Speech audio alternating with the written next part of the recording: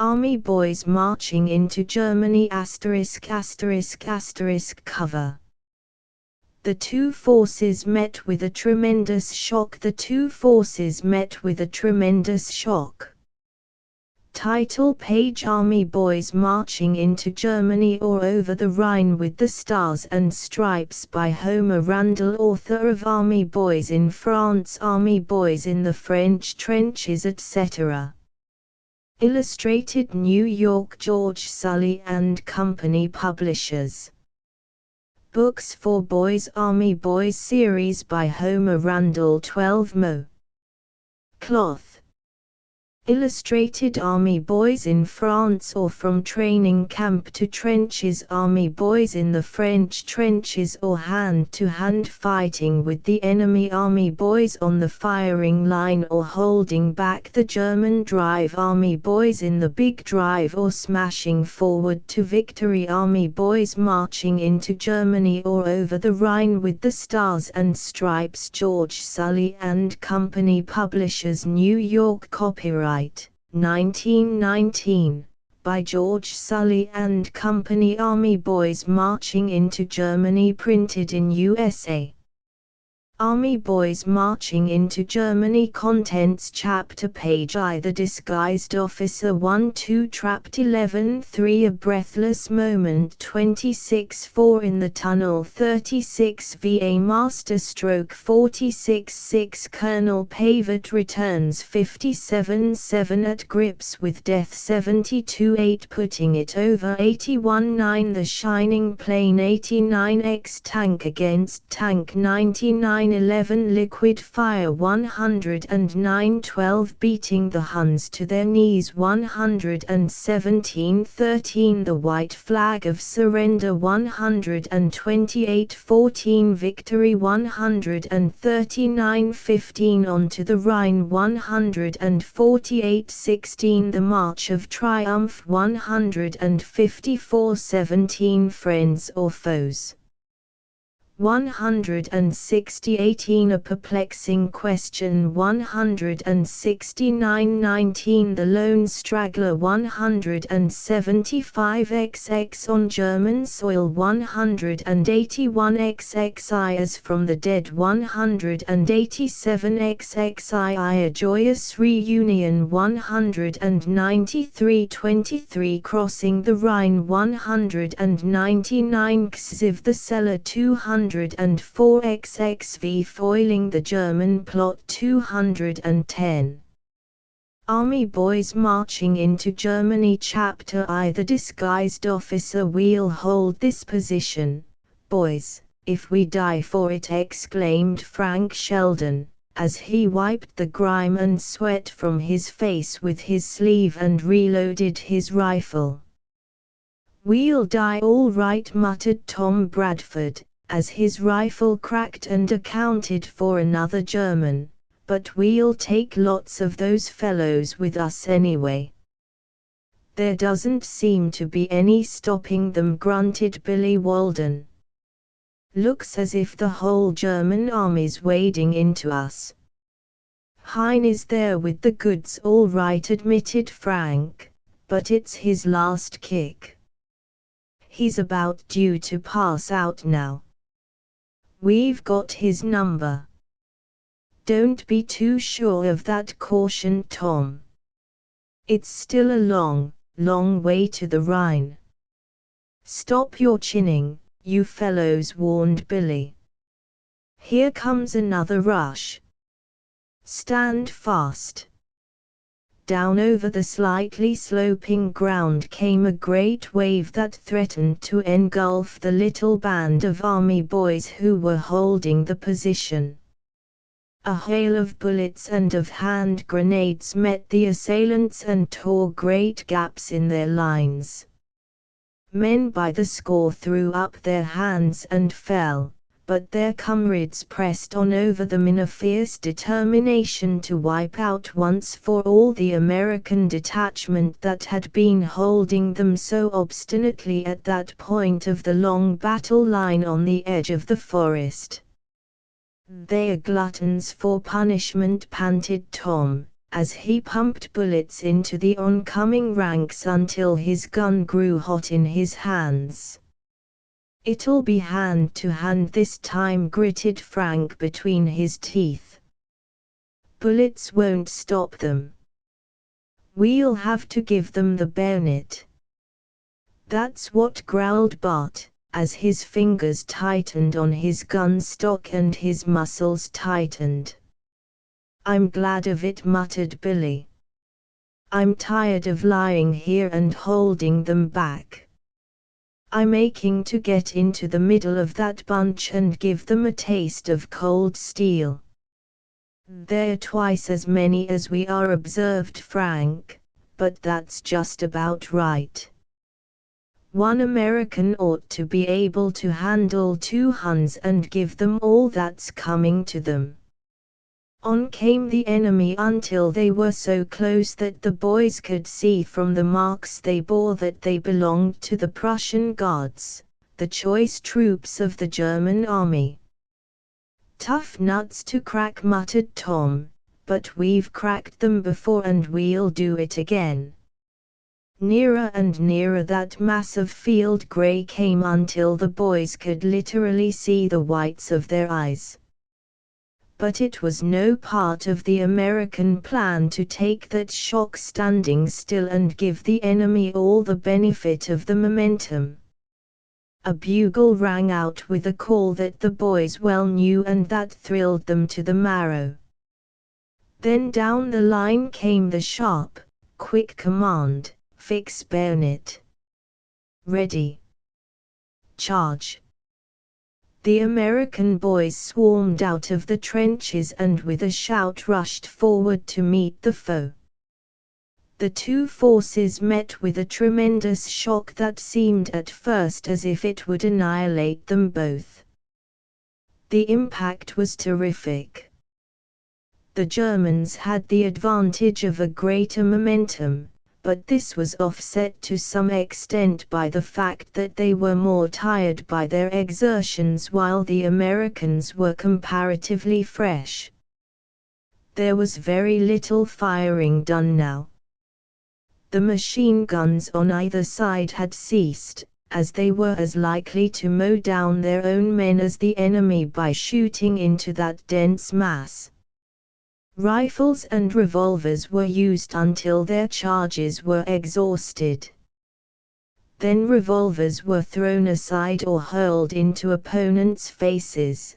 The rifles were used as a backing for the bayonet or whirled about the head like a flail, and the fighting became a conflict between individual men or groups battling to the death. For a few minutes it was a melee of hacking, clubbing and stabbing. Men by the dozen went down, killed or wounded. Some of the latter, who could still move, crawled or fell into shell holes that offered some slight measure of protection. Often a pair of combatants went down together, locked in a close embrace from which neither of them rose again. Frank found himself engaged with 2 husky Germans who attacked him at the same moment. He sidestepped one and drove his bayonet through the shoulder of the other. He tried to withdraw it, but could not pull it out before the other German was again upon him. Like lightning he dropped his hold on his gun. His fist shot out and landed flush on his assailant's jaw. The man went down, and Frank, content with having put him out of action, wrenched his gun free from his other fallen enemy and hurried to the help of Tom, who was hard beset. Whirling his gun about his head, he cleared a space about himself and his panting comrade. A moment's respite and again they plunged into the thick of the fight. "Hot stuff, eh?" said Tom, with a twisted grin on his lips that had been cut by a glancing bayonet thrust. "Hot's the right word," gasped Frank. "Where are Bart and Billy?" "I don't know," replied Tom, and then, as a group of Germans surged in upon them, they said no more but went at it tooth and nail. It was not an easy victory, for the Germans fought desperately. But victory at last it proved to be, as the Yankee boys pressed forward with that same splendid get-there-or-die spirit that they had shown ever since the first glorious days at Belleau-Wood and Château-Thierry. Soon the long lines broke up into separate groups, and a few minutes later the Germans began to retreat, slowly at first and then more rapidly, until the wood in front of the old 37th had been cleared, and the American line had been advanced far beyond where it had been when the fighting had begun. The Americans had lost a considerable number of men, but not so many as the enemy, for the ground was covered with German dead. Frank had come through unscathed, except for a slight ridge in the scalp that a bullet had barely grazed, but Tom's cut lip had swelled so that his mouth was twisted in a ludicrous shape and he could only speak with difficulty. At any other time Frank would have been inclined to guy him over the comical appearance he presented, but now, as always after a hot fight, his first thought was of Bart and Billy. He looked about him anxiously, but could see nothing of them as his glance darted in and out among the trees. "Could anything have happened to the old scouts, do you think?" he asked of Tom. "They'll turn up all right," answered Tom, with more confidence than he really felt. "There's Billy now," he exclaimed with great relief, pointing to the right, "and I'm blessed if the old boy isn't driving a couple of Huns in front of him." It was Billy, sure enough, as jaunty and chipper as ever, walking behind two Germans who shuffled along sullenly enough. Billy's face broke into a broad grin as his friends hurried toward him. "Some class to this child," he chuckled, as he indicated the prisoners. "Copped them out all by my lonesome." "But where's Bart?" he asked, his tone changing as he noticed the absence of his comrade. "That's just what we want to know," replied Frank with great uneasiness. "He got away from us in the early part of the fighting and we haven't seen him since." Billy signaled to Fred Anderson, who was passing. "Take these fellows back to the pen, will you, Fred?" he asked. "I want to help the boys hunt up Raymond." "Sure thing," responded Fred good-naturedly, as he relieved Billy of his charges. "Now," said Billy, "let's get a hustle on and hunt among the wounded."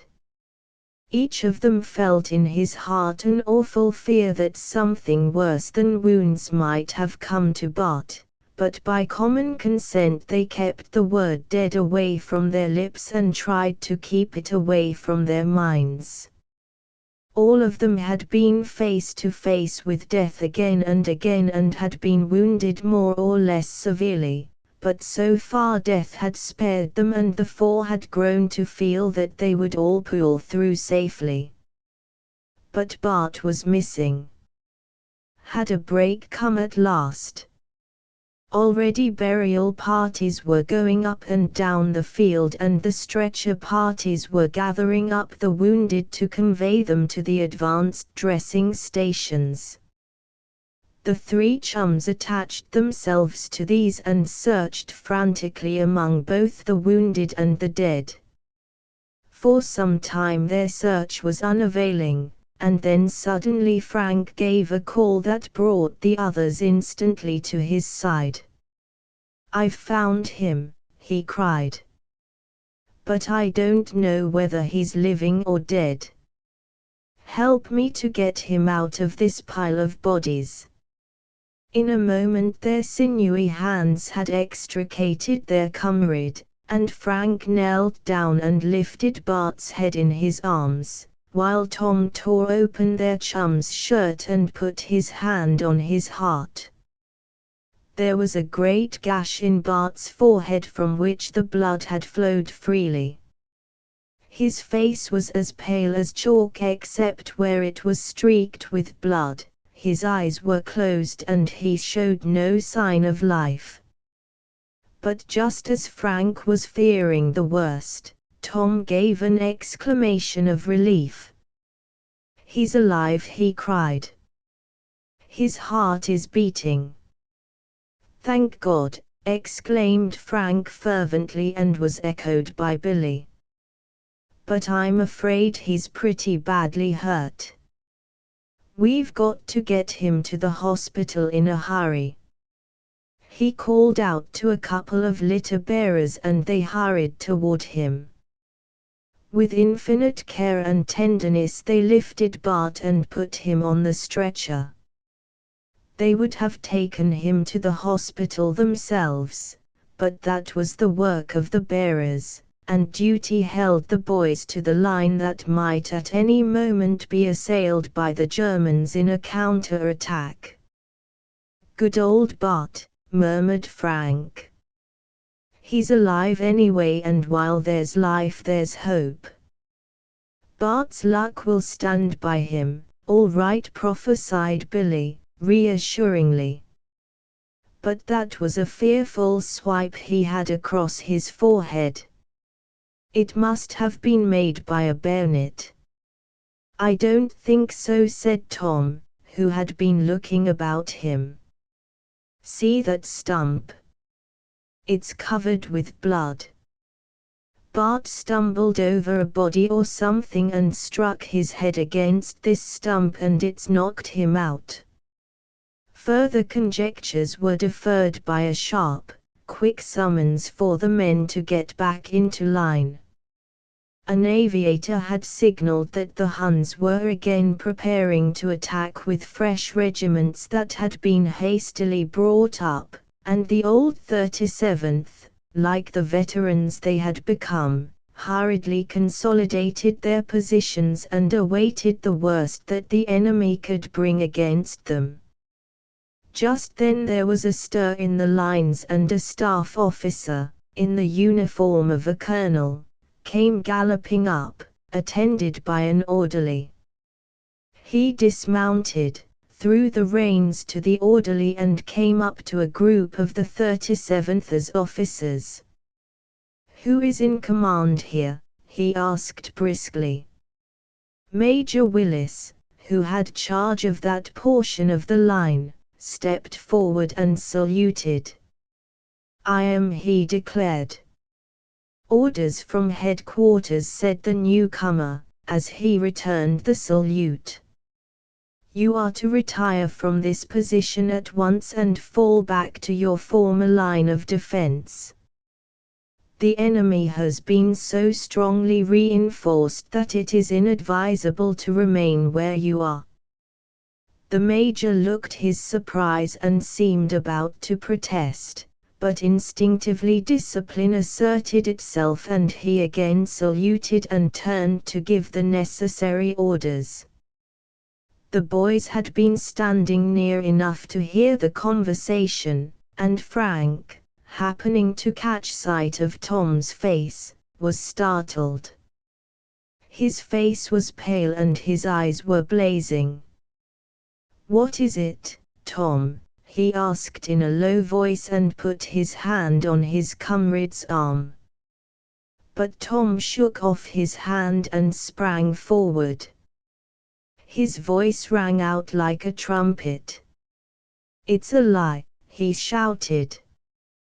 "That man is a German spy. Seize him! Seize him!" Chapter 2 Trapped. The effect of Tom's words was electric. It was unexampled. It was a flagrant breach of discipline that under ordinary circumstances would be unforgivable. A non-commissioned officer sprang forward to thrust him back into the ranks. But the major, after a lightning glance at Tom and then at the strange officer, intervened. "Just a minute," he said. "Bradford, come here." Tom stepped up in front of the major and saluted. The newcomer here made a protest. His face had flushed a fiery red when Tom had shouted his accusation. Then he became as white as chalk. But he pulled himself together and took on an air of assurance. "Upon my word, Major," he said arrogantly, "the discipline in your command is deplorable. Kindly send this young madman to the guardhouse and obey the order I gave you. You disobey it on your peril." He turned as though to mount his horse, but Frank was too quick for him. Like a flash he tore the reins from the orderly and held them. The strange officer made as though he would snatch them from him. "Stop," ordered Major Willis. "Sergeant," he went on, addressing a non-commissioned officer, "stand ready with a squad of men. Take that orderly into custody and surround this officer. Now, Bradford," he went on, turning to Tom, "what made you say what you did?" "Because it is true, sir," replied Tom. "That man is an officer in the German army. I saw him when he was wearing a German uniform in the German lines and plotting with an American traitor." There was a stir in the group, and the accused man gave a start that was not lost on the major, who was watching him intently. "That is a serious accusation, a terrible accusation," said the major gravely. "If it is true, it means death to this man. If it is false, it means severe punishment for you. Are you sure of your facts?" "Perfectly sure, sir," affirmed Tom. "It was after I had been captured by the Germans and was trying to escape.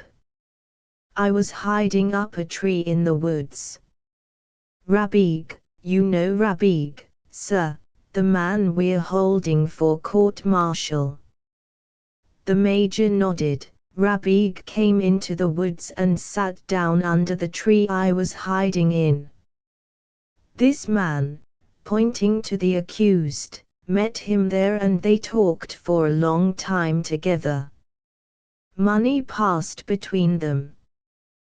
Then this man went away and I dropped down on Rabig, overpowered him, took away the pass the German had given him, and got back to our own lines." The alleged German here interposed. "Is it possible," he exclaimed, "that you attach any weight to a mere resemblance, admitting that this fellow is telling what he believes to be true? There may be 1,000 men in either army that look like me. Let us have done with this nonsense." There seemed some force in this and the major looked inquiringly at Tom. "There's no mistake, sir," persisted Tom. "I'd know his face among 1,000. But there's one thing that will prove I'm right and that even he himself can't deny. The man who was talking to Rabig had the end of the third finger missing from his left hand. Every eye went to the stranger's left hand. It was encased in a riding glove and there was nothing to indicate that it was maimed." "Will you kindly remove your glove?" asked the major with ominous politeness. "I refuse," objected the strange officer hotly. "This is an indignity. I shall report these proceedings at headquarters. Remove your glove, demanded the major sternly, and at the same time the sergeant and his detachment crowded about the accused, ready for instant action. There was no help for it and the officer obeyed. The first joint of the third finger of the hand was missing. A shout went up, increasing to a roar, as the detected spy made a sudden dash through the guards surrounding him, reached his horse, and with surprising agility vaulted upon his back and dug his spurs into his sides. The horse reared high in the air with sudden fright and pain, and started to run, dragging Frank with him. The latter had been startled by the unexpected action of the spy, but he held on to the reins with desperation and refused to be shaken off. The spy drew a pistol from his belt and fired point blank at Frank, the bullet grazing his ear. But he still hung on, and a moment later a score of his comrades had caught up to them and dragged the German from the horse's back. He fought desperately, for he knew that he was fighting for his life, and considerable force was necessary to subdue him. He was a sadly battered object when at last he was half dragged, half carried into the presence of the major and other officers. The major looked at him, and his eyes had the glint of steel. "So this is the way you play the game of war," he said, in tones of biting irony.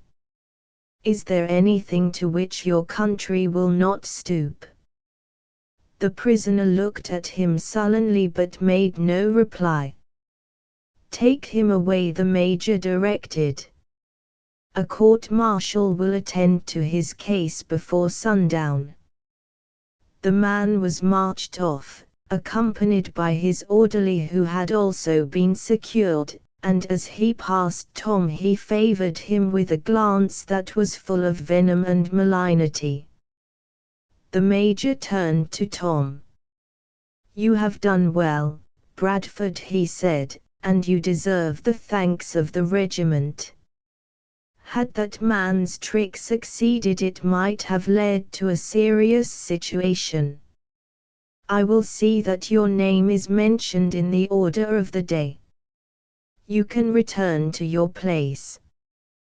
Tom saluted and retired, and a murmur of approbation went up from the men as he passed them. Quick orders passed down the line, for now that the trick had failed an enemy attack could be expected at any moment.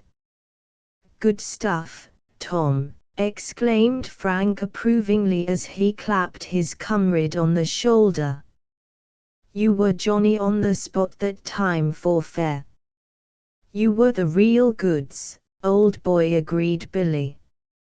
"My heart was in my mouth for fear you might have made a mistake. And it's mighty lucky that Frank had those reins, or the fellow might have got away after all." "Not a chance," replied Frank lightly. "A dozen bullets would have got him anyway." The game was up with him the minute he had to take off his glove. "It was a regular Hun trick," said Tom disdainfully. "And he nearly got away with it," commented Billy. "He nearly had the major going. Why, he spoke English just as well as I do." "That isn't saying much," chaffed Frank, and dodged the pass that Billy made at him. "Well, he didn't put it over, and a miss is as good as a mile," remarked Tom. "Did you see the look he shot at you as he went past?" said Billy. "If looks could kill, you'd have died on the spot." "There go the guns," interrupted Frank, as the enemy artillery opened up in chorus with a roar that shook the ground, and a storm of shells came shrieking toward them. They're getting ready to charge and the guns are laying down a barrage. We'll have another hack at them soon. They crouched lower and clutched their rifles tightly. And while these fearless young Americans are waiting for the onset, it may be well, for the sake of those who have not read the preceding books in this series, to tell who Frank and his comrades were and what they had been doing up to the time our story opens. Frank Sheldon was a stalwart young American who had been born and reared in Camport, a prosperous city of about 25,000 inhabitants. He was a bright, likable fellow, a leader in athletic sports and a general favorite. Above all, he was 100% American. His father had died some years before our story opens, and Frank was the only son and support of his mother, to whom he was devotedly attached. She was a French woman whom Mr. Sheldon had married while on a business visit to France. She was the heiress to a considerable estate left by her father, but on account of the war had not been able to go to France to claim the property, the settlement of which had been held up by some legal complications.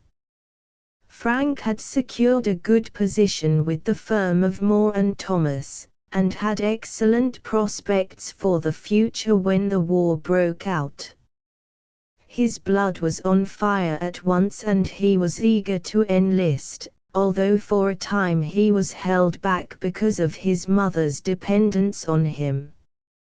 An insult to the flag, however, which Frank promptly avenged by knocking down the guilty German, decided him, and he joined the old 37th, the local regiment that had already seen service in other wars.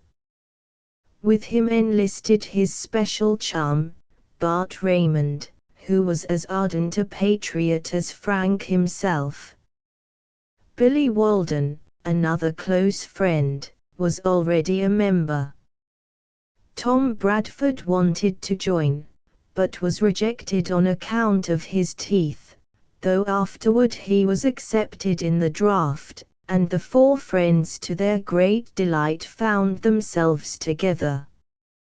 The only discordant element was Nick Rabig, born in America but of German parents, who had been with them in the same firm in Camport, and had made himself thoroughly disliked because of his bullying disposition and pro-German sentiments. He and Frank had been more than once on the point of blows, and finally, after Rabig had been caught in the draft and placed in the 37th, Frank gave him the thrashing that he richly deserved. How the army boys went through their period of training, how they sailed for Europe and narrowly escaped being torpedoed by a submarine, what exciting adventures they met with in their first contact with the enemy. These things are told in the first volume of this series, entitled, Army Boys in France, or, From Training Camp to Trenches. Once in the battle zone, thrilling experiences came thick and fast. The boys were not confined in their activities to the trenches, for the operations soon developed into open fighting. They were caught in a swirl of the fighting, pursued by Ulan cavalry, compelled to leap from a broken bridge and finally captured by the Germans.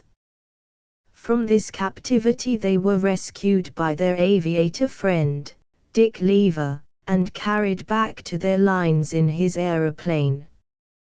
Frank had some encouraging news about his mother's property from a Colonel Pavert whose life he had saved on the battlefield. How rapidly the boys developed into veteran soldiers is told in the second volume of the series, entitled, Army Boys in the French Trenches, or hand-to-hand fights with the enemy.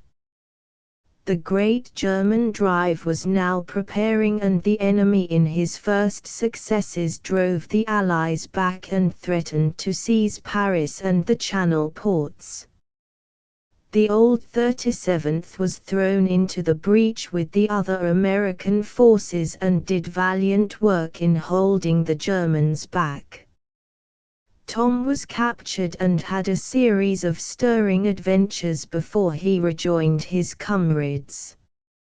Nick Rabig, who had been under suspicion from the start, was unmasked as a traitor. The boys had many hairbreadth escapes in desperate fighting, as will be seen from the third volume of the series, entitled Army Boys on the Firing Line, or Holding Back the German Drive. The great counter-attack of Marshal Foch in July 1918 put an end to the enemy attempt to advance and sealed the doom of Germany.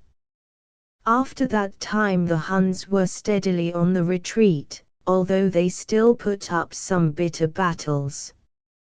Frank and his comrades were in the front rank of the jubilant American army that was helping to drive the enemy back to the Rhine. In the Battle of St. Mihiel, the army boys did their full share of the fighting. By an unfortunate chain of circumstances, Frank for a time seemed to be mixed up with the robbery of a paymaster's messenger, but he was triumphantly cleared of the charge and Nick Rabig was discovered to be the real culprit. The story of the part the army boys played in the beating of the Huns is narrated in the fourth volume of the series, entitled Army Boys in the Big Drive, or Smashing Forward to Victory. The artillery fire that was searching out the American positions increased in intensity, and indicated that the attack when it did come would be a determined one. "Fritz is sore," remarked Tom grimly. "Yes," chuckled Billy, "he's peeved because his little game didn't work. He had it all framed up that he was going to get this position for nothing and now he finds he'll have to fight for it."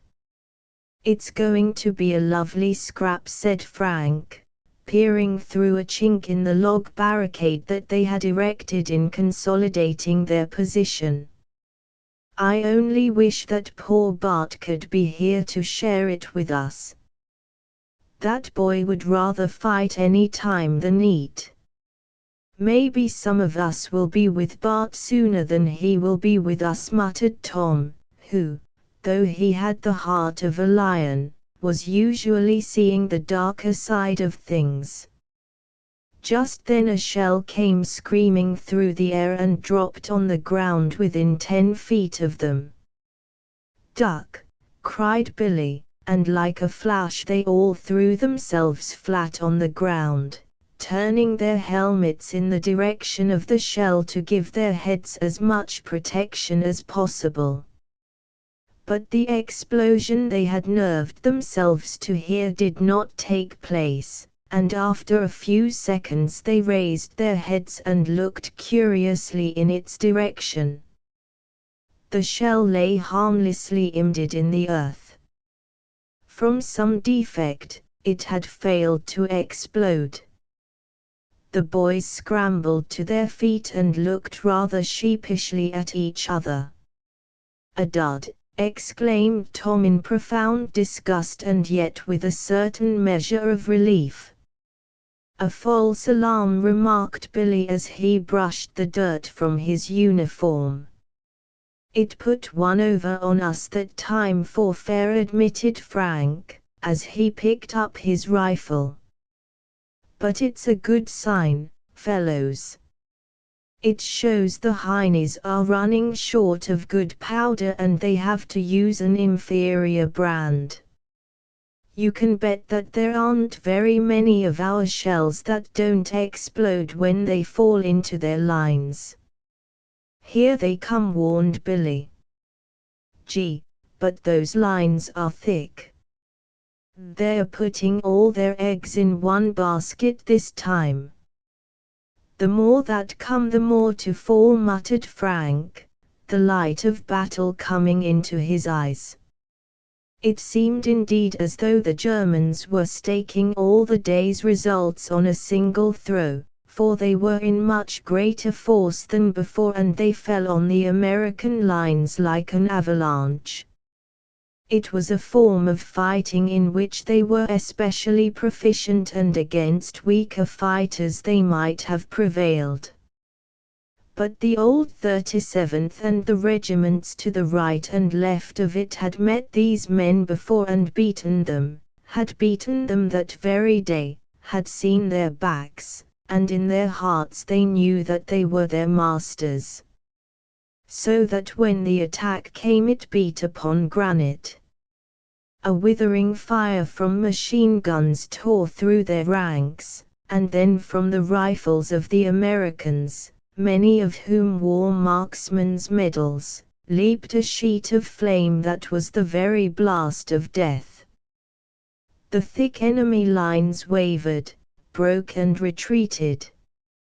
But under the urging and revolvers of their officers they formed again and came on only once more to be driven back with tremendous losses. This time they broke utterly and fled. The American officers saw their opportunity and gave the order to charge. Over their log shelter with a cheer went the American boys, and pursued the beaten enemy, gathering up prisoners as they went along. The rout was complete, and only ended when the enemy reached and crossed a canal which was in their rear. They blew up the bridges after they had crossed, and there for a time the American pursuit came to an end. Gee, but this has been some day, panted Frank happily, after it was all over and the regiment was resting after its well-earned victory. This is the end of a perfect day, hummed Billy. The biggest day the old 37th has had yet, declared Tom. There's just one thing lacking, said Frank, and that is that Bart isn't with us. I'm going to try to get leave the first thing in the morning and get over to the hospital. Just then Corporal Wilson, whom they knew well, came up to them. Been to mess yet? He asked. Sure thing, grinned Billy, and what we did to that chow was a sin and a shame. The corporal smiled. That's good, he said. I'm looking for a few volunteers. And when I say volunteers, you fellows know that the work I have in mind is dangerous, so dangerous in fact that I wouldn't feel justified in ordering men to do it. All three sprang to their feet. Bring on your job, cried Frank. Trot it out, said Billy. Count me in, added Tom. Warm approval shone in Wilson's eyes. I didn't think I'd have to look much farther, he said.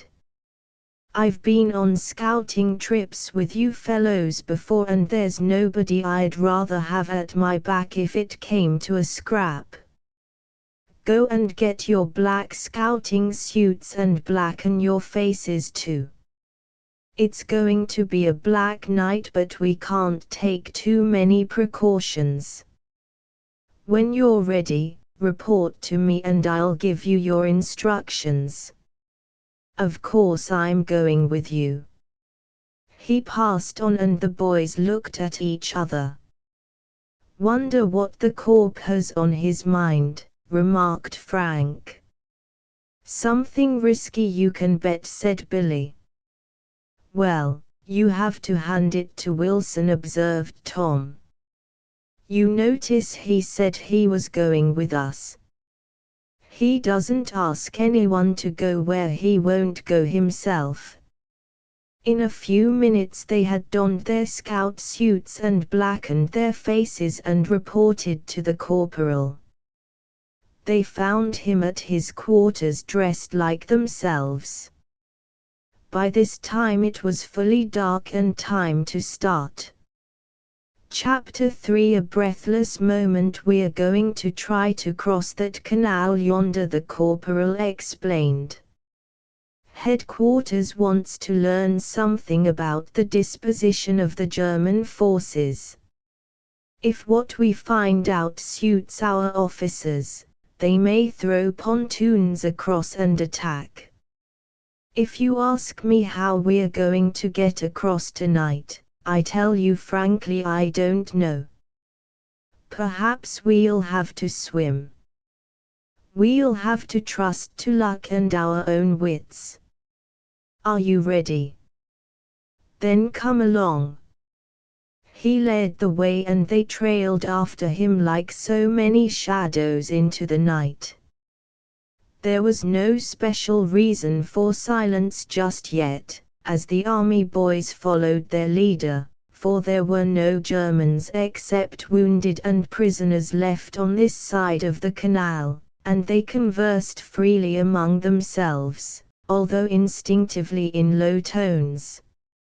"If Bart were only with us," said Frank regretfully. "We've never yet gone on a trip of this kind that boy hasn't been along. He'll be kicking himself for having missed it," prophesied Billy. "There promises to be excitement enough in this to satisfy even Bart," added Tom. They soon passed through the last line of sentries and reached the bank of the canal, or river, being partly natural and partly artificial.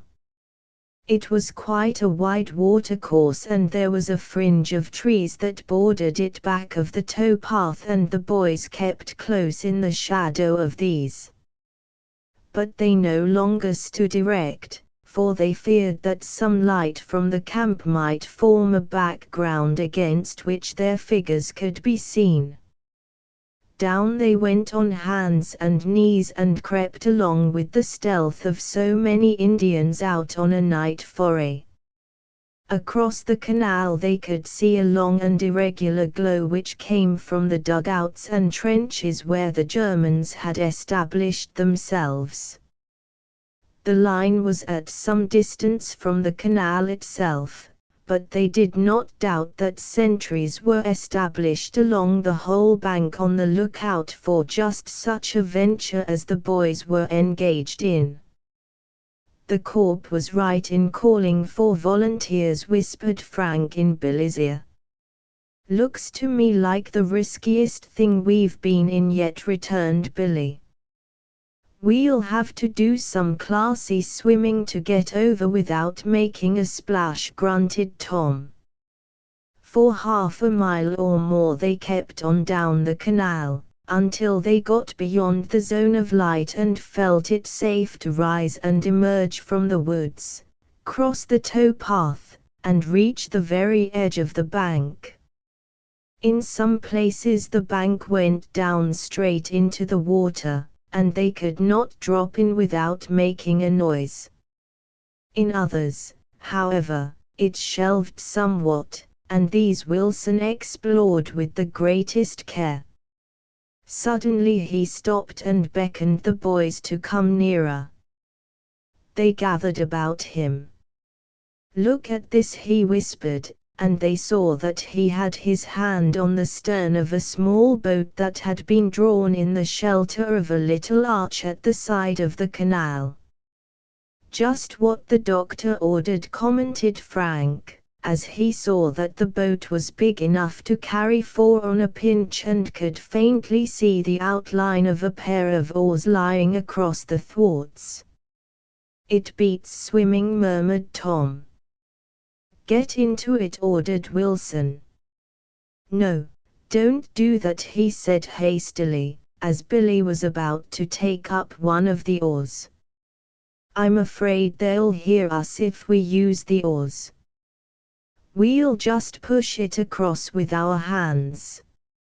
It's slower but it's safer.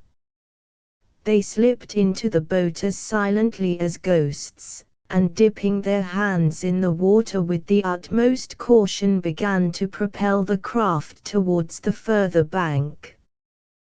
The boat was a homemade affair, probably built by some peasant, and was heavy and clumsy. Moreover, with the fore it was forced low in the water and moved with difficulty. But there was plenty of time, for they had the greater part of the night before them. Slowly, almost imperceptibly, the boat progressed. No shot greeted it, no hail from the shore told that it was discovered. The silence was almost uncanny. On they went until at last the further bank loomed up before them.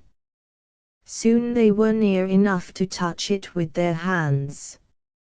But it was smooth and steep and they could not reach the top.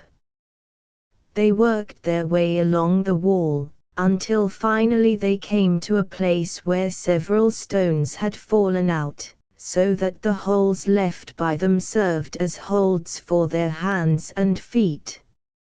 At a whispered command from the corporal, Frank worked his way up until his eyes were on a level with the top of the bank.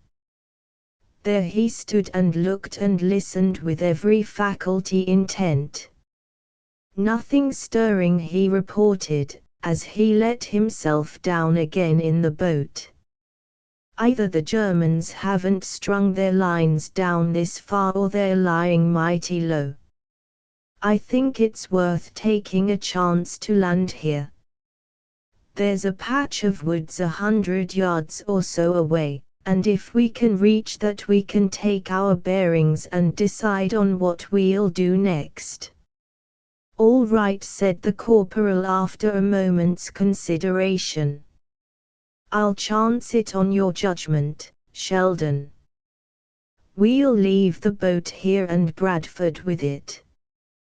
Tom made a move to protest, but discipline asserted itself and he resigned himself without a word, although sorely disappointed at not being allowed to go on with the others. The hoot of an owl will be the signal, Wilson told him as they prepared to leave the boat. When you hear that, give the answer so that we can find our way to where you are. Have the oars all ready, as we may have to leave in a hurry. Tom nodded his understanding and the rest left him, dropping flat on the bank as soon as they reached the top and worming their way over the space that intervened between them and the patch of woods some distance beyond. The strain on nerves and muscles was tremendous and it was with a sigh of relief that they reached the shelter of the woods. Here they could rise to their feet, although even this required the most extreme care.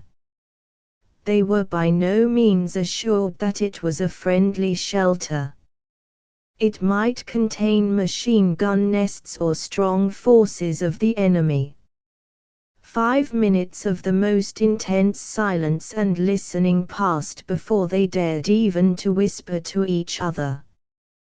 Convinced at last that no one was close at hand, the boys drew near the corporal for his final instructions. "We're certainly in luck so far," he breathed. The only explanation of the failure to have sentries here is that they had no idea today that they were going to be driven back so far as to have to cross the canal. They came over helter-skelter and they've been so busy in blowing up bridges and getting their rattled forces together that other things have had to wait. But it's only a matter of time before they'll have guards set here. And we want to get back before that happens, if possible.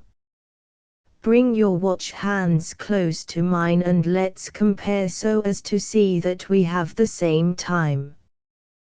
They did as directed, and the illumined faces of their radio watches showed that their time was practically the same.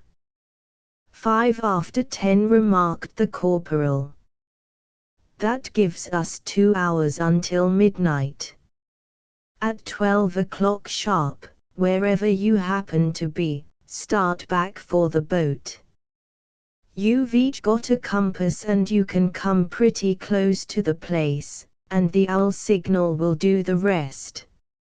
Find out whatever you can as to where the enemy has his battery positions, where he has gathered his greatest force, and where his wire entanglements are weakest.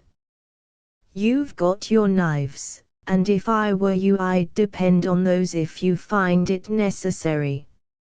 Only use your revolver as a last resort, for if you have to fire the jig is up.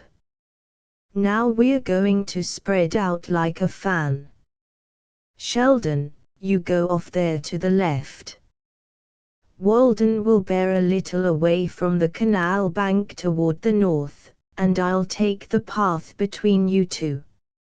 I don't need to tell you that your life depends on your being careful. You know that as well as I do. 12 o'clock sharp, mind. Goodbye and good luck. Without another word they separated, gliding from tree to tree and gradually getting further apart, as they followed the general path that had been marked out for them. Frank had not gone far before he had increasing evidence that he was approaching the main body of the enemy's troops. The light grew brighter that came from the hastily dug trenches of the enemy. Groups of men passed to and fro with lanterns, sometimes coming so close to the sheltering woods that he had to flatten himself in the bushes, scarcely daring to breathe until they had passed. Reaching at last the edge of the forest, he rose to his feet behind a huge tree and peered out. He could have shouted with delight, for he saw that he had happened upon a spot where the enemy was concentrating their heavy artillery. Great guns were being moved into position, emplacements for them were being hastily constructed, and he was able by the lanterns that flitted in and out among them like so many fireflies to get a fairly accurate idea of their number and caliber. Here was information that would be more precious than gold to his officers. He could take no notes, but he went over the whole scene again and again in his mind, so that he should forget no detail. So absorbed did he become in noting all that he thought might be of value to his officers that when a stream of light was thrown suddenly in his direction it struck him with almost the force of a blow. He drew back like a flash and flattened himself against his side of the tree, making himself as small as possible. After a minute or two he ventured to peer out. The light which came from a searchlight which was being tested by the enemy was darting about, now here, now there, but evidently without any special purpose in view, and his first fear that it had betrayed his hiding place subsided. But another apprehension took its place at once, for he saw a man in an officer's uniform coming directly toward him. Frank instinctively felt for his revolver, but he dismissed that thought before his hand touched the butt. With enemies swarming all about him, a shot at that moment would be little less than suicide. But his knife was still there, and his hand closed around its handle while his lips tightened with resolution. The officer came on and Frank crouched for a spring in case he should be discovered. But to his great relief, the officer paused just before he reached the tree, drew a pipe from his pocket and lighted it. Then with a grunt of satisfaction he leaned up against the tree and puffed away, while he looked at the animated scene from which he had withdrawn for a few minutes of rest and relaxation. The tobacco was vile, more like burning leaves than anything else, and as the clouds from the pipe enveloped Frank, he had all he could do to keep from coughing or sneezing. But he kept the impulse in check and waited with what patience he could command for the officer's next move. The searchlight was flashing in another quarter now, for which Frank was devotedly thankful, but there was still too much light to make it safe for the young American to attempt to crawl away. He glanced at his watch and saw that it was nearly midnight. The corporal and his chums would be waiting for him. With infinite caution he peered around the side of the tree. Would that pipeful never be smoked out? The officer had shifted his position somewhat, and Frank caught a glimpse of a paper protruding from an outside pocket of his coat. It looked like an official document of some kind.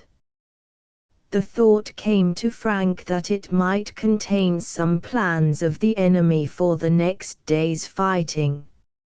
It was a tremendous risk to attempt to get it, but Frank resolved to take the chance. Drawing his knife and holding it ready for instant action, his other hand reached slowly around the tree and crept toward the officer's pocket. Chapter 4. In the tunnel. Slowly, so slowly that it scarcely seemed to move, Frank's hand advanced until the fingers closed on the paper. Fortunately it protruded far enough for Frank to get a good grip on it. If his hand had trembled, he would have been betrayed in an instant.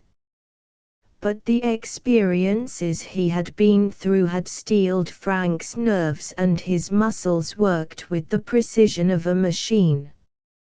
A fraction of an inch at a time, he drew the paper out until it was clear of the officer's pocket. Then he transferred it to his own. He had won. And he was jubilant. Still, he was in imminent danger. At any moment the officer might discover his loss, think he had dropped the paper and begin to look around for it. That would be unlucky for Frank. But, the young soldier thought grimly, as he gripped his knife tightly, it might be still more unlucky for the officer. The pipe was smoked out now. The officer tapped it against the tree to knock the ashes out and seemed of two minds as to whether he should refill it. He finally decided that he had stayed there long enough, an opinion with which Frank heartily agreed, thrust his pipe in his pocket and started to walk away. Frank watched him with his heart in his mouth. Would he discover his loss? The officer had gone about 10 feet when Frank saw him give a sudden start. He uttered an exclamation in German and then felt hurriedly in all his pockets. Then he turned and began to retrace his steps slowly, his eyes glued to the ground. Now I'm in for it, thought Frank, as his muscles stiffened. But the officer came no farther than the foot of the tree. That to his mind marked the limit of where the paper could possibly be. He dropped on his hands and knees and looked in the grass, but of course to no avail. Then he rose, brushed off his clothes and muttering harshly to himself he strode off in the direction of the camp, searching every foot of the way as he went along. There was a bad quarter of an hour in store for him when he should have to confess the loss of the paper to his superior officer. Frank only waited until the officer was at a safe distance. Then he wound his way on his hands and knees through underbrush until he was well beyond the zone of light of the camp. Only then did he rise to his feet and slipping from one tree to another hurried in the direction where his compass told him he would find the boat. When he reached the line of trees that bordered the canal, he paused and gave the hoot of an owl. A moment later, there was an answering call that enabled him to locate the boat's position. He made his way to the bank and looking over saw the dark outline of the boat. "Are you there, Tom?" he whispered. "I'm here all right," came Tom's voice in answer. "Tumble in." In a jiffy, Frank had let himself down in the boat and grasped his friend's hand. "I'm mighty glad you're back," whispered Tom, in great relief. "I began to fear the Huns had got you. Any luck?" "I got a pretty good line on some things that our officers want to know," replied Frank, "and I've got a paper in my pocket that may be worth something." The fellow that lost it seemed to think it was important, judging from the frantic way he was looking for it. "You didn't think that your old friend would ever turn pickpocket, did you?" He told his story in whispers, and Tom chuckled as he listened to it. "Good work, old man," he murmured. "But what's keeping Billy and the corporal?" asked Frank anxiously. "It's getting on toward 1 o'clock. Just then the owl call came, and a moment later the corporal dropped cautiously down into the waiting boat. "Anything doing?" was the first question he asked of Tom after greetings had been exchanged. "Nothing much," answered Tom. "I heard a patrol going along the road about an hour ago, and later on I heard the stroke of oars. But it was too dark for me to see anything." He had scarcely spoken when a volley of shots rang out. There were hoarse shouts and the sound of running feet. Then along came Billy, panting and breathless. "The Huns," he gasped, as he dropped into the boat. "They nearly got me and they're close behind. We'll have to make a quick getaway or they'll nab us." "Quick," ordered the corporal. "Sheldon, you take one oar and Bradford the other. Pull for the other side as fast as you can. Don't splash any more than you can help, or we'll be a mark for the Huns' bullets. Quick now." The boys needed no urging, for the sounds told them that their foe had almost reached the bank of the canal. They bent to the oars and the boat shot away from the shore. But they had scarcely taken 3 strokes before a star shell rose from the enemy side of the canal and shed a greenish ghastly radiance over the scene. By its light, they saw a dozen or more Germans on the bank they had just left, and a volley of bullets that came singing over their heads and about the boat told them that they offered a good target. But it was not this group of enemies that gave them the greatest concern. A more serious peril threatened them. For in that green flare of the star shell they saw 2 boats between them and the shore they sought. And the guttural shouts that had come from these boats at their discovery told the Americans that the occupants were Germans. They grasped the situation at once. These were the boats whose oar strokes had been heard by Tom. There were half a dozen men in each boat, and their errand on the American side had been the same as that of the army boys among the Germans. It was a time for quick thinking, and the corporal was equal to the emergency. His party was outnumbered 3-1 by the men in the enemy boats, to say nothing of their comrades on the farther shore. The first star shell had faded, but others followed in quick succession, so that there was no chance to slip between the enemy boats in the darkness. "Turn her head upstream," ordered Wilson, and the boat swung round. "Now, pull for your lives," the corporal commanded. "Our only chance is to get far enough ahead of those fellows to cut into the shore. When you fellows are tired, Walden and I will take the oars. Pull, now, pull." Frank and Tom obeyed, putting every ounce of strength into their strokes, until it seemed as though the oars must snap. The boat sprang forward like a live thing, while the corporal and Billy, with their bodies concealed as much as possible, sent shot after shot from their revolvers at the men in the German boats. The enemy had grasped the purpose of the turning upstream, and both boats raced on, trying to keep on a line with the Americans and prevent them turning into shore. At the same time, the German patrol on the further bank ran along the shore with a constant crackling of rifle fire. Bullets whistled about the boat, some of them penetrating the side. One of them went through the corporal's sleeve, grazing his arm and bringing blood.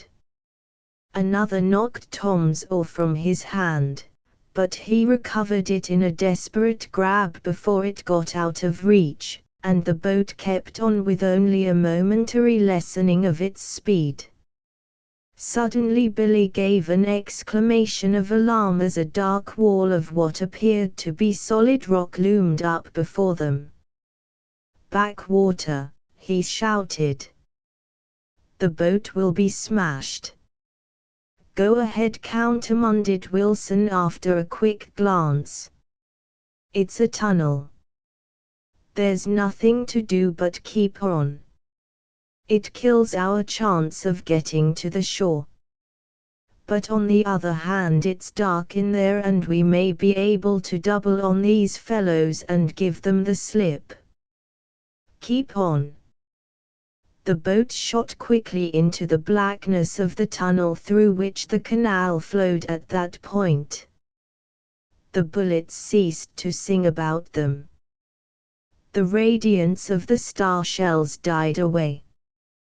Darkness enfolded them, a darkness so intense that they were absolutely hidden from each other. They rode along for some distance with undiminished speed. Then, as no sound of oars was heard in pursuit, the corporal gave the word to lay on the oars. "Some race," panted Frank as he wiped the perspiration from his forehead. "But we beat them to it," gasped Tom. "Gee, I never worked so hard in my life." "They don't seem to be following us," commented Billy. The corporal pulled out his flashlight and turned it around them. They were startled to see how the stream had narrowed after entering the tunnel.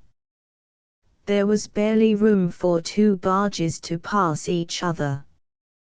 The corporal's face was grave as he made the discovery. "No chance of doubling on them in here," he remarked. "Looks very much as if they'd got us in a trap. If they follow us up, we'll have to fight it out. And we haven't got too much ammunition left. I sent most of my bullets at the Huns in the boats." You toppled over 2 of them, said Tom. I saw them drop. But there's a lot of them left. There's a light at the mouth of the tunnel, exclaimed Billy. They looked back. From the point that they had reached, the tunnel extended back to its mouth as straight as an arrow, and they could see the 2 boats that had been in pursuit lying beside each other, while from the light of a lantern in the bow of one they could see the figures of the men engaged in an animated debate. They seemed to be divided as to the course to pursue. Wonder if they'll follow us in, murmured Tom. They don't seem to relish the idea very much, remarked Frank. The chances are that they will judge the corporal. They know that they outnumber us, and they won't want to let us go back to our lines with the information we've picked up. Suddenly the light went out. I wonder what that means, said Billy anxiously. I think it means they're coming, replied the corporal. They put the light out so that they won't offer a mark for our revolvers. It looks as though it might come to a battle in the dark. If it does, I'll match our eyes against theirs, remarked Frank confidently. We'll get at the oars again, said the corporal. I don't know how long this tunnel is, but it must end somewhere. If we can reach the outlet and find no Germans there, we'll have a chance to get back to our lines by land. If not, we'll have to give these fellows a fight, no matter by how many they outnumber us. I only wish we had more ammunition. A few more shots and we'll be through. We've got our knives anyway, said Tom, and Heine hates knife fighting at close quarters. I've got a hand grenade, put in Frank. I picked it up as we were coming away from camp, on the chance that it might come in handy in case we were discovered. Good work, said the corporal approvingly. But now we'd better start. Walden and I will take the oars, so as to give you other fellows a rest.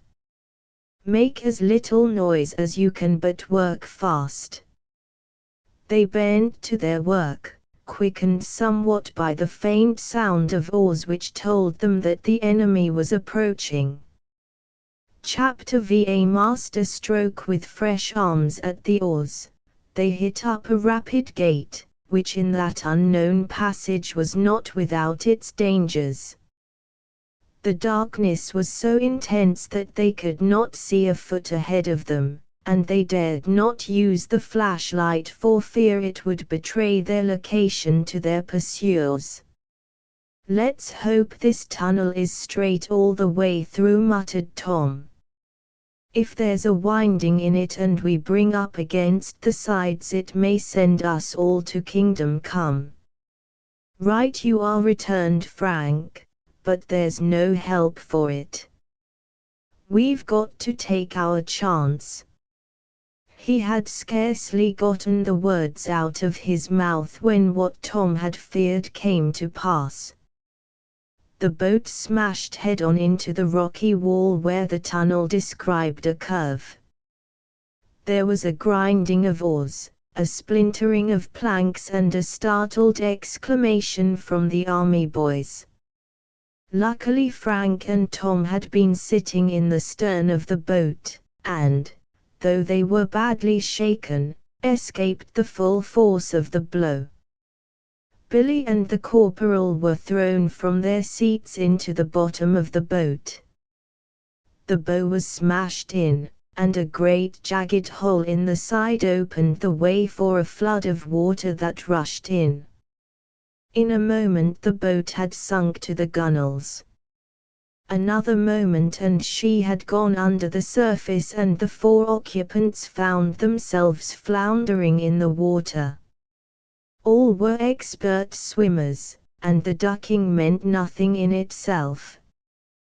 But the loss of the boat might well mean the loss of their liberty or their lives.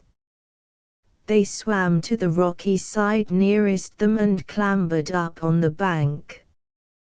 The path along the canal was a narrow one, and the wall of the tunnel rose up perfectly smooth on the further side of it, affording no opportunity of concealment. The corporal gathered them around him. It was time for quick thinking, for the sound of oars had grown plainer and the enemy would soon be upon them. "We'll have to run for it," Wilson whispered. "We ought to be able to keep ahead of them until we reach the other end of the tunnel. It would be easy enough if we could see where we were going, but we'll have to feel our way and make sure we don't tumble into the canal. We've got the chance that they may make the same mistake that we did and smash into the canal wall. But then again, they may know more about the way the canal runs and steer clear of it. Come along, now. I'll lead the way and you fellows keep close behind me." They started off at as rapid a pace as they dared in the pitch blackness, and soon had the satisfaction of noting that the sound of oars had grown fainter, thus indicating that they were outdistancing their pursuers. They had kept this up for perhaps 10 minutes when they caught sight of something that seemed like a star in the distance. But as they drew nearer, they saw that it was a fire that had been built on the canal bank, and soon they could detect the figures of men moving about it. They stopped short for consultation. "There's a patrol of some kind there," said the corporal, as he strained his eyes, "and it isn't likely that it's anybody we care to meet. Sheldon, your eyes are the best. See if you can make out those uniforms."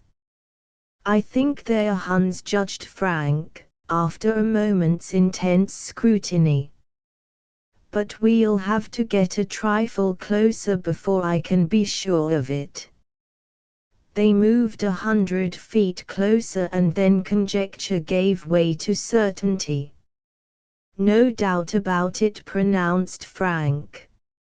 "They're Huns, as sure as shooting.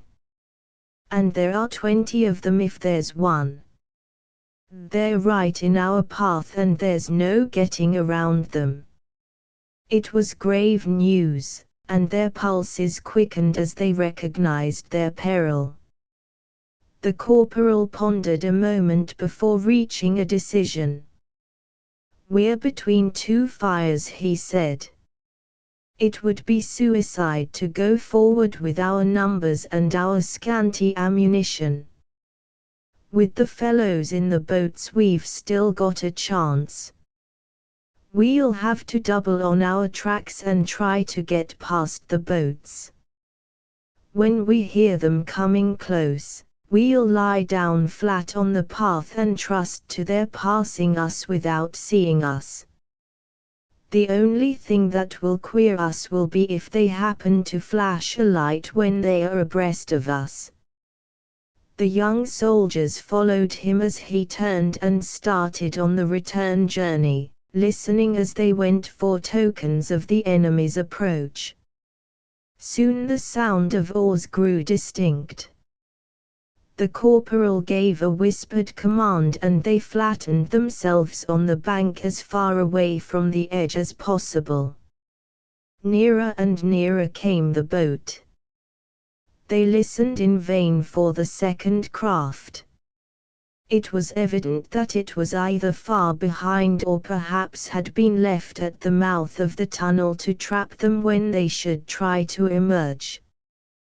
Closer, still closer the boat came, and the army boys lay like so many statues, holding their breath lest the slightest sound should betray them.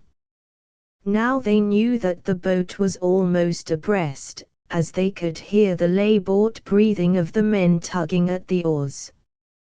But just then the leader of the Huns turned a flashlight in their direction, revealing the four figures. There was a shout, a sharp command in guttural tones, a dropping of oars and a click of rifles as the men raised them to their shoulders. But quick as they were, Frank was quicker. Lithe as a panther, he sprang to his feet and hurled the grenade that he had been holding in his hand full at the boat. There was a blinding flash, a terrific explosion, and the air was filled with flying bodies and debris. Frank himself was thrown to the ground by the shock, but scrambled to his feet again, none the worse except for a few bruises. It was too dark to see the effects of the explosion, but the dead silence that followed told its own story. There was nothing more to be feared from that special group of enemies. His own comrades gathered around Frank, themselves too dazed and shaken by the suddenness of the whole affair to understand fully just what had happened. "What did it?" asked Billy. "That was the grenade I was telling you fellows about a few minutes ago," replied Frank. "I thought of it again just when I dropped to the ground. I figured that I might have a chance to smash their boat with it, so I got it out and had it ready in my hand." "Great stuff," Sheldon said the corporal warmly. "It did the work all right. It's lucky we only had one boat to deal with. But now we've got to make tracks for the mouth of the tunnel. And we can't do it any too quick either," said Tom, as the sound of a commotion rose behind them. "Those fellows round that fire have heard that explosion and they'll be coming on the double quick to see what's up." There was a growing din behind them that hastened their steps as they hurried along. Once, Billy, going too near the edge, nearly fell into the canal, from which he was saved by Tom's quick grab of his arm.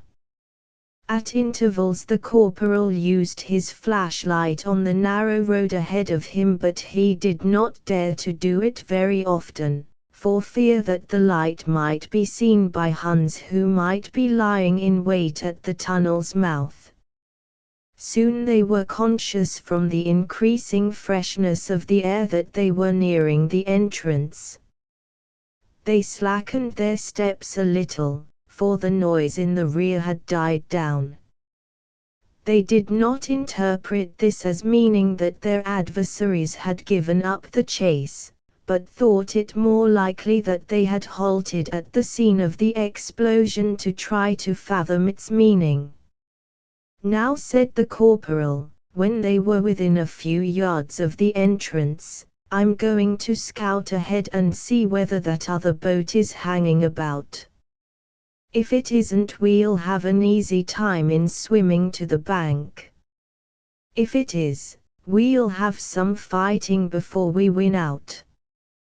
He stole away like an Indian, but almost before the boys realized that he had gone, he was back again. "They're out there all right," he reported. "The boat is lying about 20 feet from the mouth. I couldn't see it, but I located it from some low talking that was going on. There's nothing to do but make a sudden dash, catch them unawares and get to the other side before they recover.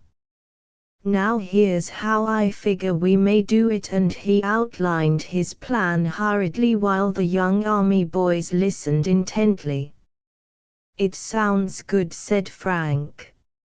"And there's another reason why we've got to do it anyway," he added, as a sound of hurrying feet behind them told them that the Hun patrol had again taken up the pursuit. They followed the corporal to the tunnel's mouth. For an instant they stood there listening, until they had located the position of the boat. "Now," shouted Wilson. Their revolvers spoke at the same moment, and there were cries from the boat that told that the bullets had found a mark.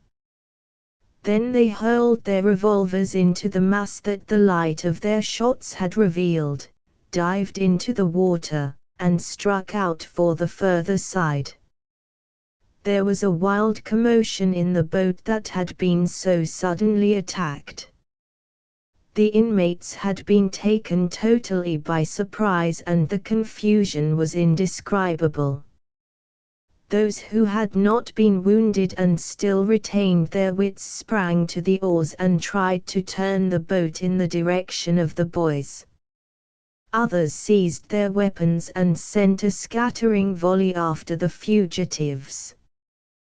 But the shots were fired at random and went wild, although one or two struck the water uncomfortably close. It was a case of surprise and audacity winning out against odds. All of the Americans could swim like fish, and as the distance to the shore was not great, it was only a matter of 2 or 3 minutes before they struck the bank and clambered up its sides. A moment more and they had crossed the path and reached the shelter of the trees on the further side.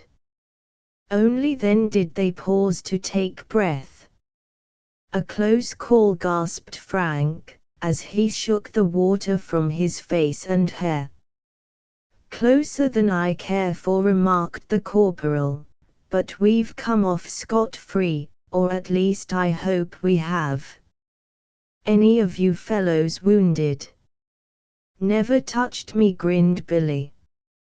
"Same here," echoed Frank and Tom jubilantly. "Good," said the corporal.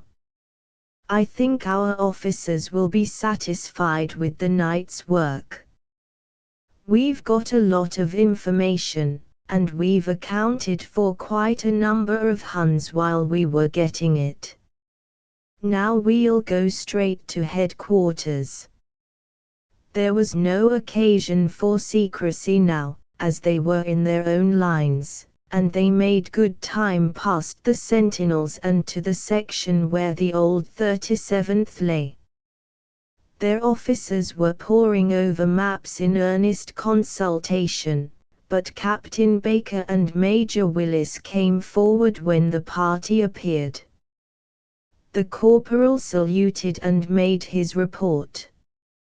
Then each of the army boys was questioned in turn as to his share in the night's events.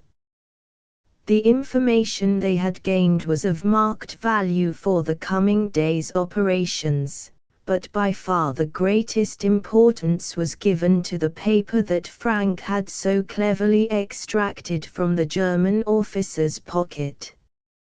A general laugh went round when they heard the story of how it had been done, but amusement was soon lost in excitement as they scanned the paper. "Why," exclaimed Major Willis, "it's a complete plan of the defenses of the Jagger Brigade, the one that's right opposite our part of the line. The Germans would rather have lost $1 million than to have had that paper fall into our hands."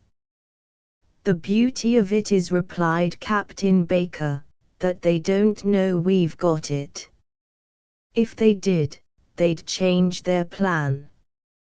But it's 10 to 1 they'll think it's lying around in their own lines somewhere, and they'll just give the officer a reprimand for carelessness and let it go at that."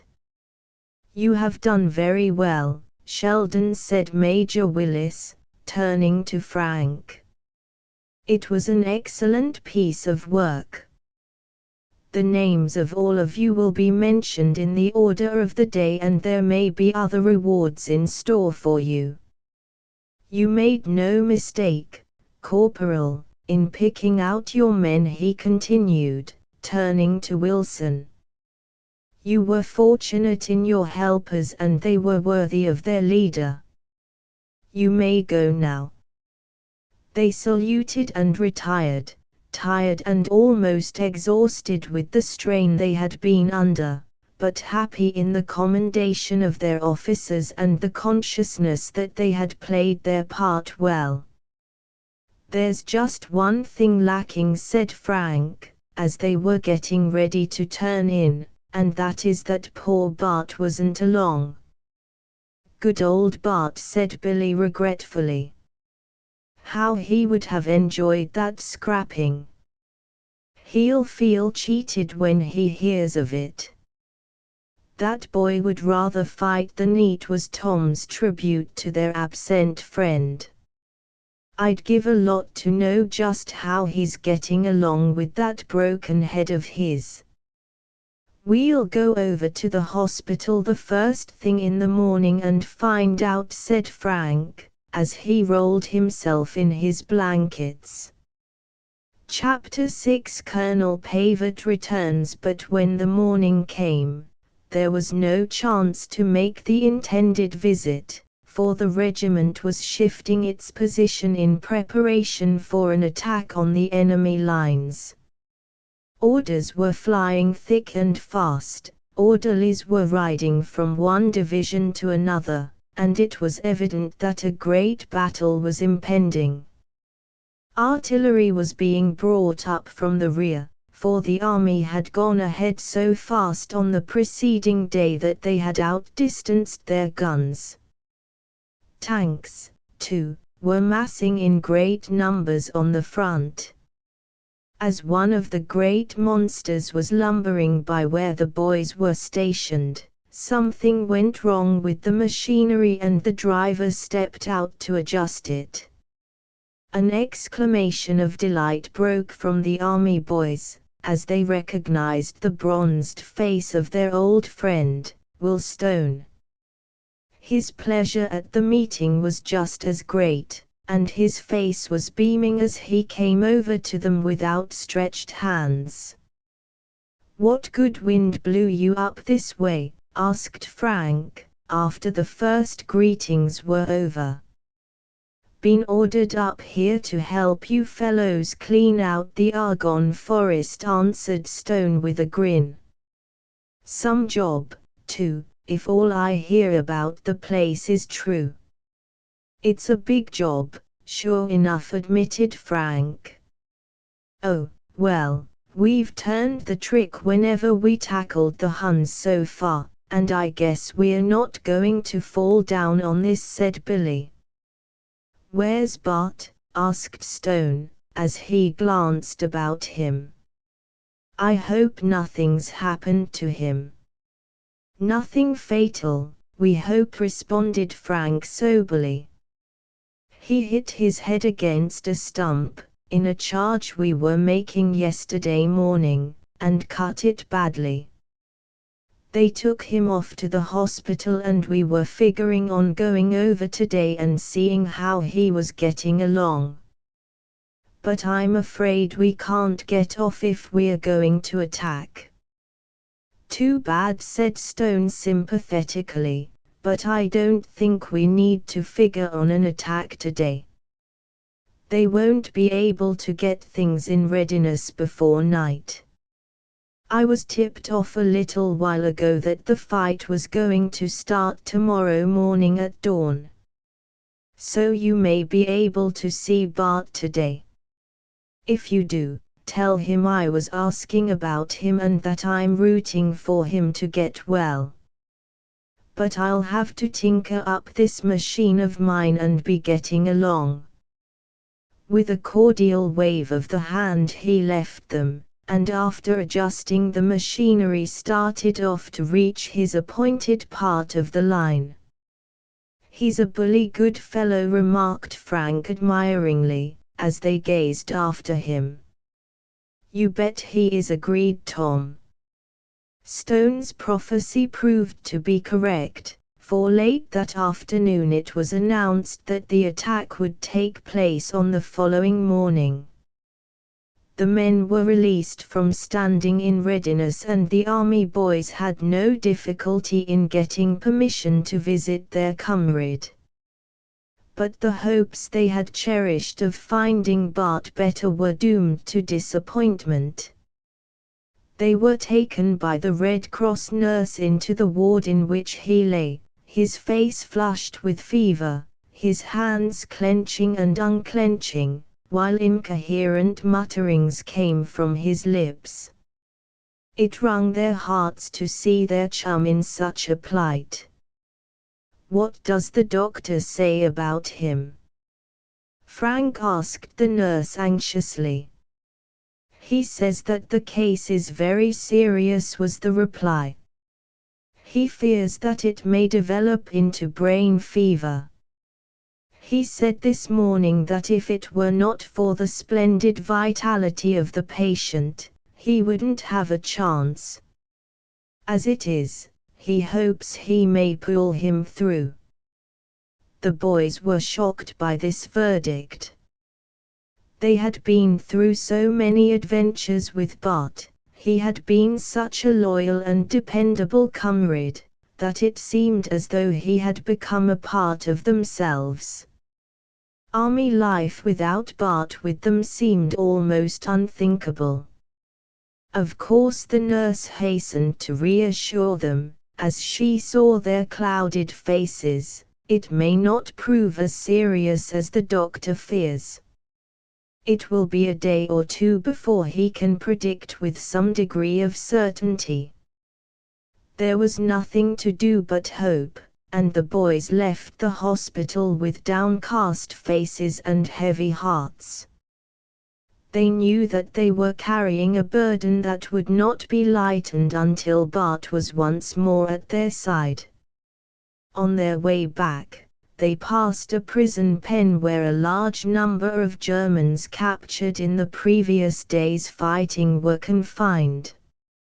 Most of these were out in the open, but there were some small structures in the enclosure where those who were charged with serious offenses were imprisoned under guard of sentries who were pacing up and down before the huts.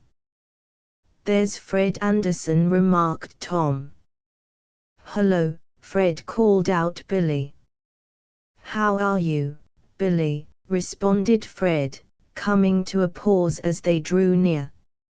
"I see you fellows are coming from the hospital. Been over to see Bart, I suppose.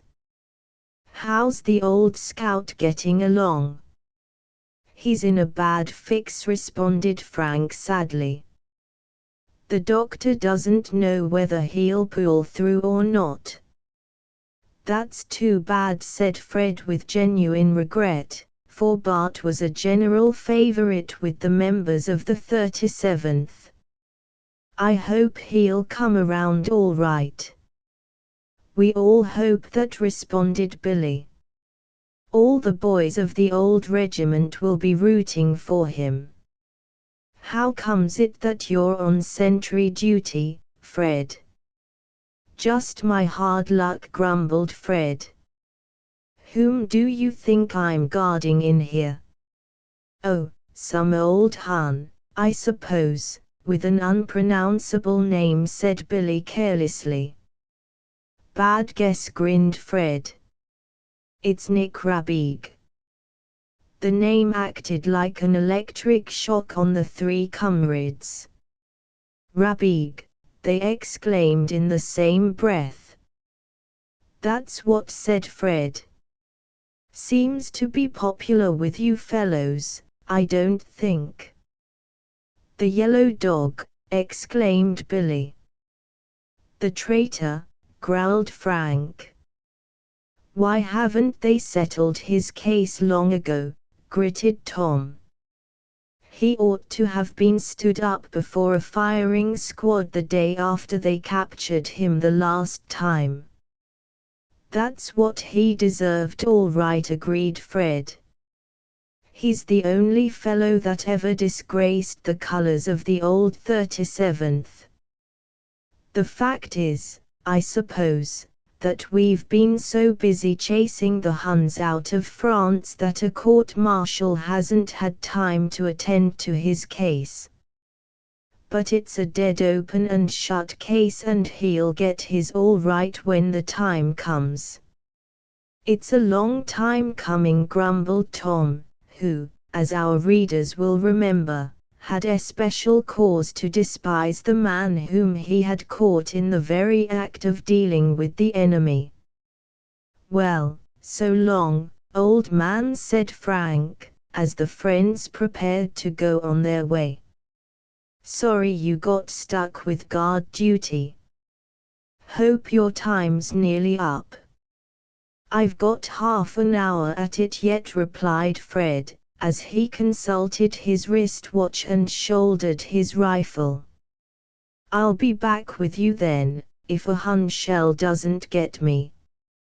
Their batteries have been trying to get our range, and they're getting uncomfortably close with their high explosives. We'll have to move our prisoners farther back if they keep it up much longer." "Here comes a shell now," exclaimed Frank, who had learned by long experience to tell from the whining of a shell just about where it was going to land. "Down, fellows, quick!"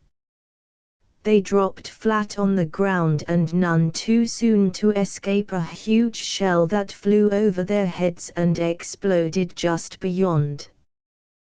But if it had missed them, another had not been so fortunate.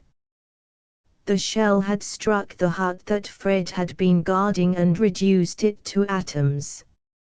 It had missed Fred himself by only a matter of feet, and as he had followed the example of his friends and thrown himself to the ground, he was unharmed.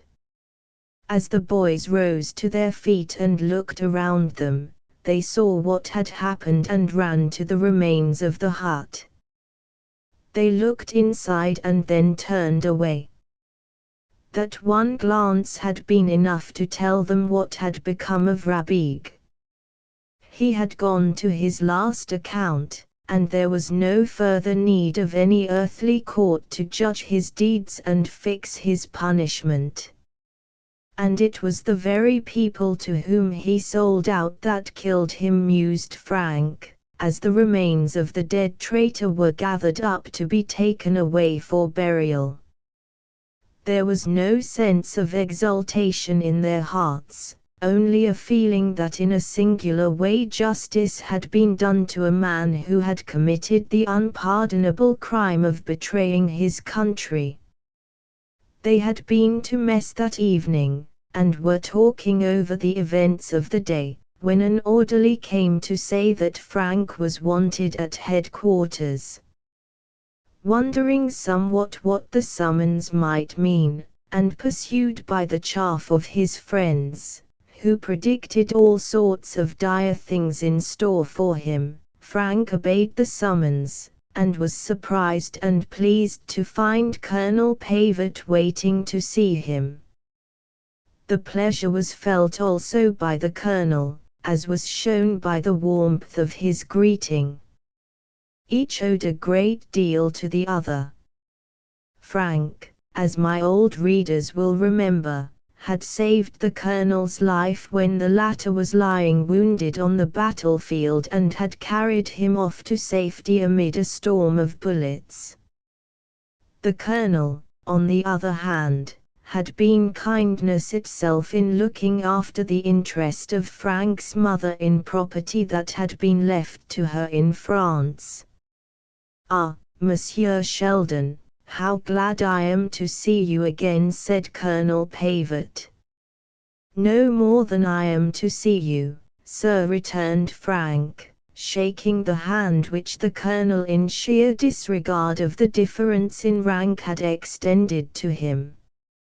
"I hope that you are well." "Perfectly well, I thank you," replied the colonel, "and happy beyond expression at the way things are going. It will not be long now before the arrogant Huns will be driven from France. Oh, what we Frenchmen owe to you brave Americans! You are like the Crusaders of old. You came to our aid when our backs were against the wall, and you gave us fresh courage, new life. Just as your people did for America more than 100 years ago, replied Frank. You don't owe us anything, Colonel. We've simply been paying a debt. But paying it with interest 100-fold, protested the Colonel warmly. But tell me how things are going with you, mon cher ami. Oh, the same as usual, returned Frank. The Hun bullets haven't got me yet.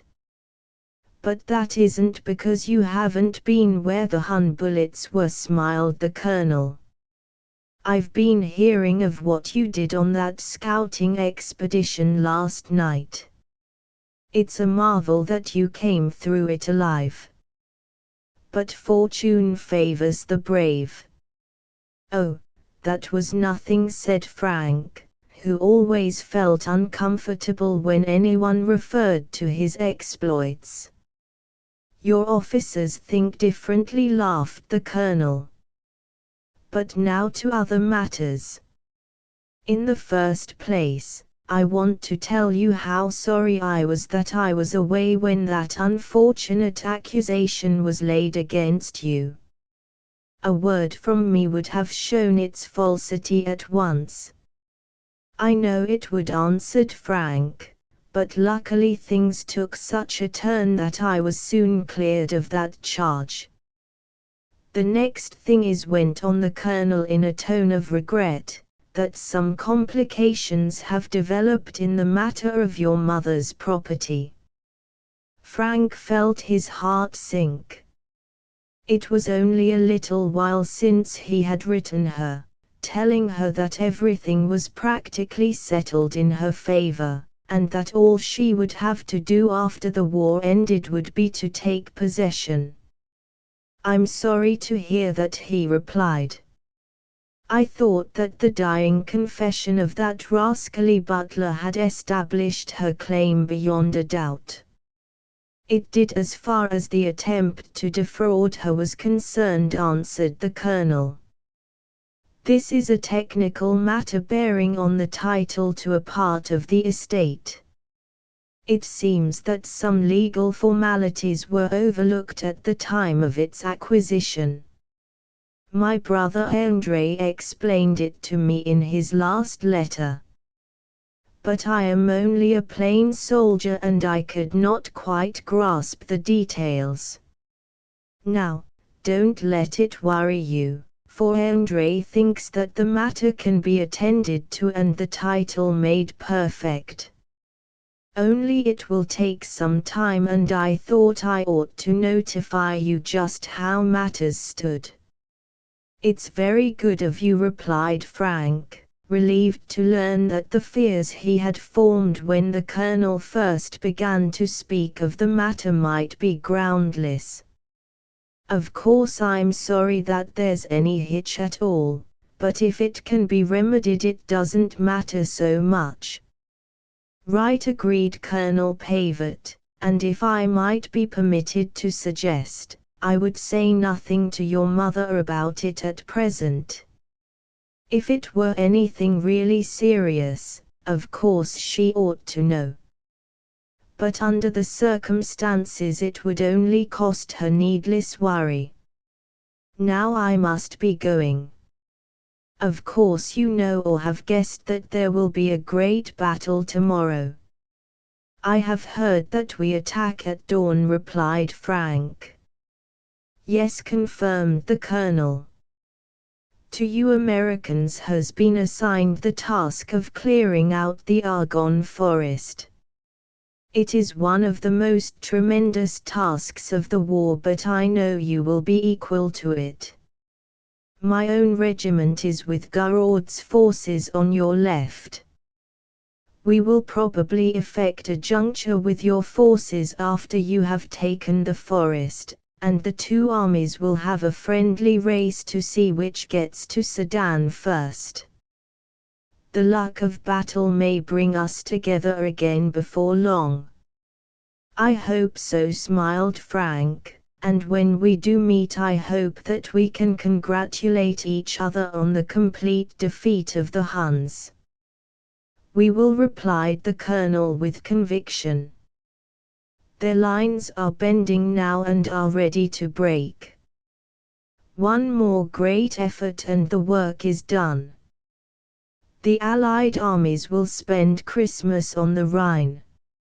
I hope you are as good a prophet as you are a fighter, laughed Frank.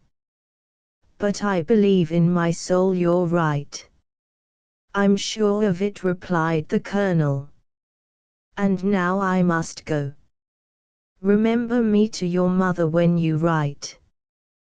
They shook hands and separated, the colonel mounting his horse which stood at the door, and Frank with a final wave of the hand returning to his comrades. His sleep that night was as sound as though the next day were to be a holiday, instead of marking the beginning of one of the most desperate battles of the war. The reveille sounded while it was yet dark on the following morning, and before the first faint streak of dawn appeared in the eastern sky the old 37th was in line waiting for the word to advance. Before them in the semi-darkness loomed up the gigantic shapes of the tanks that were to lead the way and smash the barriers that the foe had erected during the 4 years that they had held the forest. Thousands of men who were too old for military service had been employed there in building concrete fortifications, bomb-proof shelters and underground passages leading from one trench to another until the whole forest was a perfect labyrinth from which the Germans would have to be driven foot by foot and trench by trench.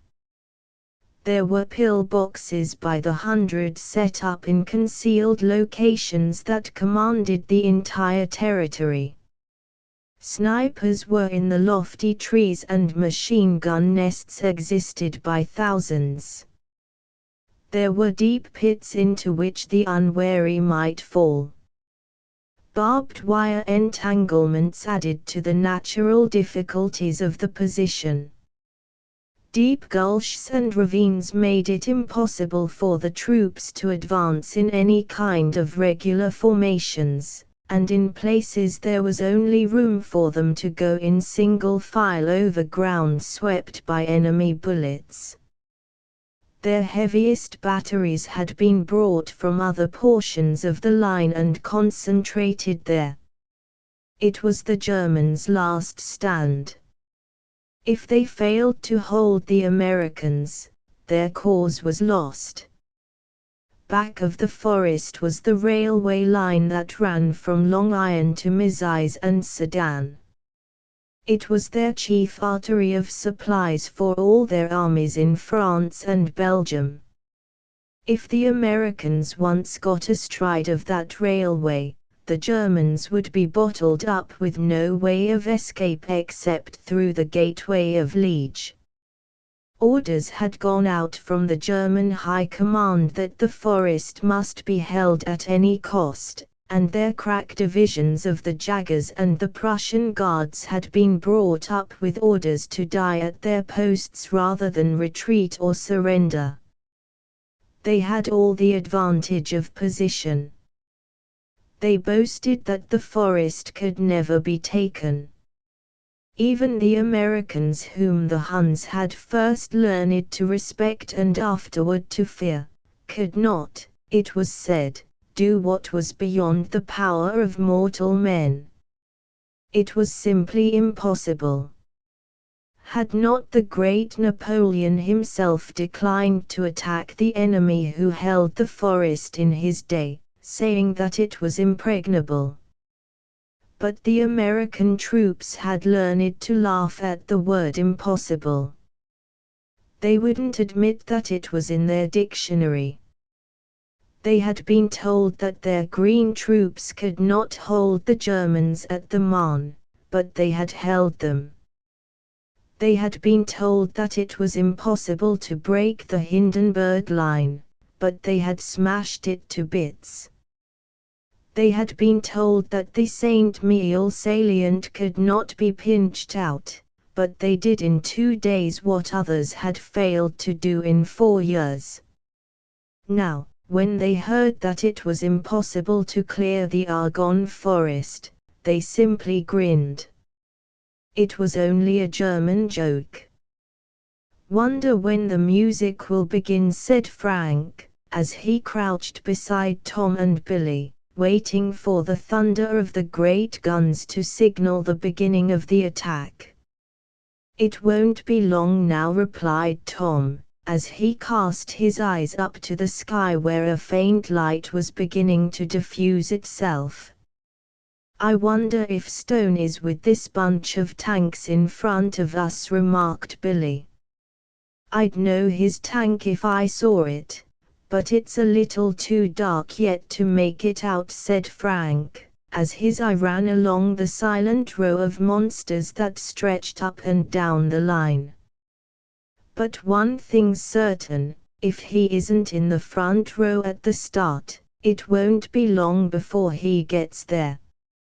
Men passed along the line with steaming buckets of coffee, for the morning was chilly, and the boys swallowed their portions with gusto and passed the tins back for more.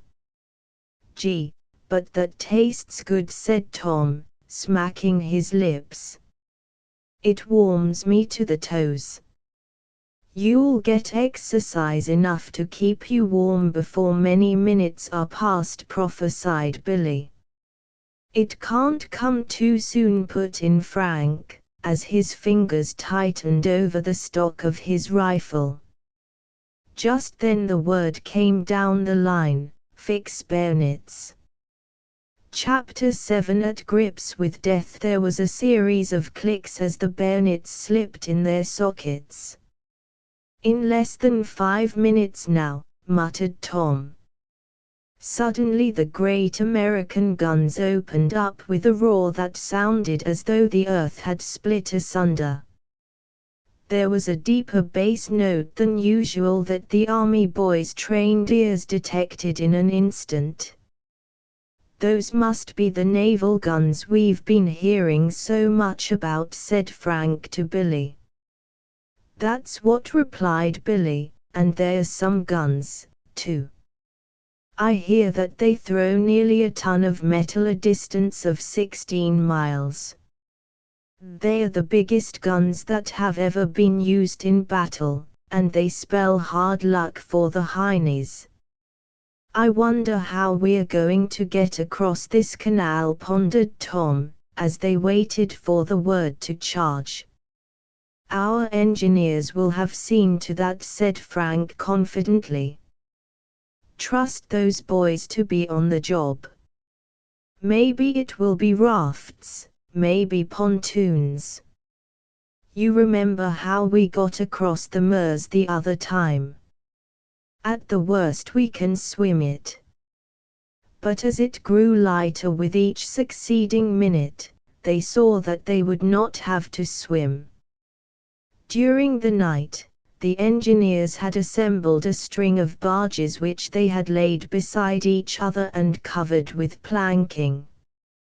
The work had been done under fire and the losses had been heavy, but the engineers were of the same plucky type as those who had dropped their picks and shovels and gone into the fight at Cambrai, and those others who had helped Carey to stop the gap on the road to Amiens.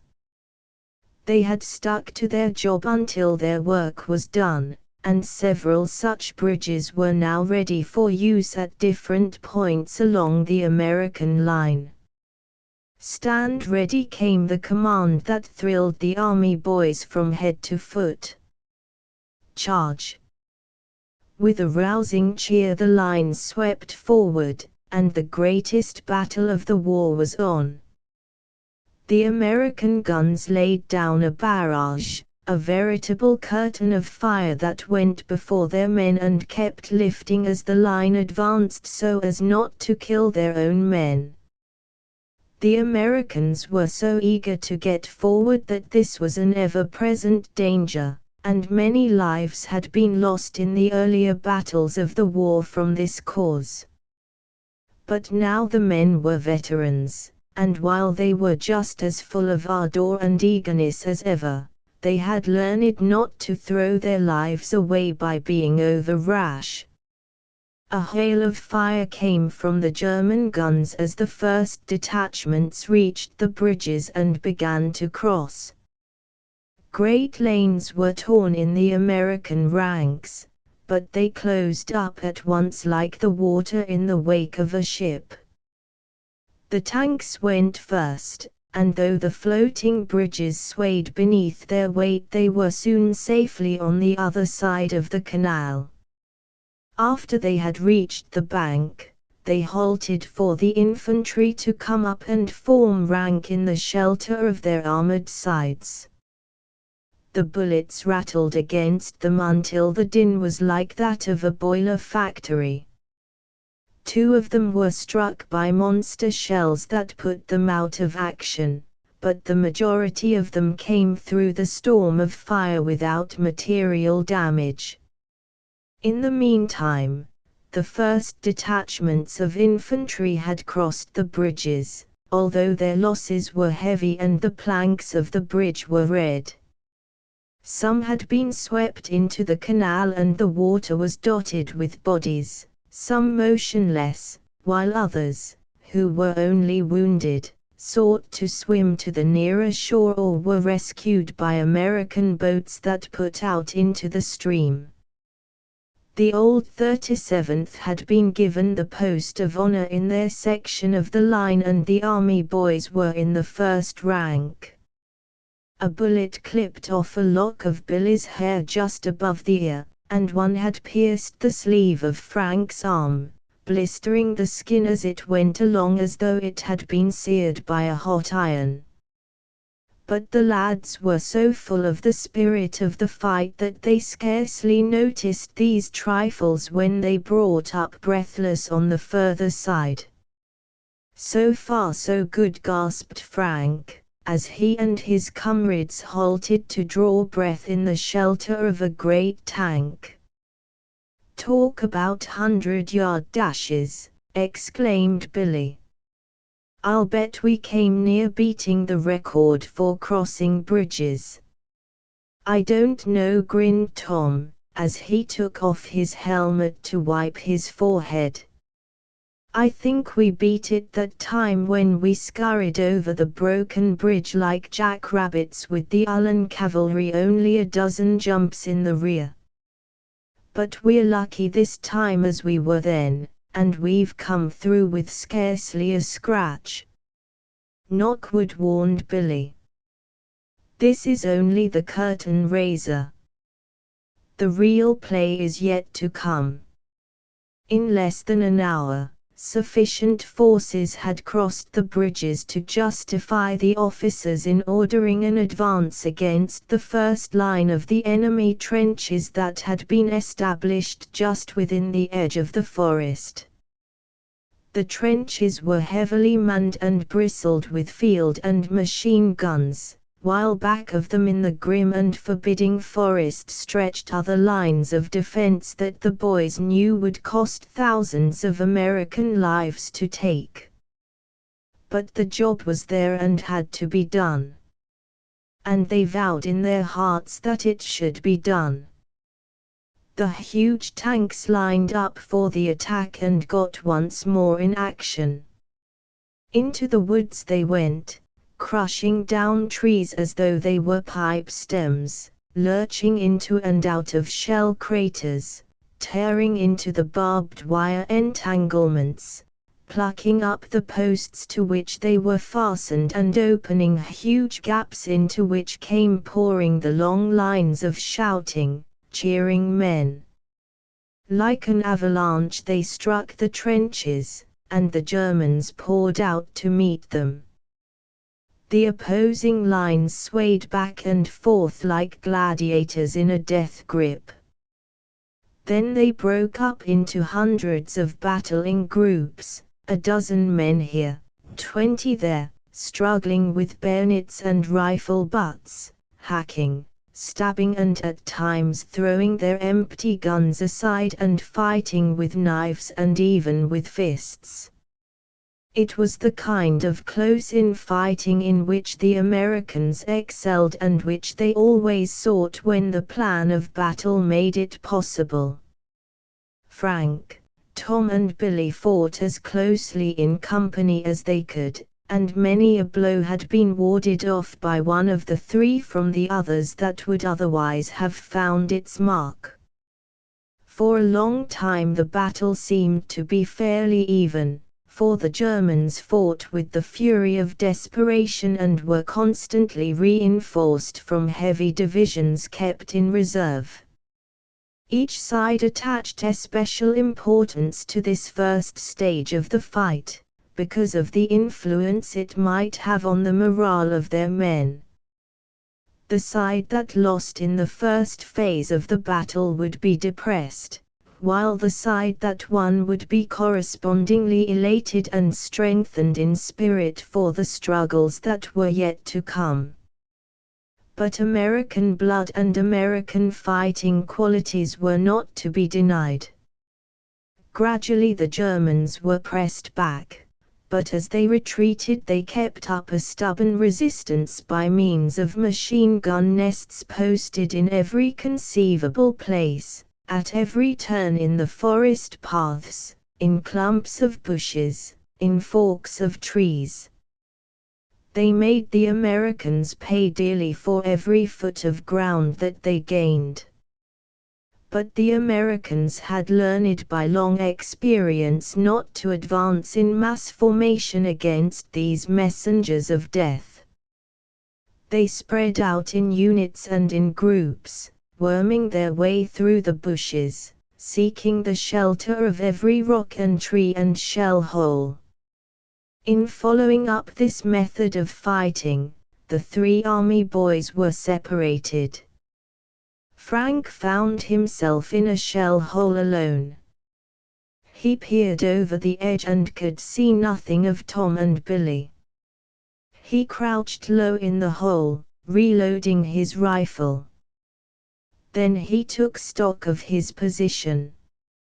About 300 feet ahead of him was a machine gun nest that was spitting bullets in a steady stream. It was sheltered by a barricade of logs about 4 feet high. Behind this the German machine gunners were snugly ensconced and seemed to defy capture. They kept slewing their gun from side to side of the barricade so that it commanded the whole front of the position, and their bullets went hissing over the open space like so many snakes and quite as deadly. Frank pondered as to what he should do, and a wild thought came into his mind. At least it would have seemed wild at the beginning of his experience in the war. But he had taken so many risks and gotten away with them that he had grown inclined to trust his luck. He was going to put that particular machine gun out of business. But how could he do it single-handed? They could fire 100 bullets to his one. His keen eye studied the ground in front of him.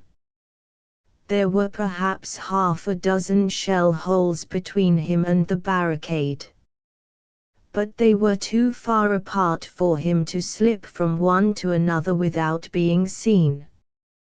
And to be seen in that bullet-swept place meant certain death. But he also noted another thing.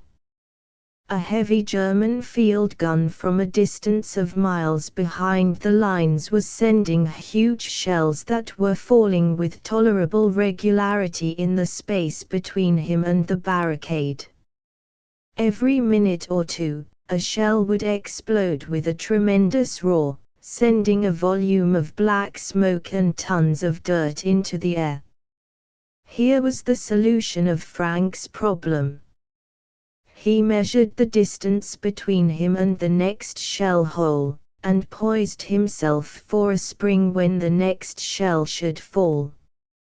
It came, and on the instant Frank was out of his hole and rushing toward the next behind the screen of smoke and dirt.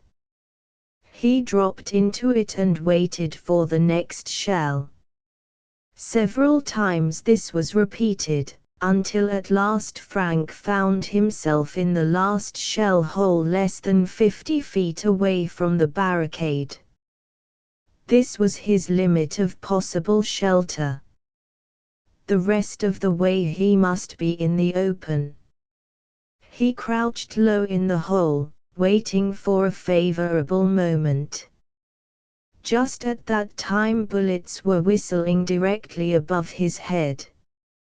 But he had noted that the gunners were sweeping their gun about in a semicircle, so as to command all portions of the open space, and he knew that in a moment or two the line of fire would be on one side or the other of the direct line that lay between him and the barricade.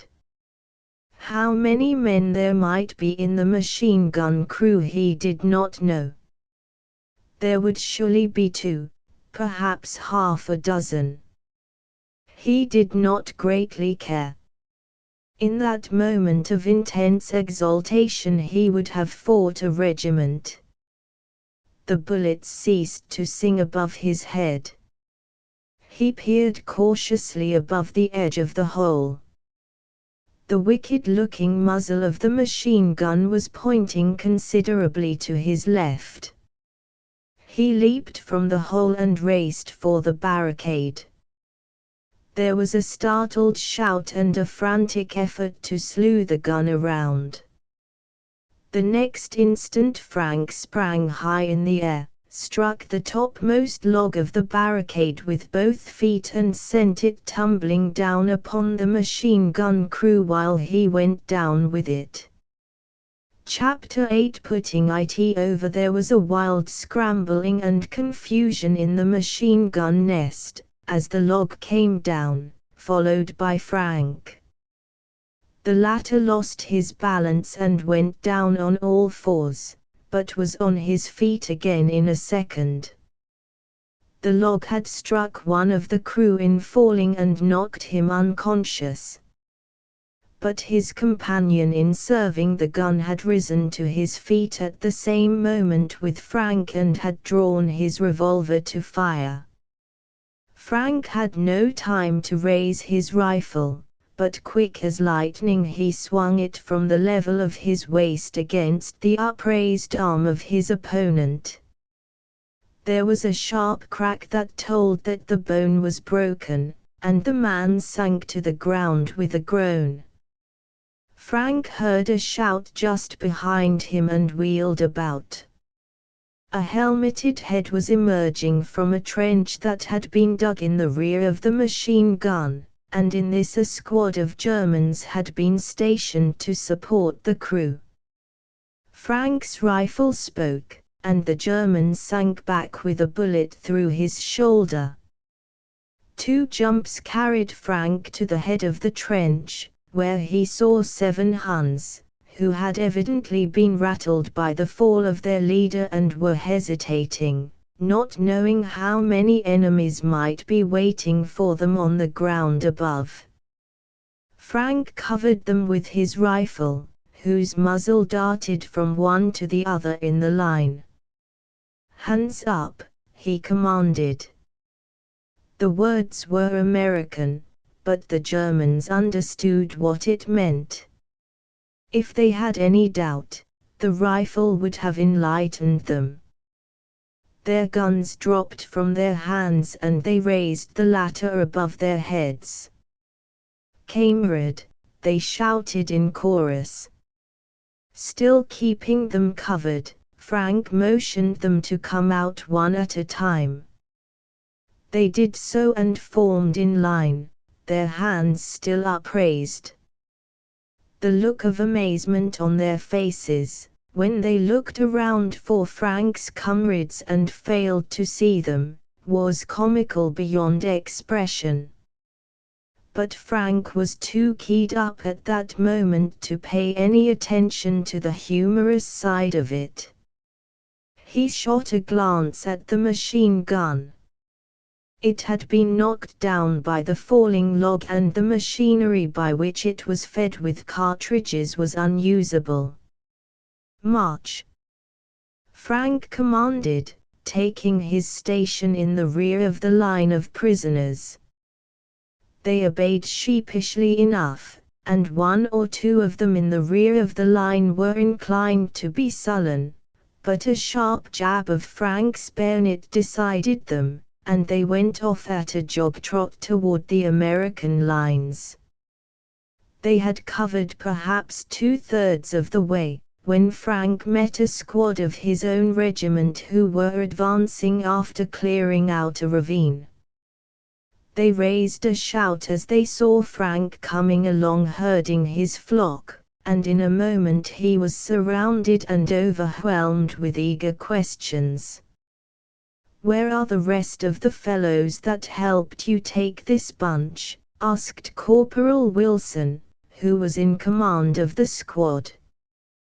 "There weren't any others," answered Frank. "I just happened to get the draw on this crowd and gathered them in." "Happened is good," said Wilson dryly. "There's more to it than that. You'll have to tell us about it later. In the meantime, I'll have these fellows sent to the rear." The prisoners were sent back, and Frank went forward with his comrades for further fighting. Under other circumstances, he would have liked to rest for a while, for he had been under a terrific strain and now he was feeling the reaction. But there was stern work yet to be done, and the resting time could come later. Tom and Billy had worked their way in his direction and now rejoined him. They moved forward and soon reached the scene of Frank's exploit. The German who had been knocked unconscious had evidently come to his senses and had disappeared, but the two men whom Frank had wounded were still there. A stretcher party working in that part of the field was signaled, and the men were taken away to the hospital. "Some classy work," exclaimed Billy, when at his eager urging Frank had told to him and Tom the incidents of the fight. "If you don't get the Distinguished Service Cross for this, there's no gratitude in the United States Army."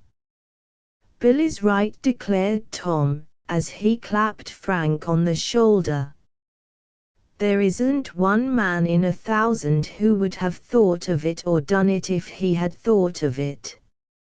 Frank, old man, you're a wonder." "Oh, forget it," said Frank. "I had a chance and took it. That's all." "That's all," mimicked Tom. "You had a chance and took it. We'll let it go at that." All that morning the fighting continued, and the Germans were steadily driven back. By noon the edge of the forest had been cleared, and the Americans began to consolidate their lines in preparation for the next advance. "Well, we've won the first round anyway," remarked Billy jubilantly, as the army boys gathered in a trench that had been hastily constructed and sat down to eat. "Yes," admitted Tom, "but there may be a good many rounds to this fight. Heine's got lots of fight in him yet, and don't you forget it. He knows he's in the last ditch and that if he doesn't stand here, it's all up with him." "Quit your croaking," admonished Billy. "We've got the Indian sign on him and he knows it. This last-ditch business doesn't go with the Huns. They're all right when they're winning, but they can't stand losing. They don't want their cities devastated in the same way that they've ruined the cities of France and Belgium. When the time comes they'll cave in. You just wait and see what kind of a prophet little Billy is." "I think you're both right," said Frank. "I agree with Tom that we're due for one big fight before Heine will admit defeat. But I also think with Billy that when that defeat comes they'll curl up and quit so quickly it will make your head swim. But what's the use of our chinning about it and letting our chow get cold? All we've got to do is to fight. We'll leave it to Pershing and Foch and the other men at the head of things to settle things with the Germans after we've licked them to a frazzle." They attacked their meal with an appetite sharpened by the strenuous work of the morning, and then at the call of the bugle they again took their place in the line to finish the work they had so well begun. From that time on, the work was more like guerrilla fighting than any battle in which they had engaged so far. The woods were so thick and the obstructions so many that it was impossible to advance in anything like regular formation. Instead of tens of thousands of men being hurled against other 10,000s in a mass attack, both armies were broken up into countless groups of 10, 20 and 100 men, each following a general plan of advance but depending upon circumstances and natural conditions as to the way they carried out that plan. The Germans had the advantage of a greater familiarity with the ground, which they had held for years, and also in their tremendously strong system of defenses. But the Americans had against these the consciousness that they had beaten this enemy in every fight where they had met them, and the feeling that they could always beat them. Then, too, the Americans were more accustomed to act on their own responsibility. If their officers were killed or wounded, they figured out for themselves what was the best thing to do and went ahead and did it. In a certain sense, every private was a general when he had to be. The Germans, on the other hand, were excellent fighters in the mass. But they needed to have their shoulders touching those of their comrades, and they had been taught to rely so utterly upon the directions of their officers that they felt lost and bewildered when they had to make decisions for themselves. Of course there were exceptions, but this fairly expressed the difference between the two armies. Not only that day but for many days thereafter the fighting kept on. The Americans had given themselves 2 weeks to clear the forest. Day by day the lines advanced, sometimes slowly, again more quickly, but they always advanced, and every nightfall found them nearer their goal than they had been the day before. The army boys were in their element. Here at last was enough fighting to suit even their hot blood. The only thing lacking to their satisfaction was the absence of Bart. They had not yet even been able to hear from him, as they were kept so busy and the lines shifted so constantly that all communication between them and the hospital was cut off. "It's hard luck for the old scout," remarked Tom one night after the regiment had cleared out an intricate system of dugouts and was resting after the day's work. "He'll be sore as the mischief if this war ends without his getting another crack at the Huns," said Billy. "He needn't worry," put in Frank. "He's done his full share if he never fires another shot. All I want is to see him on his feet again, sound and well, whether the war ends before that time or not. In the meantime we three must try to do the work of 4. "Yes," agreed Tom, "every 4th shot we fire, we'll say to ourselves, there goes one for But. Chapter 9 The Shining Plain. After one day of particularly grim and stubborn fighting, the army boys found themselves quartered in an unusually large clearing in the dense woods and underbrush that went to compose the Argonne forest. Since early morning they had been engaged in clearing out trench after trench of bushes, menaced on every side by skillfully concealed machine gun nests, but making steady progress, in the face of almost insuperable obstacles. A number of their comrades had fallen, but not one of our heroes had suffered anything worse than the deep scratches resulting from forcing their way through innumerable barbed wire entanglements.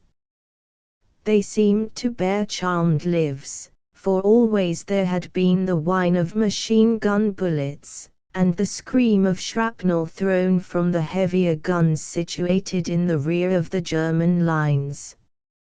Now, thoroughly exhausted, they had willingly obeyed the order that meant the end of that day's fighting, and had cast, first their packs, and then themselves, down upon the camping ground that had been designated as theirs for the night.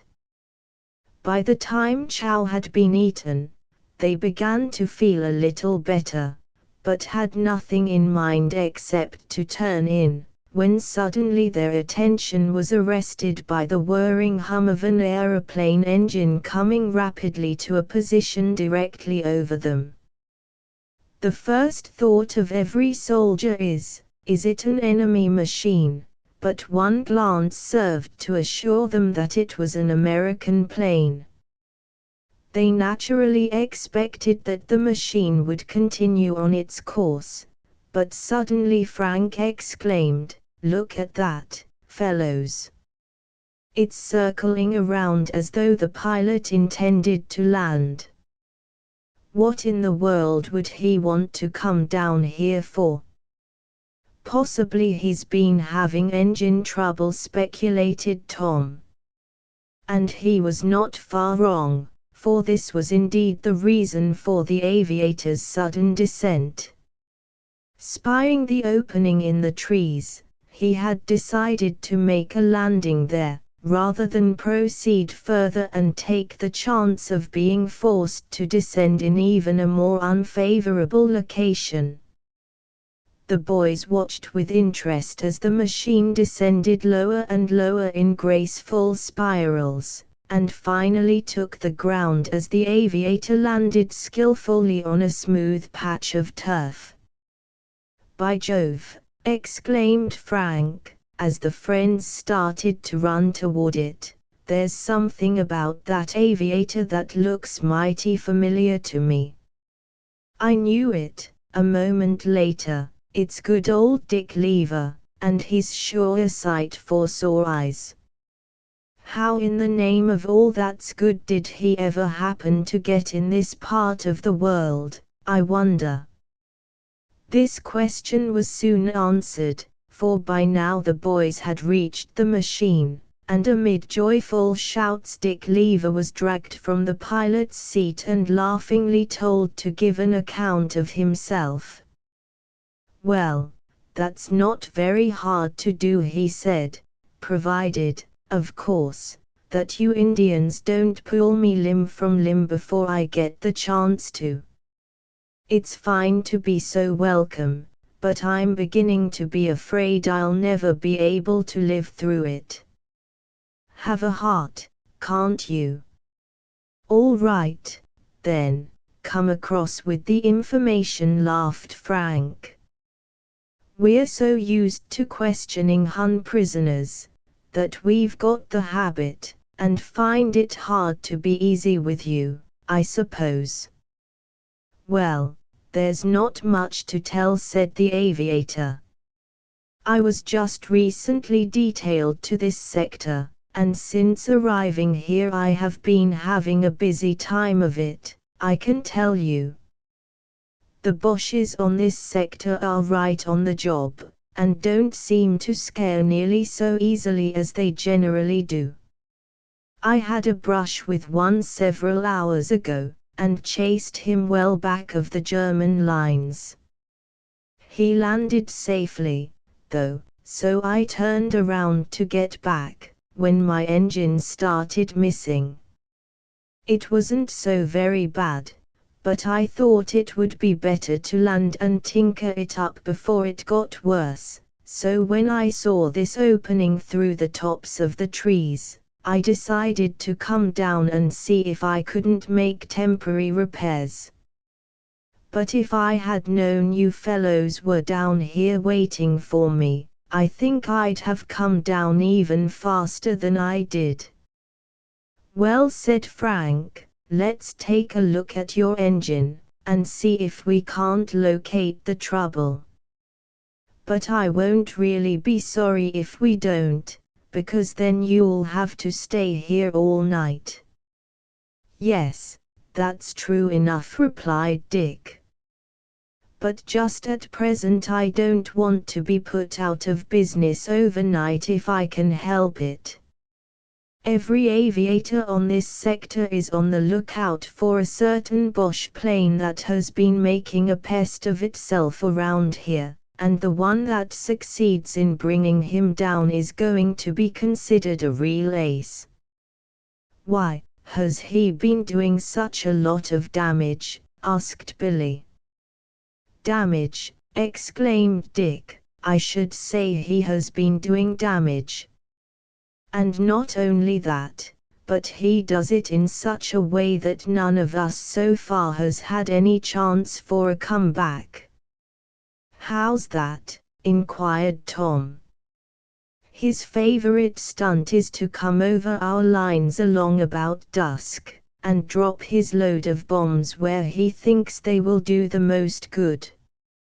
Then he makes a quick turnabout and escapes, either going directly back to his lines, or, more often, rising high enough to reach a cloud stratum, and hiding in that. And by the time our fellows get out after him, it's so dark that there's no chance of seeing him. He's responsible for the death of any number of our fellows, and nobody knows how much damage to roads and ammunition trains. That's the Bosch's regular game, commented Frank, bitterly. Their planes always run the minute they think a superior force is coming out against them. It would be wonderful if you could be the one to capture him, Dick. Wonderful? I should say it would, exclaimed the young aviator.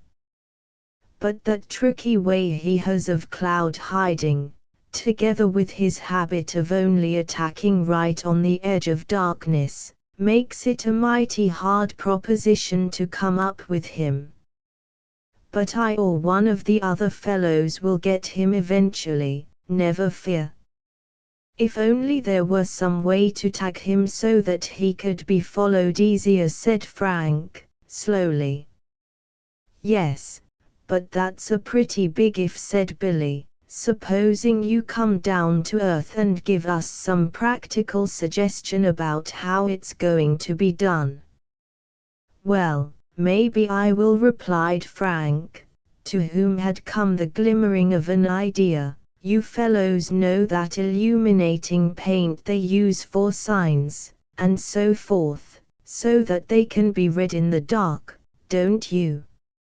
Right you are, exclaimed Dick, who grasped the other's thought in the twinkling of an eye. If we could douse this Bosch's plane with some of that mixture, a blind man could follow his progress after dark.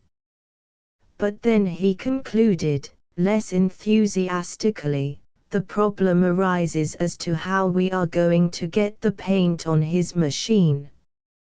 It reminds me of trying to catch a bird by putting salt on his tail. Well, it might be worth trying, anyway, said Frank, defending his project. Why couldn't you take a pail of this with you, and then there's a bare possibility that you might be able to drop some of it on him. One splash of that stuff on his machine, and you'd have the easiest job in the world following him. The darker the night, the better. By Jove, it's worth trying, anyway, said Dick, caught up on a wave of enthusiasm. I'll try anything once, anyway. But now the question is, where are we going to get the paint? There's a supply wagon not over a mile from here, replied Frank. If you're game for the hike, I'll go with you, and we'll see if we can't get some. You're on, exclaimed the aviator. You two fellows stay here to see that no one monkeys with my machine, addressing Billy Walden and Tom Bradford. All right, agreed Tom. But you'd better shake a foot or some of this bunch will be taking your machine apart for souvenirs, and he laughingly indicated the interested group of doughboys who had by this time sauntered up. Frank and Dick set off at a smart pace, as they were all eagerness to try the novel experiment, and there was no time to lose, if it were to be done that night, as it was then after 5 o'clock, and nearing the time at which the German aviator usually made his raids. They maintained a brisk pace, and it was not long before they reached a group of supply wagons, carrying all sorts of supplies and equipment. They had some difficulty in explaining matters to the officer in charge, but at last he was moved by their enthusiasm, and gave them permission to draw a small pail full of the illuminating paint. This was a special mixture of chemicals, and was extensively used by our army for signs, indicating arrows, etc., where it was impossible or inconvenient to have a special light to show up the object at night. The two friends made short work of the return trip, and surprised those waiting for them by the promptitude of their return. Gosh, exclaimed Billy, I can see the finish of that Boche already, when two speed merchants like you go romping on his trail. He's got about as much chance as a cootie in a disinfecting tank. We haven't got much time to spare, said Dick. It's getting dark already, and I've still got to clean the spark plugs in my machine. We'll all help you do that, volunteered Tom, and with wrenches that Dick gave them, they soon had the offending spark plugs apart, thoroughly cleaned, and restored to their proper sphere of usefulness. Then, while some of the onlooking soldiers held the plane, Dick gave the propeller a whirl, and the motor started with a reassuring roar. That sounds good, said Dick, as he climbed into the pilot's seat. Now, hand me up that paint, and I'm off on the trail of the Hun. Billy handed him the pail, and Dick, after carefully depositing it at his feet, waved his hand in farewell. The boys had just started a cheer for him, when they were interrupted by the sound of a heavy detonation. For a brief space the artillery of both sides had been silent, and they could tell from the sound of the explosion that it was not caused by a gun. Even as they all listened, it came again, a dull, heavy shock that caused the very earth to shake, and this time it seemed nearer. That's our Boche friend, exclaimed Dick Lever. Let her go, boys. Maybe this time I'll have the luck to get the brute. And as the soldiers loosed their holds, the aeroplane swept forward, and then, at a quick motion on Dick's part, soared gracefully into the air. Dick slanted swiftly upward into the gathering twilight, and soon became indistinguishable to the straining eyes of those on the ground. Only the sound of his whirring motor remained to tell them of the gallant man willingly risking his life for his country. As the sound of his motor grew fainter, the throb of another engine insensibly mingled with it, but the later comer had the irregular pulsations that all the Americans recognized as coming from a German machine. "I'll wager anything that's the Boche," exclaimed Tom, and everybody there agreed with him. It was now almost fully dark, and although the boys strained their eyes they could make out nothing of the duel that was going on a mile or two above the earth. But suddenly a weird and fascinating thing happened. From out the black vault of the night sky a rippling, streaming cascade of fire leaped downward for a space, and then suddenly mushroomed out in a sparkling splash of phosphorescent light. Smaller stars and streamers spread out in all directions and gradually melted out as they fell earthward. But there remained a faint, ghost-like, unreal patch of swiftly moving light, that the breathless watchers knew must be the Boche aeroplane. "It worked," exclaimed Frank. "That Hun aviator is done for now, because Dick can see him, and he can't see Dick." Even as he spoke, a stream of red fire spit viciously out from a point slightly above the German, who had now turned and was flying for dear life back to his own lines. For a space the weird attack continued, and the German, apparently giving up hope of safety in flight, turned and fired desperately toward the stream of deadly fire that marked the position of Dick's machine gun. But suddenly, one of the deadly bullets from the machine gun got home, for the patch of light marking the Hun machine wavered, swerved, and then dived swiftly earthward. Chapter X Tank against tank. A great sigh arose from the group of soldiers gazing spellbound on this drama of war. The German aeroplane fell swiftly until it was perhaps halfway to the earth, and then straightened out for a second, hesitated, and started turning over and over as it neared the uprushing earth. The top of its wings seemed fairly covered with the greenish luminous paint, that smoked and glowed and gave the ill-fated aeroplane the appearance of a gigantic pinwheel as it came hurtling earthward. For what seemed a long time to the fascinated watchers, but was in reality only a brief space of time, the machine continued its downward course, and then disappeared as it fell below the fringe of treetops marking the edge of the clearing.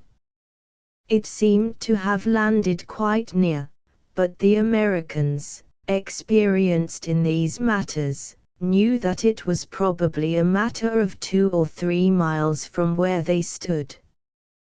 "Well," exclaimed Frank at last, drawing a long breath, "there's one less murdering Boche for Uncle Sam to deal with. May their tribe decrease." "Amen," said Tom. "I wonder if Dick has come off safely." The others also felt anxiety on this point, but it was soon dispelled, for they heard the sound of his motor as he descended rapidly.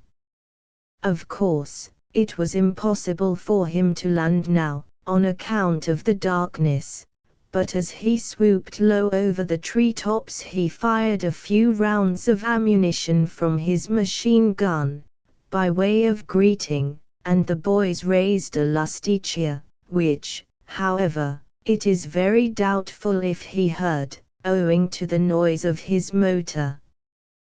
Then he straightened out in a line for the aeroplane base in back of the American lines, and gradually the hum of his motor faded out in the distance. "Maybe we'll come across the remains of that German machine when we advance tomorrow," speculated Billy. "But whether we do or not, that ought to be a tip for our airmen." "That was one idea of yours, Frank. That wasn't quite as bad as the majority of your ideas." "Well, if I can have an idea that works out like that one once in a while, I'm entitled to have a few poor ones," retorted Frank, and retired with the honors of war. By this time taps was almost due, and the boys set about rigging up their pup tents, and getting ready for the night. In spite of the weariness caused by the strenuous and exciting day, they managed to stay awake long enough to discuss the thrilling air battle they had witnessed, but then fell asleep until the notes of reveille recalled them to another day of this stern game called war. The next morning they were up with the first notes of the bugle, and by the time dawn had fairly broken were through breakfast and ready for what the day might bring forth. Then the bugle blew the assembly and the soldiers fell into orderly ranks, standing at attention while muster was read. Their commanding officer then gave them a short talk in which he praised their progress on the preceding day, and expressed his confidence that they would do as well or better today.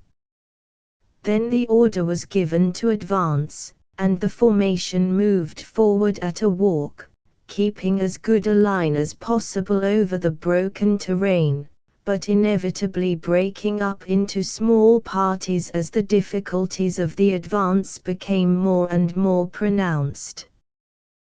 The Germans had apparently retreated to a considerable distance, for at first the Americans met with no opposition except that offered by the tangles of barbed wire and abandoned trenches with which they were continually coming into contact. Frank, Billy and Tom kept a lookout in every direction for the destroyed German aeroplane, but their vigilance was doomed to go unrewarded, for they saw not a sign of it. By noontime the Americans had begun to come in contact with the enemy again, and were again engaged in the grim business of clearing out stubbornly held trenches and machine gun nests. The Germans fought for every foot of ground, but were slowly but surely forced backward, ever giving way to men who were better soldiers than they were. Always they had the advantage of carefully planned and constructed fortifications, and yet always they were beaten out of them.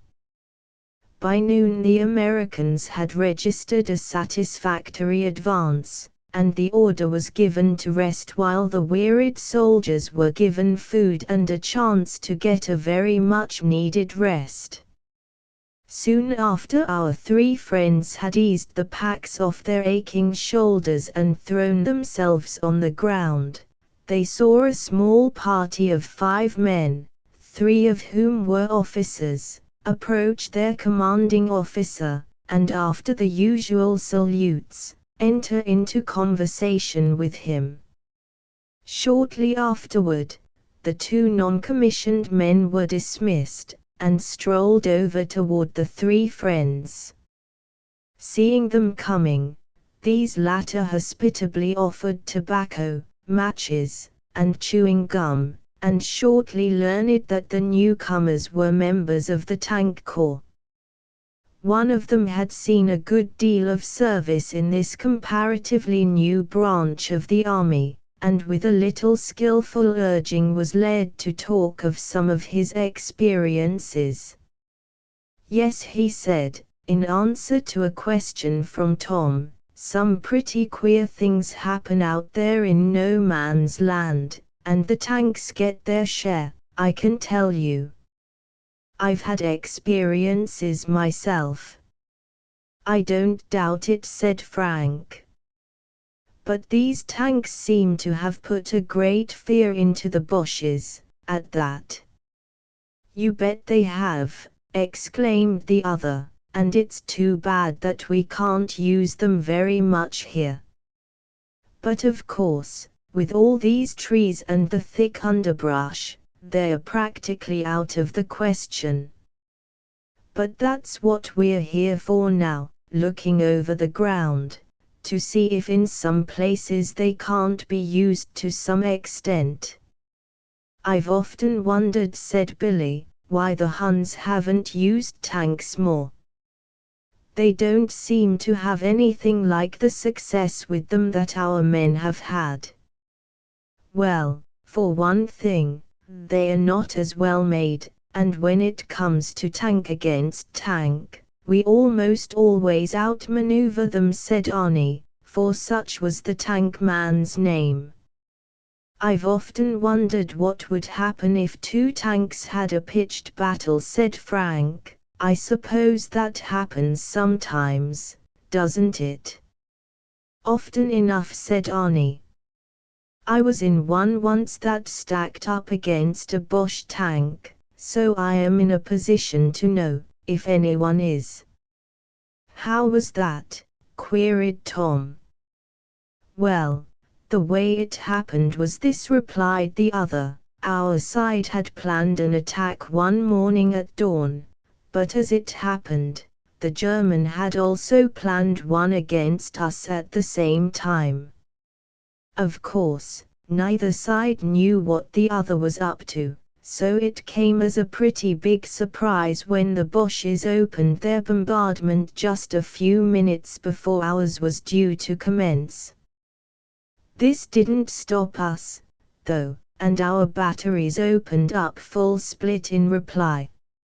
My tank was due to start out at 6 o'clock, and promptly on schedule we got away.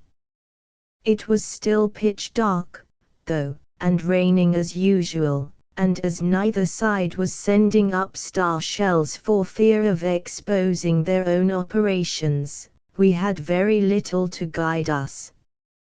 We lost our way a couple of times, at the same time falling behind our schedule, and when we finally did get on the right track, we trundled along at top speed.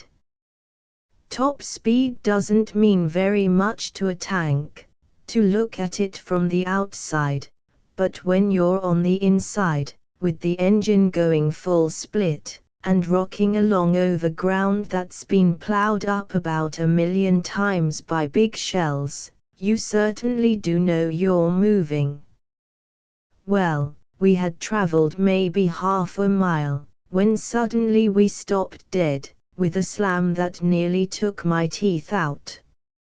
At first I thought we must have hit a big tree, but then I remembered that all the trees around that section had been blasted into kindling wood a good many months ago, and as about everything else had shared the same fate, I didn't know what had happened to us. But in a few seconds we had our searchlight going, and then I found out what was the matter pretty quick. There in front of us, butted square into us, was a big Bosch tank. Here the narrator paused to roll a cigarette, while the boys waited impatiently for him to go on. After deliberately making and lighting his cigarette, he took a few deep puffs, and resumed his narrative. Well, boys, I figured we were up against it for fair in more ways than one. The driver put her into low gear, and threw in the clutch again and again, but it was no use. I suppose the other fellow was doing the same thing, and neither of us could budge an inch. Then, first thing we knew, a big explosive bullet came crashing through our armor, and stretched the driver over his seat, done for good. I depressed my gun as far as it would go, and tried to get back at the Boche, but he could get his gun lower than I could get mine, and my bullets just bounced off his armor, because they hit it at such a big angle. I went down and told our lieutenant how things stood, and he took the place of the dead driver, and threw her into reverse, but the Boche realized his advantage, and followed us up so close that I never got a chance to get a direct hit on him. It looked pretty bad for us, and I thought it was about time to say goodbye, sweet world, goodbye. But the lieutenant kept his wits about him, and suddenly had an idea. As we backed down into a big shell crater, he waited until the nose of the Boche tank came rolling over the edge, and then suddenly shot our machine forward, so that it slid in under the German. That gave me my chance, and maybe you think I didn't take advantage of it. I began pumping steel-jacketed bullets in through the floor of that tank so fast they must have thought it was a machine gun doing it. They saw what they were up against, and tried to retire. But we followed them close, and never gave them a chance to get away. Seeing that they couldn't escape that way, they suddenly reversed and tried to climb over us. But the lieutenant was some driver, I can tell you, and reversed about as quickly as they did, so that was no go. Oh, we had them right that time, and no doubt about it. Here Arnie took a last lingering puff at the remnants of his cigarette, and regretfully tossed it away. Well, how did it end? Questioned Billy, eagerly. Oh, we got their gasoline tank, and then it was all over, replied Arnie. Of course, all the time the lieutenant was backing and filling, I was pumping bullets into them for all I was worth. Suddenly there came a terrific explosion, and the whole inside of that tank was on fire with burning gasoline. That finished those who were left in it. And then we backed away from under, and as our men had reached their objectives by that time, we returned to our own lines. We were pretty well torn up by the encounter, but still had a little fight left in us. Gosh, exclaimed Billy, when Arnie had concluded his narrative, I think that's the service I'd like to get into. You get some excitement there. You are certainly hard to please, exclaimed Tom. Chances are you'll get all the excitement you want this afternoon, when we get in touch with the Germans again.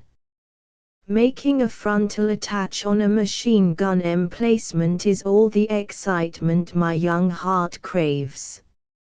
You're probably easily satisfied, grinned Billy. But if your young heart craves that method of diversion, we'll let you go after the next one all by your lonesome. Arnie grinned at this exchange of repartee, and then, shaking hands all around, took his departure. Shortly afterward the bugle sounded, and once more the tedious and costly attack was resumed.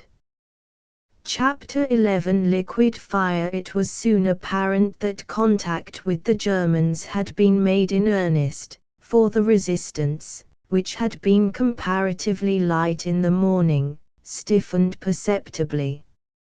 Machine gun nests became more and more frequent, and in every case the machine gunners stood by their pieces until the last man was killed, or the gun put out of action.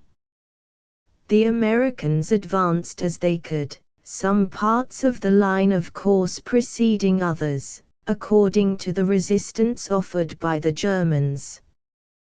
The portion in which the three friends were placed met with particularly stubborn resistance. They had to advance into a crossfire from several closely connected machine gun emplacements, but that was what they were there for, and they advanced to the task with a dogged persistence that shook the nerves of the Germans. "This is getting to be pretty hot work," panted Frank. "We've got to clean up some of those fellows pretty quick, or they're going to clean us up." "All right, then, up and at 'em!" exclaimed Tom, and with a shout the three friends dashed forward, crouching low to avoid the storm of machine gun bullets that whizzed by over their heads. On they dashed, until they reached the parapet surrounding one machine gun. Without a pause, they leaped over this, and, using their revolvers with deadly effect, quickly dispatched the Germans who formed its crew. "So far, so good," gritted Frank, the lust of battle in his eyes. "There's another parapet over there, fellows, and it's a cinch there's one of these hornets concealed behind it. Let's get after it before the crew discovers us." "They're not firing now, but they're apt to begin any minute." "We're with you," shouted Tom and Billy, and the three fearless Americans raced for this new obstacle. It seemed strange that the Germans did not open fire on them, but they thought at first this was because the Germans had not yet seen them. They themselves were on a slightly elevated portion of ground, and over the Germans' parapet could see the men standing about, but making no move to stop them. The boys did not stop to figure out the reason for this, however, but raced toward the position, and with shouts of triumph climbed over the pile of stones and sandbags. They were on the point of falling savagely on the Germans, when suddenly Tom exclaimed, "There's no use wasting ammunition on these fellows. They're about as dead as they can be, already." And it was indeed as Tom said. Caught, probably, by the gas from a bursting poison shell, they had died as they stood, and, leaning against the barricade, most of them had remained in a standing position, although 2 or 3 lay stretched out on the ground. "We had our worry for nothing," here observed Frank, "although we took the position, and that's about all anyone can do, after all." The boys had outstripped all their companions, so they took a brief breathing spell while they were waiting for the others to come up. Soon they could see their comrades approaching, and at the same time a machine gun about 100 feet to their right, of whose presence they had not been aware up to this time, started in a savage fusillade against the approaching boys in khaki. "We'll put a stop to that," exclaimed Frank, and, as the others caught his meaning, all leaped to the German machine gun, and in a few seconds had it trained on the enemy.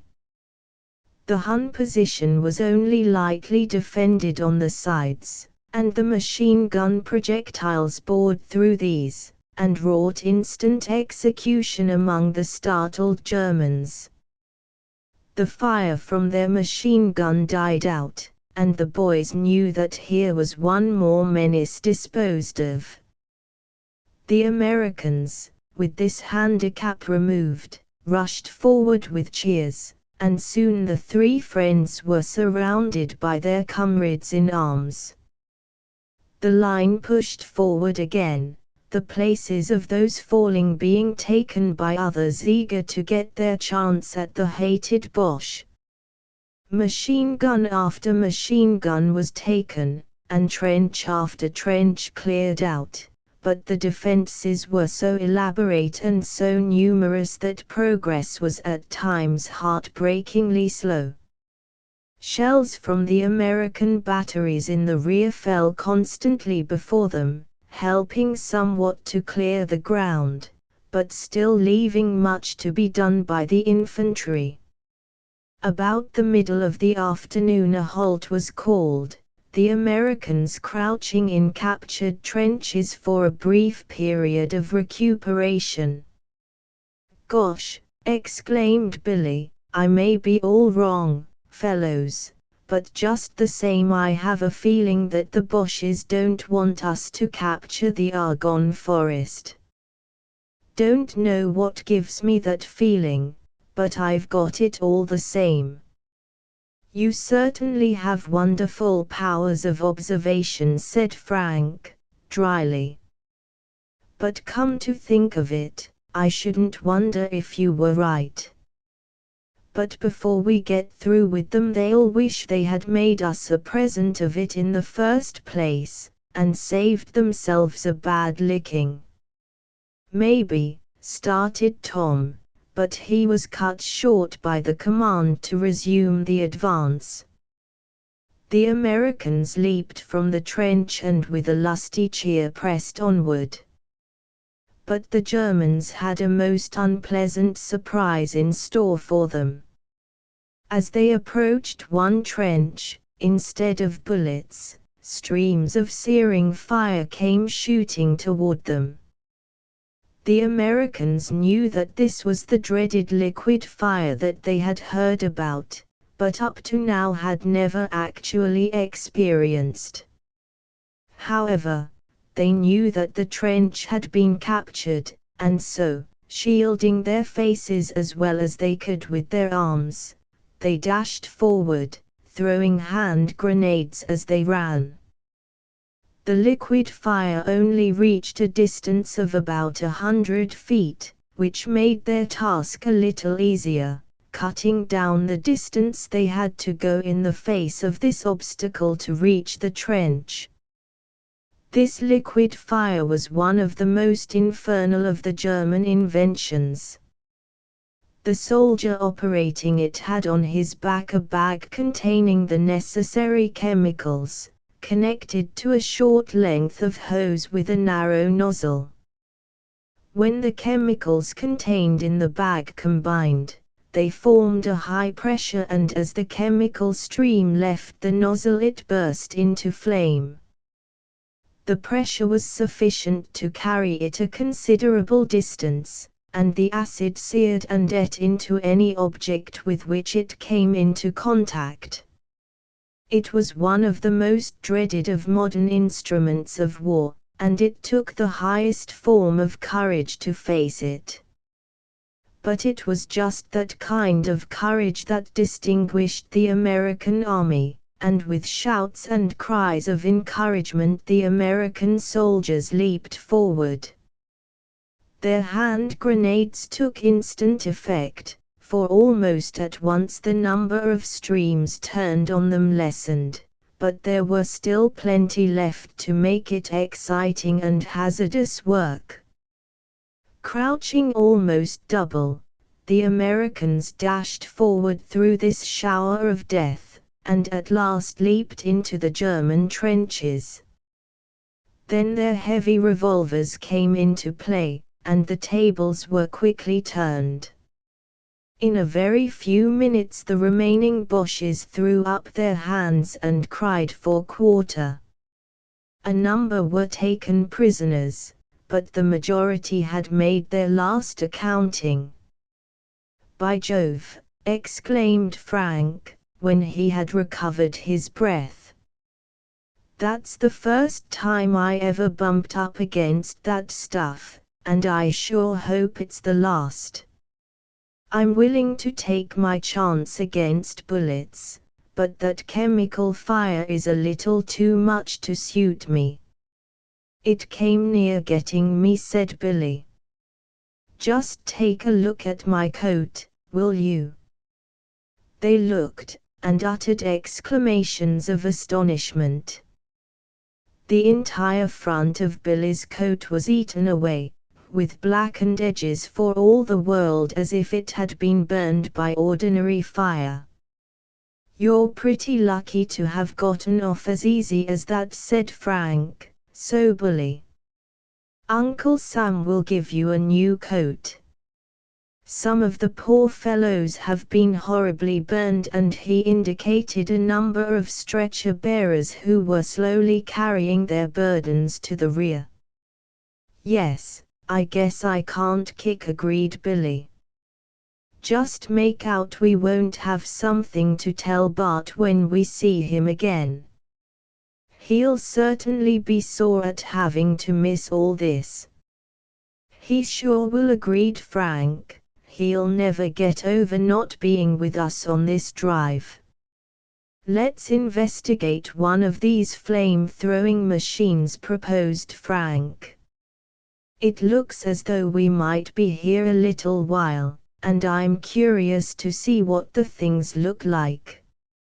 His companions readily acceded to his proposal, and stripped one of the machines from a dead German, and were soon familiar with its main features.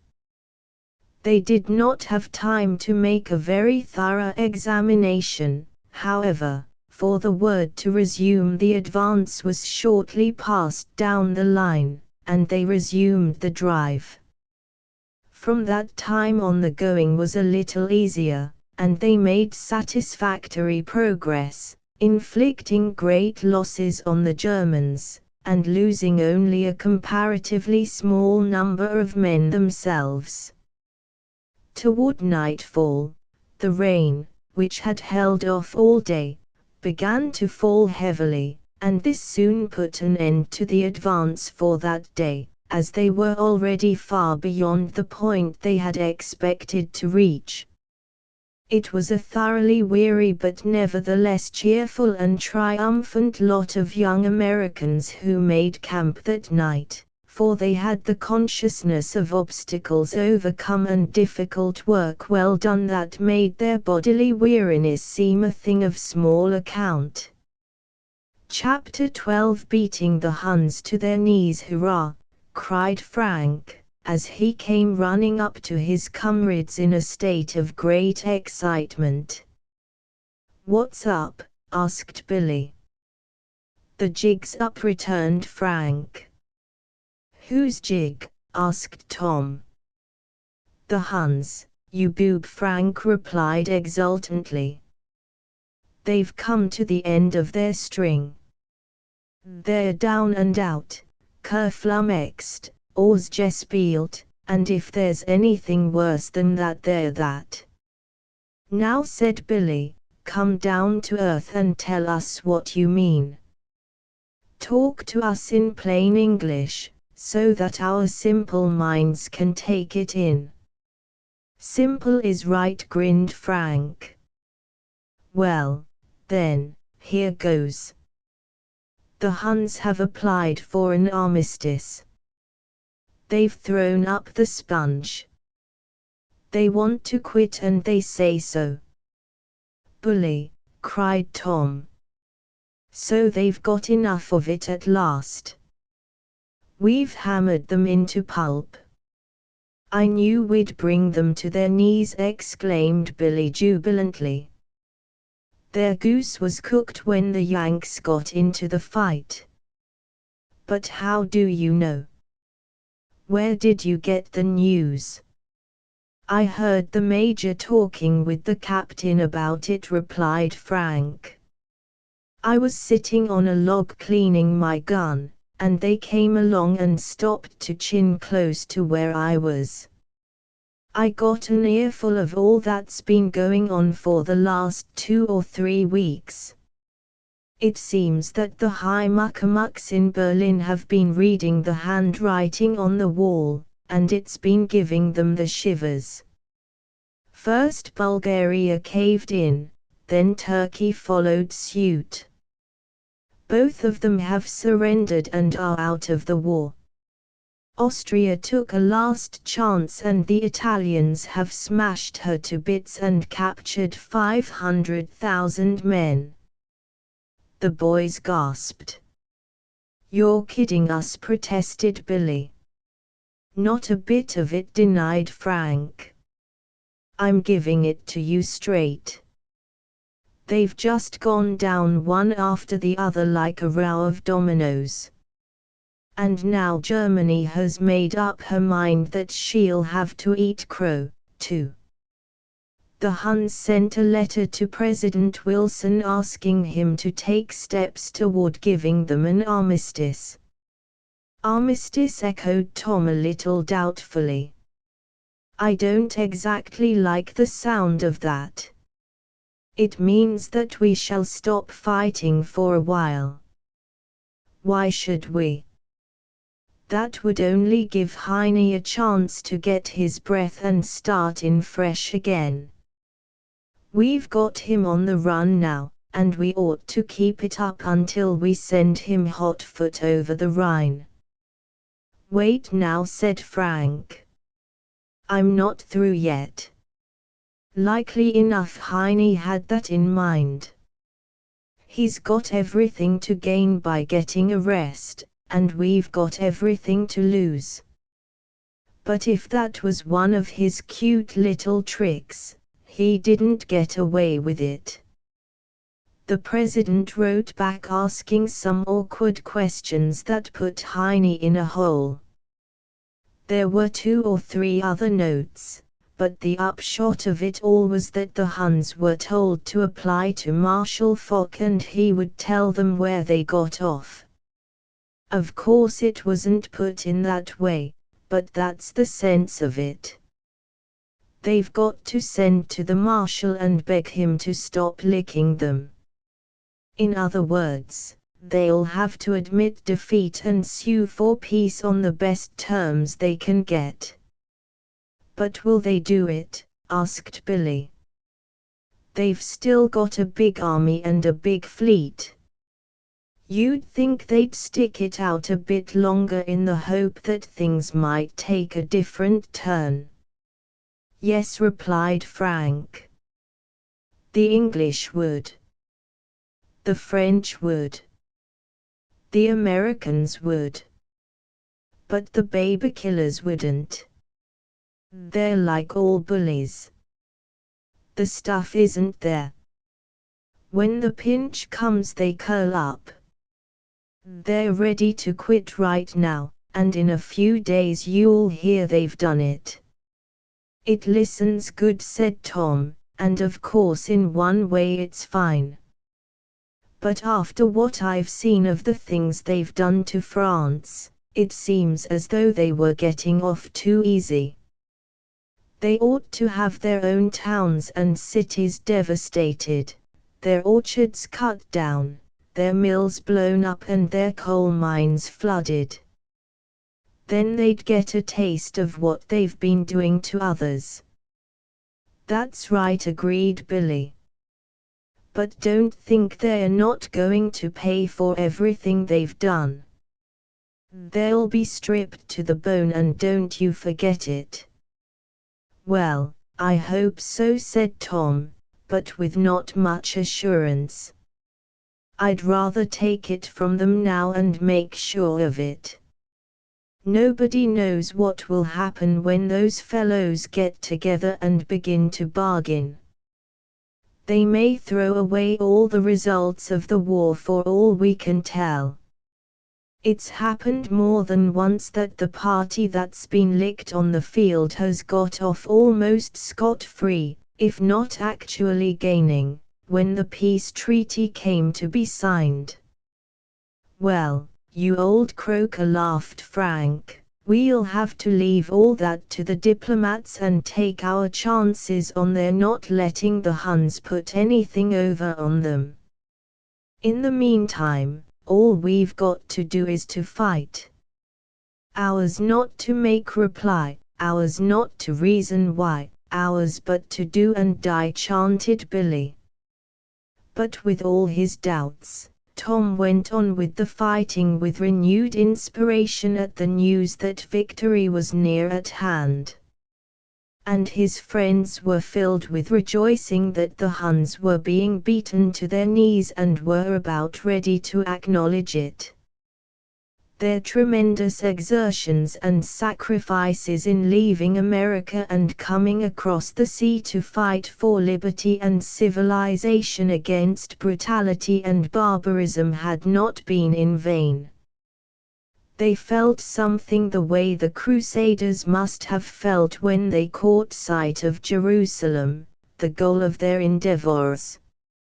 And now the work of the last 2 weeks began to tell. The enemy resistance began to grow feebler, though he still hung on desperately and tried by stubborn rearguard actions to hold these persistent Americans back. But the worst part of the forest had been cleared. The whole place had been a vast fortress. Above the ground every possible natural and artificial obstruction had been put in their path, and had to be conquered one by one. Beneath the ground it had been like the catacombs of Rome.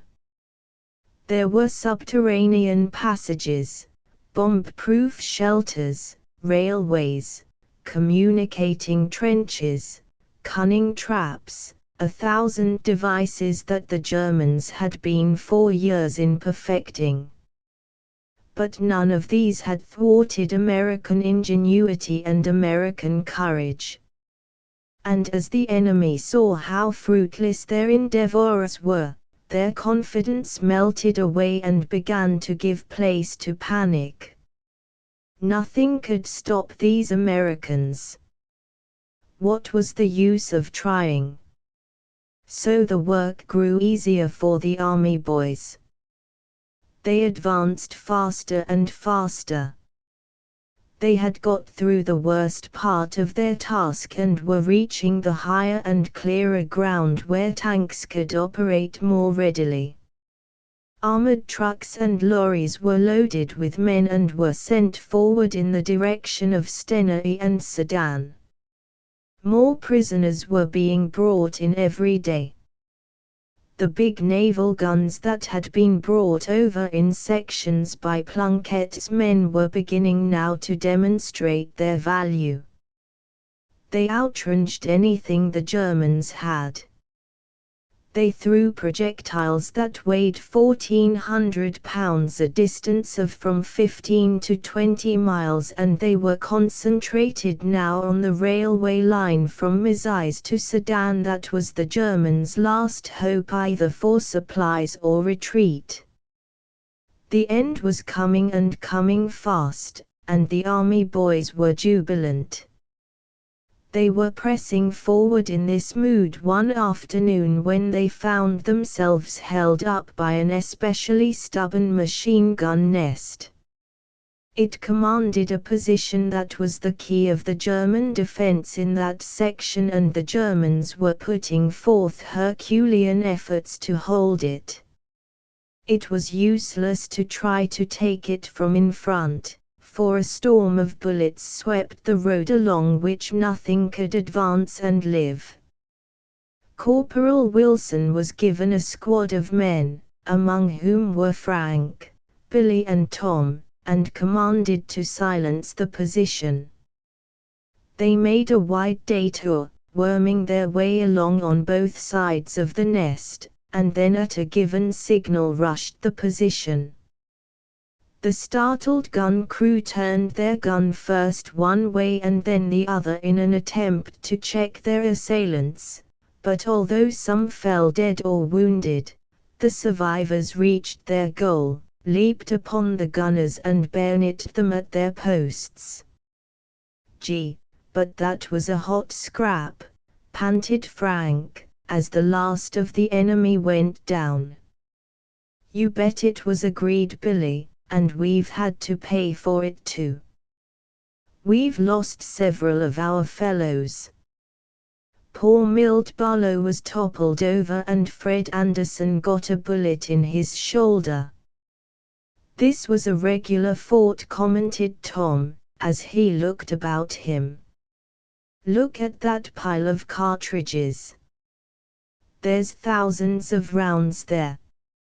As far as bullets were concerned, those fellows could have held out all day.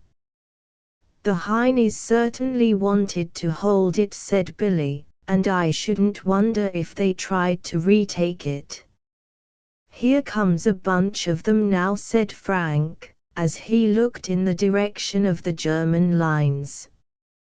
And they are opening up with artillery too, he added, as a shell came screaming through the air and exploded with a thunderous roar not 50 feet away.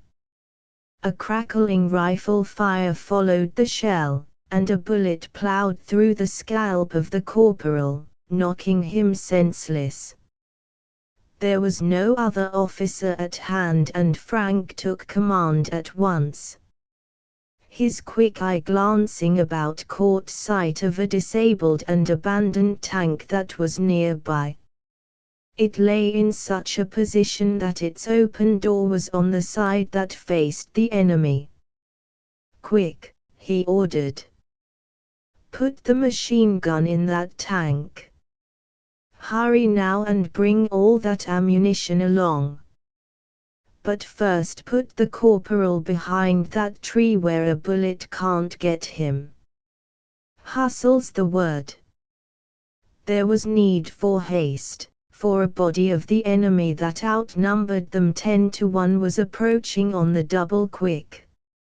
In a trice the wounded corporal was laid behind a tree in a position of comparative safety. The gun was transported to the tank, together with the ammunition, and the little party was ready for the attack. Frank, Billy and Tom were crowded inside the tank with the gun, while 4 others lay down behind it in reserve, ready to take the place of any of the crew who might be killed or wounded. Crouching as closely in the tank as he could, Frank slewed the gun around in the direction of the enemy and sent a hail of bullets against the advancing ranks. Men were seen to stagger and fall, but their places were taken by others and the Germans continued to come on. But that stream of fire kept up remorselessly, and at last the wave of attackers faltered, broke and fled. "They're running," cried Billy exultantly. "A lot of them will never run again," said Tom grimly, as he continued feeding the gun that Frank was aiming.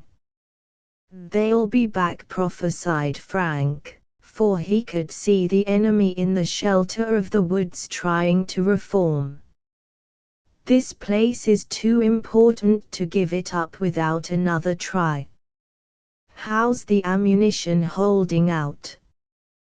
"Plenty yet," replied Billy. "There must be 1,000 rounds. And the best of it is that they are German bullets out of a German gun that we're feeding to Fritz."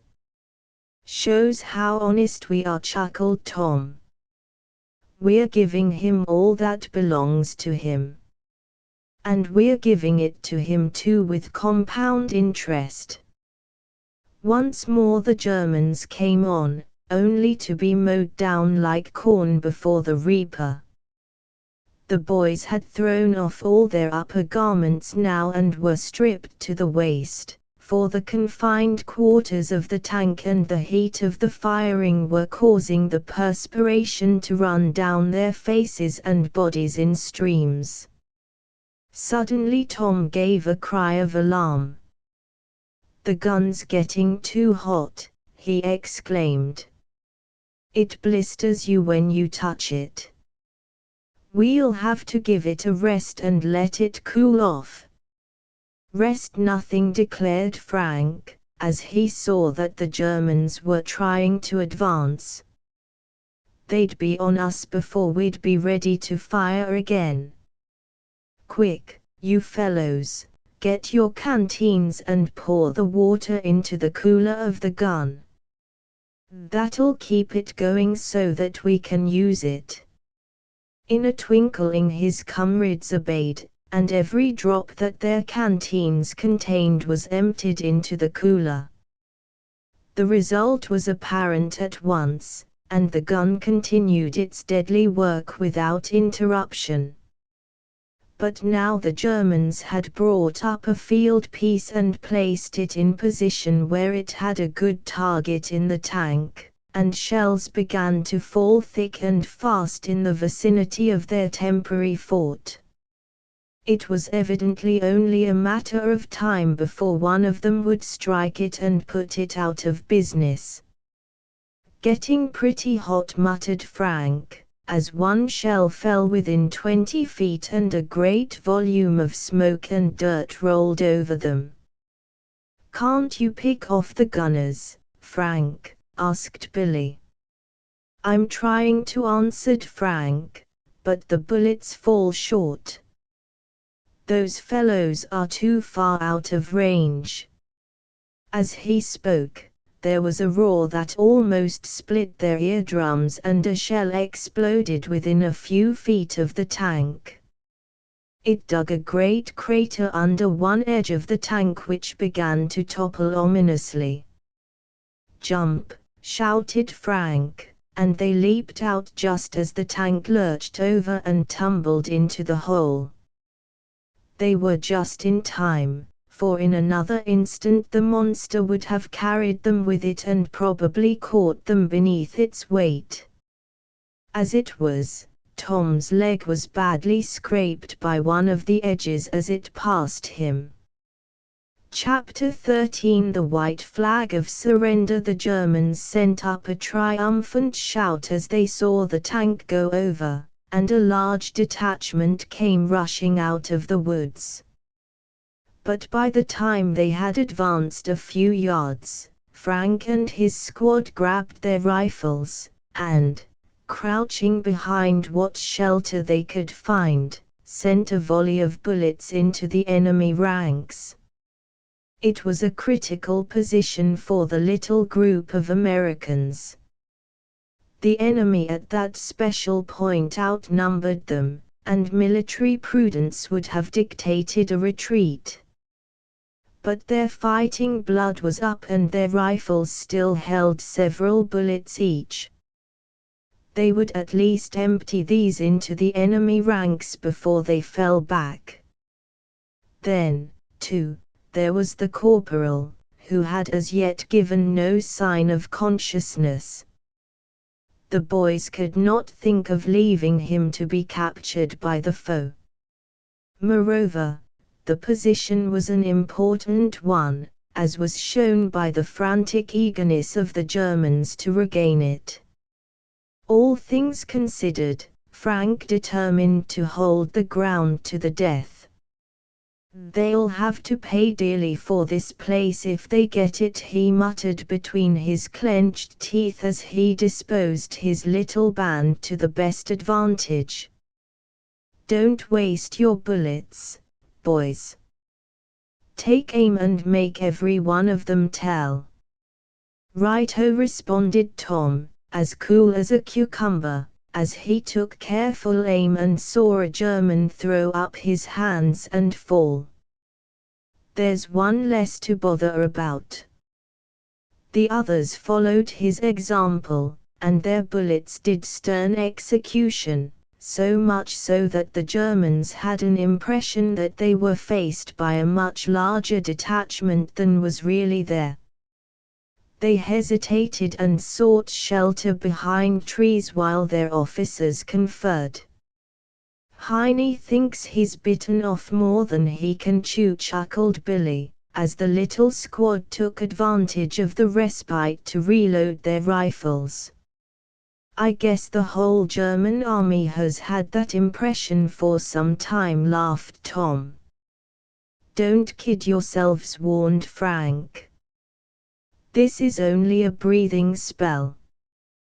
This position may come high, but they have to have it, and you'll see them coming on again in a minute." The words had scarcely fallen from his lips before the Germans appeared, with all their losses made up by the addition of new units, and came rushing toward them with an officer at their head, waving his revolver. "Something new for Heine," muttered Frank, as his eye ran along the stock of his rifle. The officers usually send their men forward while they themselves stay in the rear. His rifle spoke and the officer plunged forward to the ground. Good shooting, commended Billy, as a bullet from his gun also found its mark. But this time the Germans were bound on winning through, and they came on with determination. The distance between the two forces lessened to 100 feet, then to 80, then to 50. The army boys pumped lead into the enemy ranks as fast as their fingers could pull the trigger, and the German loss was heavy, but still they kept on. "Fix bayonets," commanded Frank, his eyes blazing, as the line got within 30 feet of him. "When I give the word, follow me." Another moment passed. "Forward!" shouted Frank, and the next instant he sprang forward with leveled bayonet, with his devoted little band close on his heels. There was a shout and a volley from the Germans, and 2 of Frank's men fell wounded, but the rest kept on, and in another second they were in the midst of the German ranks and giving them the bayonet. Stabbing and hacking, they hewed their way into the mass. And just at that moment there was a great cheer behind them, and a company of the old 37th with Captain Baker at their head came pounding along and threw themselves into the fight. The tables had turned and turned with a vengeance, and now it was the Germans who were outnumbered. They were already disconcerted by the savageness of Frank's attack, and the coming of the new foe threw them into a panic. They put up a show of resistance, but this soon vanished, and they broke and fled, pursued by the Americans, who did not pause in the work until they had rounded up the greater portion of the fleeing enemy as prisoners. The captain congratulated Frank and his comrades warmly for their gallant stand, but there was little time for talk, for much remained to be done. The prisoners were sent to the rear, and the wounded were gathered up and taken away to an advanced dressing station. The corporal, they were glad to be told, was not fatally wounded, although he would probably be in the hospital for a couple of weeks. "That means that he's probably fired his last shot at a Hun," remarked Frank. "By the time he comes out it will be all over but the shouting." "Come out of your dream," said Tom, who could never see what he thought was a bubble without a desire to stick a pin in it. "We're a long way yet from the Rhine." "But we're getting nearer all the time," chimed in Billy. "I'll bet we'll be sailing on it before Christmas." "And listening to the Lawlier singing," grinned Frank. "Yes," laughed Billy, "but it'll be a different song from the one she's used to. Instead of Die Wat'am Rhein she'll be singing the Marseillaise and the Star-Spangled Banner. I'll bet she's practicing up on it now so as to be ready for us." "I don't know what brand of dope you fellows are using," protested Tom, "but whatever it is I'd advise you to change it." But his comrades were better prophets than Tom was willing to admit, for that very night Frank had an interview with Colonel Pavard that changed his hopes into a certainty. The colonel was coming out of headquarters when he recognized Frank, who was on sentry duty nearby. The colonel came to Frank at once with his usual cordial greeting. "I suppose you have heard the news," he said. "No," said Frank. "What is it, Colonel?" The German delegates are coming to meet Marshal Foch, smiled the French officer, whose exultation appeared in his tones. Good, said Frank delightedly. They ought to be coming on their knees. Well, it amounts to that, laughed the French colonel. It means nothing less than surrender. They have been the first to cry quits. They asked your president to intercede with the Allies for them, and he told them that they would have to apply to Marshal Foch for terms. Ah, mon ami, that was a bitter pill for the Germans to swallow. But they swallowed it. The Marshal replied to them that they would have to come to his headquarters and he would tell them the terms on which he would grant their plea. So the Germans have appointed a commission to visit the Marshal and they are on their way now. They will reach our lines in an hour or two and then they will be taken in charge by French officers, blindfolded and conveyed to the Marshal's presence. And where is that? Asked Frank. Ah, that is a military secret, smiled the colonel, shaking his finger in mock reproof. The Germans would have been very glad if they had been able to find that out during the war. But they'll find it out soon enough now, he added with a laugh. I'd give a good deal to see the interview, said Frank. It would indeed be something to remember, agreed the colonel. I would give some years of my life if I could have that privilege myself. But I ought not to complain, for I at least will be able to see the opening scene of the great world play.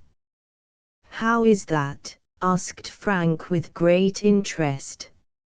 My regiment will be in charge of that part of the French line where the German delegates will first appear on their visit to the Marshal, replied the colonel. Their route has been planned out for them. The pleasant duty will devolve on me of having them blindfolded and then sending them on their journey under French escort. I am on my way back to my regiment now in order to have everything in readiness. For a moment I could almost wish that I were in your regiment, laughed Frank. And I would only be too delighted if you were, returned the colonel. The regiment holds no braver man. But wait a moment, he said, as a thought struck him. I will see what arrangements I may be able to make. He went inside headquarters again and after a few moments returned. I shall need a messenger, he said, to bring back certain details to your commander. I had at first intended to entrust that work to my orderly, but what you said gave me a new idea. I have asked your commander to let me take you with me for that purpose and he has readily agreed. You will be relieved from guard duty and you can take my orderly's horse and come along with me. My regiment is not a great way from yours, as our lines nearly touch, and you can be back in your quarters by midnight. Thank you 1,000 times, said Frank joyfully. You have put me under a great obligation.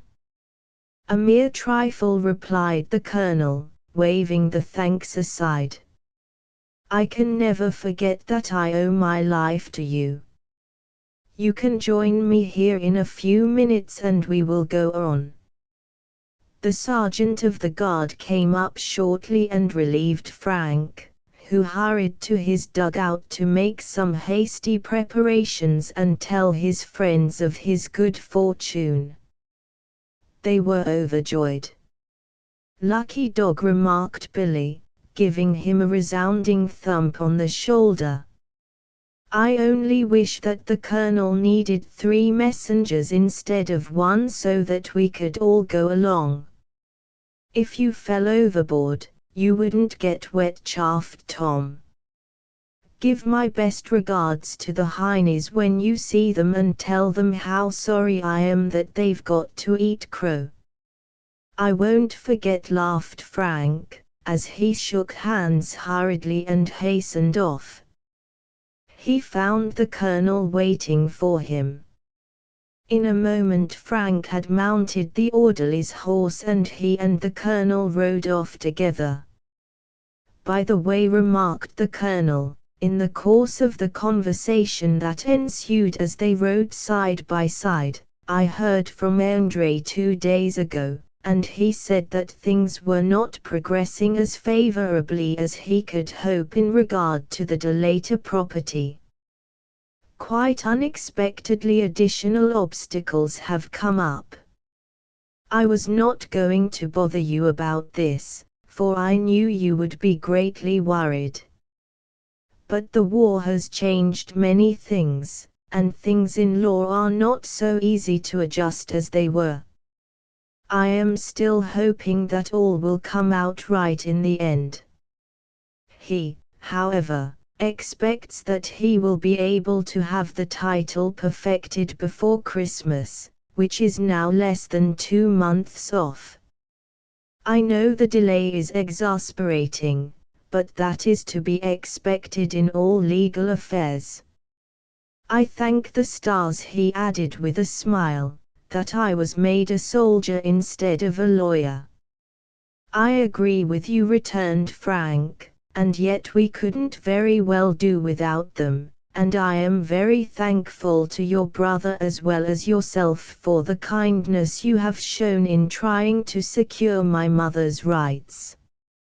Frank tried to speak lightly, but he was forced to heave a heavy sigh.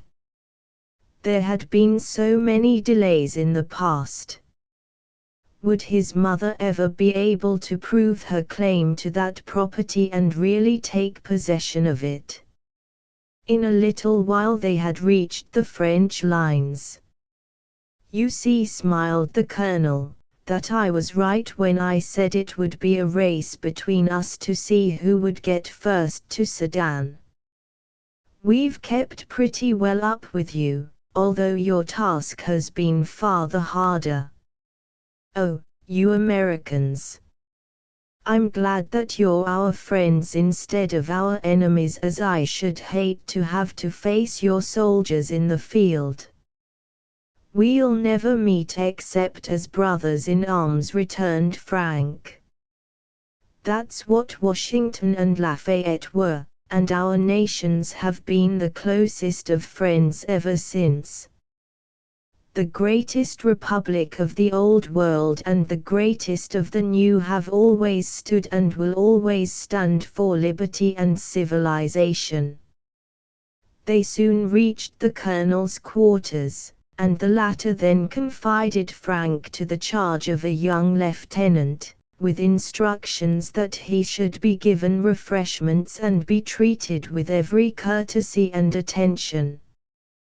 The young fellow was of about the same age as Frank, and was delighted to find that the latter spoke French almost as perfectly as himself. They were soon chatting together like old friends. Throughout the regiment there was an attitude of solemnity and expectation. The men had been told of what was coming and it had thrilled them with a feeling too deep for words. They stood at rest in the darkness, and few words were interchanged. Each was realizing that the end of the 4 years of agony was in sight. France and her allies had won their fight. The brutal, beastly power that had sought to drench the world in tears and blood and sow it with graves had been brought to its knees. Right had conquered. Men could stand erect instead of crouching as slaves. The would-be oppressor, cowed and cringing, had come to beg for mercy. Suddenly at a turn of the road a stream of light flashed out, and there was a stir in the ranks. The light came nearer, and it could be seen that it came from a large automobile that was rapidly approaching. Other cars followed and the landscape was flooded with light. But the thing that thrilled Frank to the marrow was this: over every car floated a white flag. Chapter 14 Victory. The Hun was beaten at last. Those white flags meant surrender, defeat. The bully of Europe was whipped. Germany's wild and wicked adventure was ended. She had appealed to force and force had answered her. The pirate flag, the flag of the skull and crossbones, had been hauled down. In its place was the white flag that admitted defeat and sued for terms. The cars drove up to where Colonel Pavet and his officers were standing.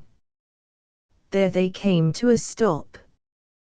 One by one, the German peace delegates descended from the car.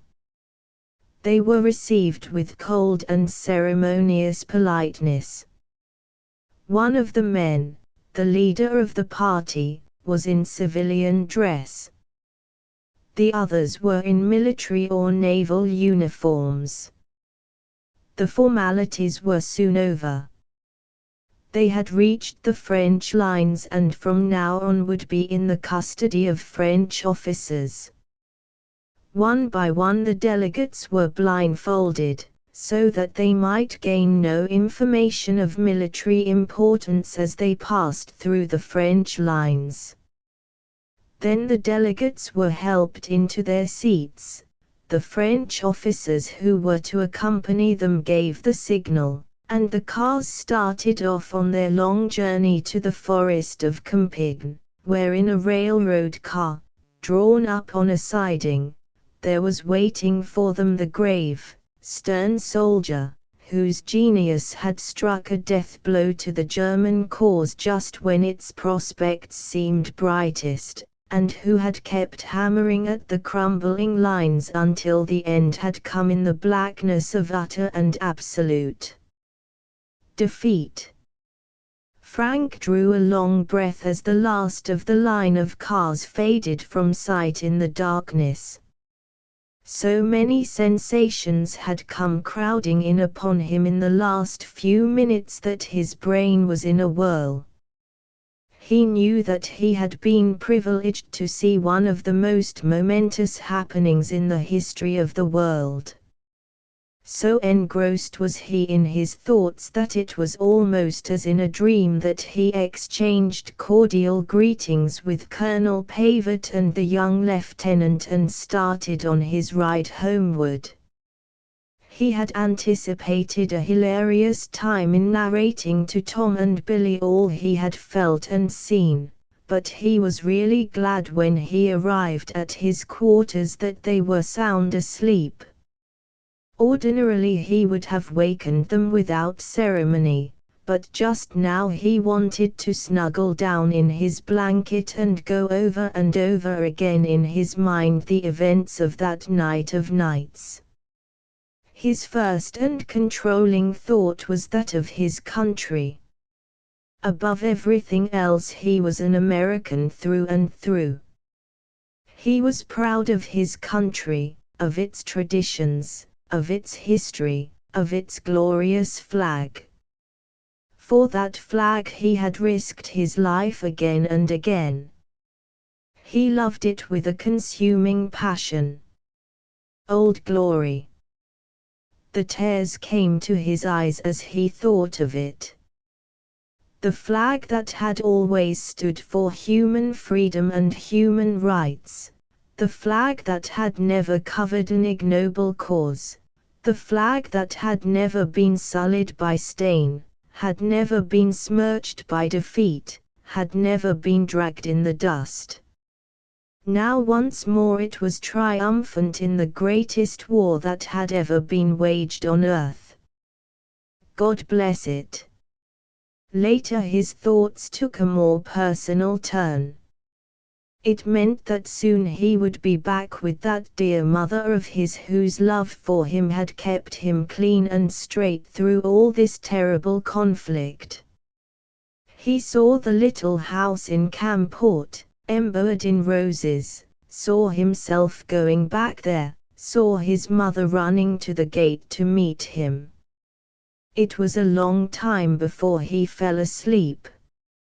In the morning he was his own jolly carefree self again, and it was well that he was, for he was besieged with questions by his chums concerning all the details of his experience. "Well, you haughty diplomat," was Billy's greeting, "have you settled the terms of the armistice? Have you ordered the Kaiser to be shot? Out with it, now." "Hardly that," laughed Frank. "I was simply a looker-on among 1,000 others. But I tell you what, fellows, it was something worth looking at. It was something I shan't forget as long as I live." "I bet you won't," returned Tom. "How did the Huns look?" "They didn't look as though they enjoyed it much," returned Frank. "In fact, they looked very much like men who were going to be stood up before a firing squad." One of them reached out his hand to Colonel Pavet, but the colonel was looking over his head just at that moment and somehow failed to see it. He was very polite though. You know the Frenchmen are great sticklers when it comes to matters of etiquette and form. "How long have the Heinies got to decide whether they'll sign the armistice or not?" asked Tom. "The colonel told me that they'd have 3 days," answered Frank. "Let's see, yesterday was the 7th of November. Today's the 8th. They'll get there sometime this morning. That will give them till the 11th to sign, next Monday morning." "Suppose they don't sign it," suggested Tom gloomily. "So much the worse for them then," answered Frank. "Instead of losing their boots and shirts they'll lose their hides as well. But they'll sign all right, never fear. The colonel says that they're running around in Berlin like wild men. Ludendorff has resigned and the Kaiser has left Berlin to go to the army headquarters at Spa for protection. The Crown Prince is afraid to be seen in the streets. You see, the Heinies have been fed up on lies so long that now they're learning they're licked, they're going crazy. And naturally they're turning on the men who have been lying to them. Oh, it's quite a different Berlin now from the one that hung out the flags and rang the bells when they heard that the Lusitania had been sunk and a lot of women and babies drowned." "Well, now we've got some news," said Tom with a sober face, "and it isn't very good news either." "What is it?" asked Frank in quick alarm as his thoughts turned instantly to his absent chum. "Don't tell me that anything has happened to Bart." "He isn't dead," Billy hastened to explain. "But he's disappeared from the hospital." "Disappeared?" replied Frank in dismay. "What do you mean by that?" "Why," said Billy, "it seems that he has been out of his head. You know he was delirious the last time we saw him. Well, one of the fellows who was in the hospital with him came back to duty last night and told us that about 3 days ago, when the nurse's back was turned, Bart slipped out of a door or a window, and when the nurse came back he wasn't there. Nobody saw him go and nobody has the least idea what has become of him." Frank was unspeakably shocked by the news. Bart had become to him little less than a brother, and the various experiences they had been through together since they had been in the army had strengthened and deepened this feeling. But what could have happened to him, he asked desperately. What will become of him? It's horrible to think of his wandering around in this forsaken stretch of country. He may wander into the German lines and be shot or taken prisoner. I don't think that, said Billy soothingly. The chances are all against it. He'd have to pass through our lines to do it, and it's dollars to donuts that he couldn't do it without being seen. At any minute we may hear that he's been found and taken back to the hospital. At any rate, we know that the wound he got didn't kill him, and while there's life there's hope. Yes, said Tom, who for once felt that it was up to him to look on the bright side of things in view of his friend's evident distress. Bart's worth a dozen dead men yet. Think how many things he's been through and yet turned up as right as a trivet. Keep up your spirits and hope for the best. They spoke with a confidence that they were far from feeling, for they knew what they refrained from telling Frank, that a most careful search had already been made without disclosing the slightest trace of Bart's whereabouts. Frank was badly shaken by the news he had heard, and it was fortunate for him that the work that yet lay before the army was such as to engross his mind and keep him from brooding. For the Allied commanders were taking no chances. They knew too much of German duplicity to rely on their good faith in any matter. The nation that regarded solemn treaties as scraps of paper was not to be trusted in the slightest particular. Only when the mad dog of Europe should be finally tied and muzzled could the Allies afford to relax their efforts in any degree. So the word had gone forth that for the next 3 days the fighting should be pushed as sternly and unrelentingly as ever. The Germans on their side had an especial reason to make as good a showing as possible while the terms were being debated. If they could show that they were further from collapse than the Allies had supposed, the latter might be willing to moderate their demands. So for 3 days more the fighting continued with unabated bitterness. And the Allies were not to be denied. In every part of the wide-flung battle line they kept on winning. And in the Argonne and on the Meuse, where the Americans were winding up their task, those days marked a succession of victories.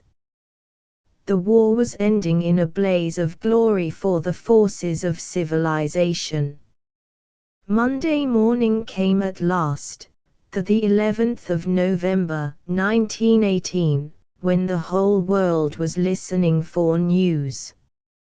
And the news came. It sped across the ocean cables, it flashed through the air by wireless, it set the bells ringing and the whistles shrieking in every part of the Allied world, it sent the people of Paris and London and Rome and New York into the streets in thankful and rejoicing throngs. It thrilled both hemispheres and all the continents. Only in the capitals of the Central Powers did it sound like the knell of doom. It came, too, to the battlefronts, came in a clarion note of bugles that woke the men from sleep.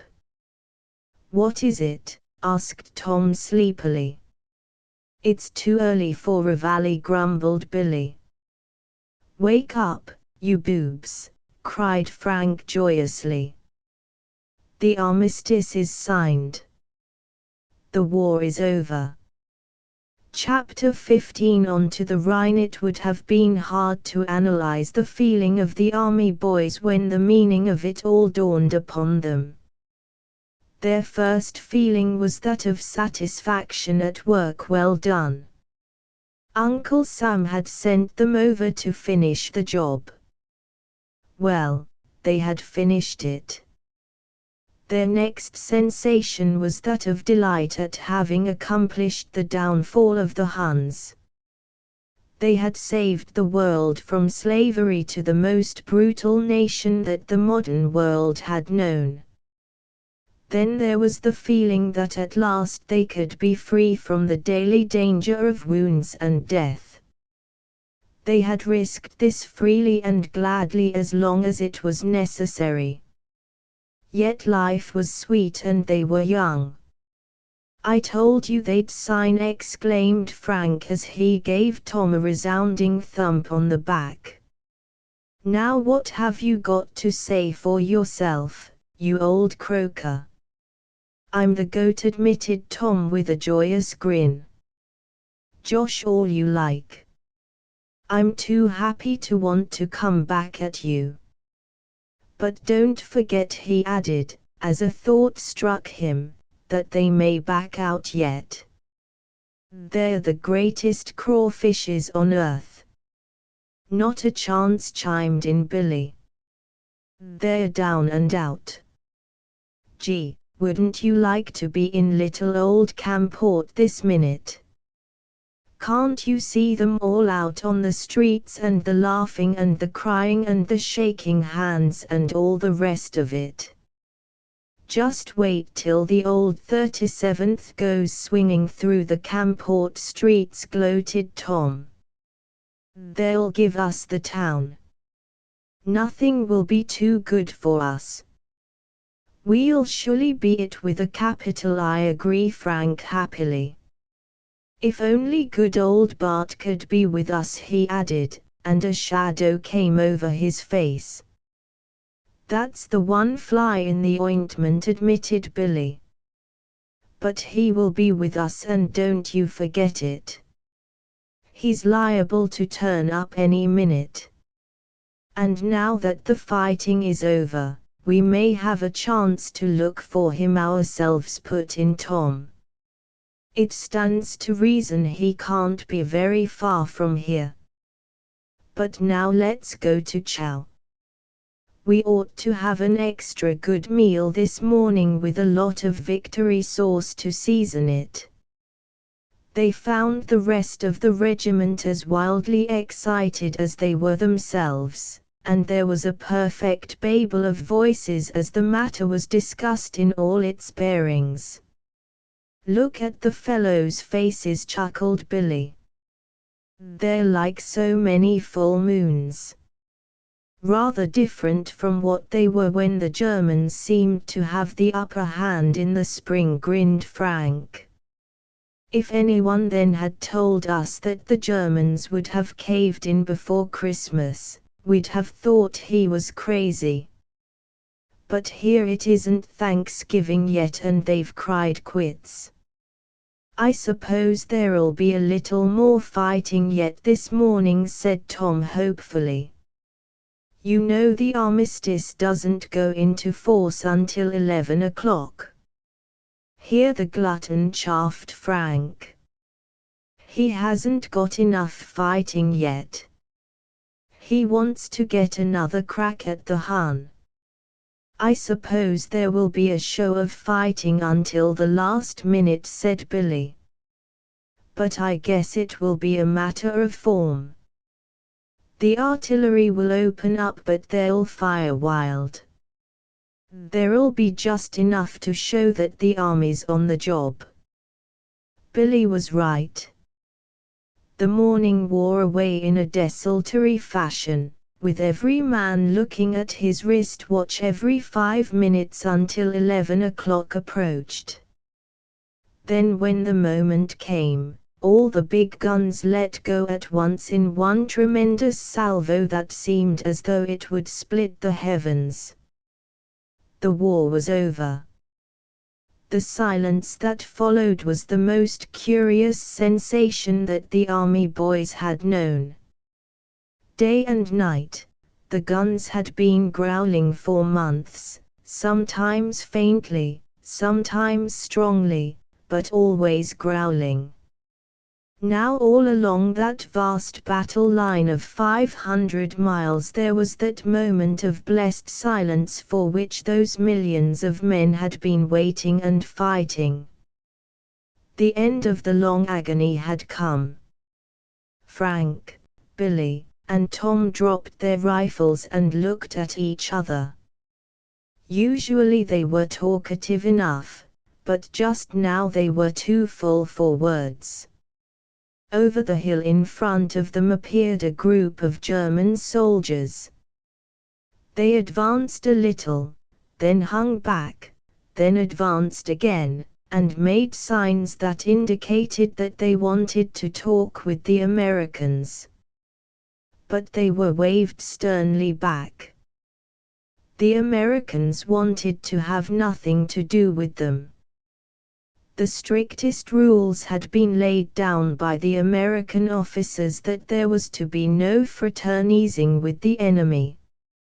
While hostilities had ceased, the war was still formally regarded as being on until the actual treaty of peace was signed. It might yet be necessary to take up arms again, and the Americans were going to take no chance of German propaganda getting in its nefarious work. "A mighty good rule it is too," commented Frank, as he saw the discomfited Germans slink back into their own lines.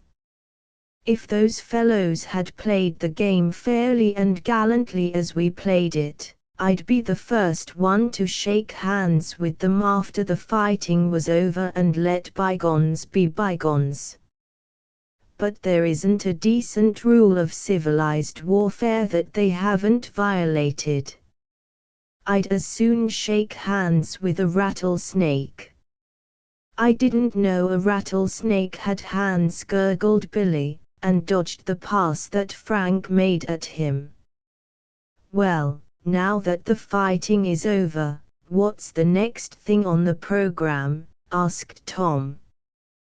"Where do we go from here, boys? Where do we go from here?" chanted Billy. "That's a question for our officers to settle," remarked Frank. "Of course we'll all go back to the good old USA eventually. At that, it will be a tremendous job to get over 2 million men back to the States. But I imagine a good many of us will have to stay over here and do police duty until the peace treaty is signed. Let's go down to the headquarters bulletin board and see just what the armistice terms are. That may give us a little light on the subject." The men had been given liberty now to leave the ranks, and they found a great crowd gathered about a number of bulletin boards where the printed terms of the armistice had been posted. So great was the throng that they found difficulty in getting near the announcements. "Here," said Frank, giving Tom a push.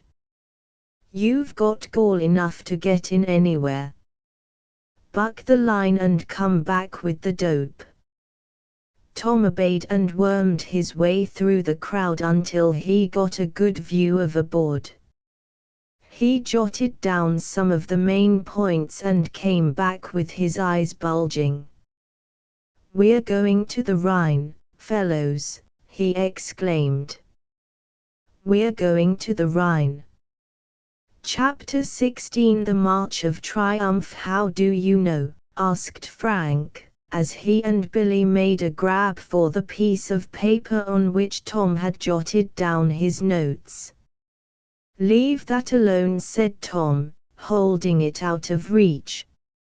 "I had the work of getting this stuff and I'm going to have the pleasure of telling you the news." "Get busy then," adjured Billy impatiently. Before I tell you anything else, said Tom, listen to this. The Kaisers skipped. What? They exclaimed in chorus. Straight goods, vowed Tom. He ran away like a cur. He didn't even wait till the armistice was signed. He struck out like a coyote for Holland yesterday. He had a special train waiting for him. Yellow all through, exclaimed Frank in disgust. He's a hero, I don't think, remarked Billy. They say that the crowd in Holland guyed him something awful while he was at the Isden railroad station, went on Tom. Told him that wasn't the road to Paris and a lot of other little things like that. What's become of the Clown Prince? Grinned Frank. Oh, he's skipped too, just the same as Papa, laughed Tom. They don't know just yet where he's gone to, but he's also among the missing. They're a precious pair, grunted Billy. But it won't do them any good. The Allies will get after them yet and yank them out of their holes. We'll hope so, said Frank. I'd like to have them both put in a cage and exhibited in every city of the world. But let's lay off his royal nibs and get down to brass tacks. How do you know we're going to the Rhine? I don't exactly know that we are, confessed Tom. But I do know that a big army of our men are going, and it stands to reason that since we're the nearest to the Rhine, we'll be in the bunch. At any rate, even if our special regiment isn't going, I don't think we'll have any trouble in taking the place of some of the others who would rather go back to the States right away. Are you game to go if we can make it? I am. Same here, ejaculated Billy. I am too, said Frank a little more slowly. The only thing is that under other circumstances I'd be anxious to get home on my mother's account. But I've got to stay over here anyway until her property affairs are all closed up. So I'm with the rest of the bunch. Good, said Tom and Billy in one breath. You see, it's this way, went on Tom, referring to his notes. The Allies are going to occupy all the German territory on this side of the Rhine. Then in certain parts they're going to cross the Rhine. You see, there are 3 great crossings, one at Koblenz, one at Mayence and another at Cologne. The Allies are going to occupy a bridgehead 18 miles in size on the other side of the Rhine at these crossings. That'll cage up the Heinies so that they couldn't get back into France and Belgium even if they wanted to. Won't they feel sore to have Allied soldiers on the sacred soil of Germany? Grinned Billy. And have to take off their hats every time the Star-Spangled Banner is played, laughed Frank. I tell you, it will be a bitter pill for those fellows to swallow. It sure will, agreed Tom. But wait till you hear the rest of the armistice terms. They've surely made a thorough job of it. They've taken away from Heine everything except his shirt, and he'll have to borrow a barrel to go home in. Is it as bad as that? Chuckled Billy. Worse, replied Tom. Just listen to this and judge for yourself. The Germans have got to give up 5,000 heavy and light field guns, 1,700 airplanes, 3,000 trench mortars, thousands of machine guns, all their submarines. For the love of Pete, interrupted Billy.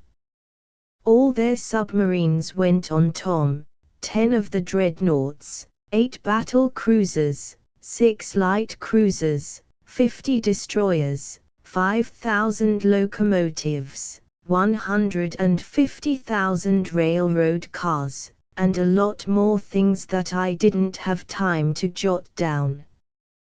But that will give you some idea of what our victory means to us and what defeat means to them. It hasn't turned out a very profitable thing for the fellows that set out to loot the world, has it? Well, it clinches the whole business anyway, remarked Frank. It makes it impossible for Germany to resume the war even if she wanted to, and as far as that's concerned, the armistice is just as good as an actual treaty of peace. Exactly, agreed Billy.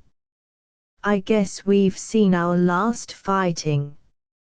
And it sure has been some fighting, observed Frank, as his thoughts went back over all the events of the last few months. It's a miracle that we've lived through it.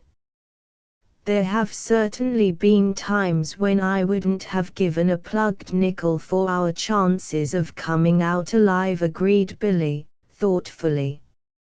Oh, if only Bart was here to celebrate with us. For the rest of that day they took the ease and comfort that they had so richly earned. The camp rules were relaxed and it was a general holiday. They were conscious of an immense weariness of body, as the reaction came from the strain under which they had so constantly labored, but their mental exhilaration was so great that they were supremely happy. It was a curious experience to be able to walk erect in perfect security, without having to crouch behind a tree or a trench or throw themselves to the ground at the approach of a shell. It was a day of peace and they enjoyed it beyond measure from the contrast with the terrible days that had gone before. But the next morning a stir ran through the regiment. The old 37th had been chosen as one of the units of the Army of Occupation. The news ran like wildfire through every company and there was a furbishing of arms and a rattle of harness and all the myriad sounds of a regiment on the move. I told you we'd be chosen, chortled Tom. When you're looking for a prophet, don't pass me by. You hit the nail on the head all right, admitted Billy. Now we'll relieve the Heinies from their task of watching the Rhine, laughed Frank. From this time on it will be strictly an American river. By noon of that day all preparations were completed. The old 37th took its place in the line, the bands struck up, and with Old Glory floating proudly overhead the long column swung off toward the line of the German border. Chapter 17, Friends or Foes. The army boys marched on with light hearts and swinging steps in the front rank of their regiment. It was a perfect day, with just enough snap in the crisp air to bring the blood to their cheeks and make marching a delight. There was no more fighting to be done, no batteries to storm, no machine gun nests to be rooted out, no more danger of maiming and death. Despite this, however, there was no lack of military precautions on the part of their officers. Engineers went first to see that bridges were in shape for crossing and to detect and explode hidden mines before the main body of the troops came along. There were also chemical experts to test the water of the wells and see that they were not defiled or poisoned. Such precautions would have been unnecessary for some foes, but the Americans knew with whom they had to deal. Above the marching columns swayed a number of observation balloons from which the observers were able to see miles ahead of the troops and note how fast the enemy withdrew. Later on, these were joined by a flock of airplanes. It had been arranged that the Germans should withdraw, keeping a certain number of miles ahead of the advancing American troops. For the sake of avoiding any unfortunate clashes, this distance was enough as a rule to keep the opposing forces out of sight of each other, but at times, when the American forces mounted a hill, they could see in the distance a long line of German soldiers wending their way in the direction of the Rhine. Not the kind of home trip that they expected to make, grinned Tom. They thought that they'd strut into Germany with our scalps hanging to their belts. Don't worry, laughed Frank. I'll bet right now they're telling each other that they really licked us. They're the greatest self-kidders in existence. Their minds are cross-eyed. They never see anything straight. You see, if when those fellows reach Germany the people don't come out to meet them as conquering heroes. It's a great system. You win when you lose. They remind me of the story of the fellow who boasted that he had kept the other fellow down by firmly inserting his nose between his adversary's teeth, chuckled Billy. But look at these fellows coming along the road in rags. By Jove, they're Americans too. They're prisoners, let loose by the Germans, exclaimed Frank. And look at their faces. They're nothing but skin and bones. That's what the Germans have done to them. The poor fellows in question were gathered in at once and given food and medical attention. They had harrowing tales to tell of their experiences in German prison pens, of hunger and brutality and abuse that made the blood of their hearers boil. And to think of the way we fattened up the prisoners that were in our hands, exclaimed Tom bitterly. When I look at these poor fellows it makes me sorry the war is over. I'd like to get just one more crack at the Huns. The men had been turned out without food or sufficient clothing that morning or the day before to find their way back to their lines as best they might. They were met in increasing numbers as the lines advanced, and it was lucky for the Germans that the army that looked on these sights did not have the fixing of the terms of the peace treaty in their hands.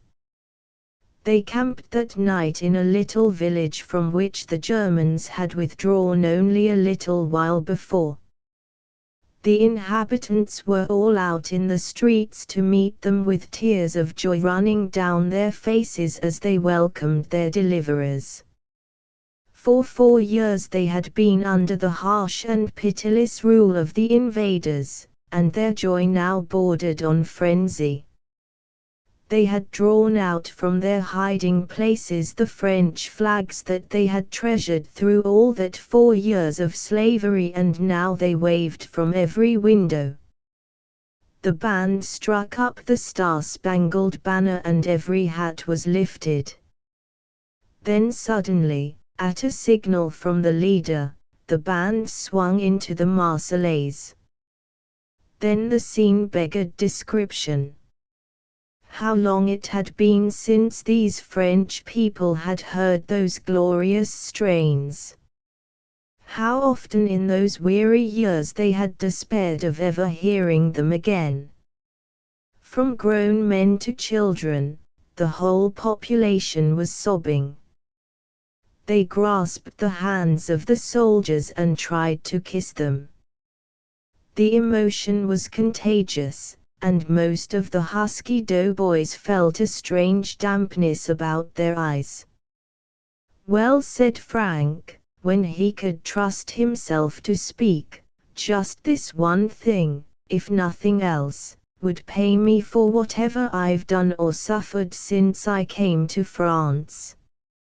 And this experience was paralleled in every French town through which they passed. Everywhere it was the same story of oppression, of robbery, of slavery, of men deported against all the laws of war to toil in German fields or factories, of girls torn from the arms of shrieking mothers and carried off, never to be seen or heard of again, of cruelty just for the sake of cruelty. And now that the Germans had been driven out in ignominy and defeat, these stalwart young Americans who had helped so largely to compass that defeat were looked upon almost in the light of demigods. Nothing was too good for them, although the scanty means of the people were pathetically small. Attentions were showered upon them. Little school children stood in rows and shyly held out bouquets of flowers. A hideous nightmare had been lifted from the land. The plan of the advance called for 2 days of marching and then 2 days of rest. Everything moved with military precision and the schedule was strictly maintained. Now and then they saw some Germans in uniform, but these were members of the medical corps who had been left behind, by agreement with the Allies, to take care of such German wounded as could not be moved. At other times, a car would drive up with some group of German officers who found it necessary to consult with the American officers about some matter connected with the fulfillment of the terms of armistice. But in general, that hated field gray uniform was conspicuous by its absence. Soon the Americans had crossed the French border and reached the province of Luxembourg. Here there was a grand review of the troops. The Grand Duchess of Luxembourg stood on a balcony of the palace in company with General Pershing and received the salutes of the soldiers as they marched past. It was a beautiful city, and the army boys were not sorry when they learned that they were to stay there for 2 days before resuming their march. "It'll seem good to get out from a tent and sleep under a roof again," remarked Frank. "I've rather got fed up with tent life myself," agreed Billy. "I wonder where they're going to put us up." "I don't care much," observed Tom, "provided that the beds are clean and the grub is good." On consulting their billet they found that they had been assigned to a house in the suburbs of the town. They had little difficulty in finding it, and were pleased to see that the house was a substantial one, where the food and beds on which Tom had laid stress were likely to be good. "I wonder if they talk English," said Frank, as they rang the bell. "It doesn't matter much whether they do or not," replied Tom. "I'm pretty good at the sign language when it comes to getting something to eat. You'll notice that I didn't go hungry in Paris." The door was opened by a maid, who ushered them into a pleasant and tastefully decorated living room, while she took the billet to her mistress. While they were waiting for the latter to appear, 2 young girls passed the living room door. One was a brunette and the other of a blonde type, but both were undeniably pretty. They evidently had not been apprised of the presence of strangers in the house, for when they caught sight of the boys in uniform they seemed slightly startled and hurried up the stairs. "Peaches," murmured Tom when they were out of earshot. "They're not hard to look at," agreed Frank carelessly. "And we're only going to stay here 2 days," mourned Billy. "Hardly time enough to get acquainted. I hope they're able to talk English." "Frank's got a chance in 2 languages," said Tom enviously. "He always was a lucky dog." Their chaffing was interrupted by the entrance of their hostess. Frank acted as spokesman of the party and spoke in French, as he thought he would be more likely to be understood. But he was surprised and somewhat disconcerted when the lady told him in perfect English that she did not understand French, and looked appealingly to Tom and Billy. Frank changed at once into his native tongue, with a laughing explanation, and the conversation soon grew easy and unconstrained. Their new hostess stated that her name was Edsel and that she was a widow. Her family consisted of 2 daughters, Helen and Alice, and her father, who was infirm and advanced in years. The family was American but had been residing abroad for years. She would be glad to make their stay as comfortable as possible. She called the servant and had them shown to their rooms, which they found pleasant and well furnished. They spent an unusual amount of time on brushing up, and it would not have required a very shrewd guess to determine that this special care was not without reference to the 2 pretty girls whom they knew they were to meet at table.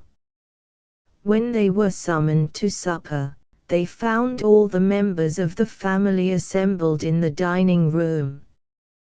They were introduced to the girls and to the old father. The latter had a worried look in his sunken eyes, and kept muttering to himself at times in a way that made the boys feel that he was not altogether right in his mind, and this made them think of the missing Bart. The supper was good and well served, and they were soon chatting pleasantly together. Tom was especially attentive to Alice, the brunette, while Billy devoted himself to her blonde sister, Helen. Frank made himself generally agreeable, chatting with his hostess and occasionally addressing himself to the old man. The latter would arouse himself and make some reply which showed that he had not fully grasped what Frank had been saying. Then he would relapse into his moody muttering, and Frank, for fear of embarrassing him, finally left him to himself. Suddenly something that Helen was saying to Billy caught Frank's attention. "Yes," she remarked, "when we were living in Koblenz." "Koblenz," ejaculated Billy. "Why, that's in Germany." "Certainly," she replied in some wonderment. "Why, what of it?" Frank caught a warning look that her mother directed at Helen. Chapter 18 A perplexing question. "Why, nothing," stammered Billy, a trifle embarrassed. "I didn't know that you had ever been in Germany." "Didn't Mother tell you?" asked Helen. "We lived in Koblenz for years." Here Mrs. Edsel intervened. "I didn't mention it," she said quietly, "because it is a matter of no importance. Yes, we did live in Germany for some years before the war broke out. My father had come over from America to take charge of a branch importing house at Koblenz. My husband had died, and we came with my father.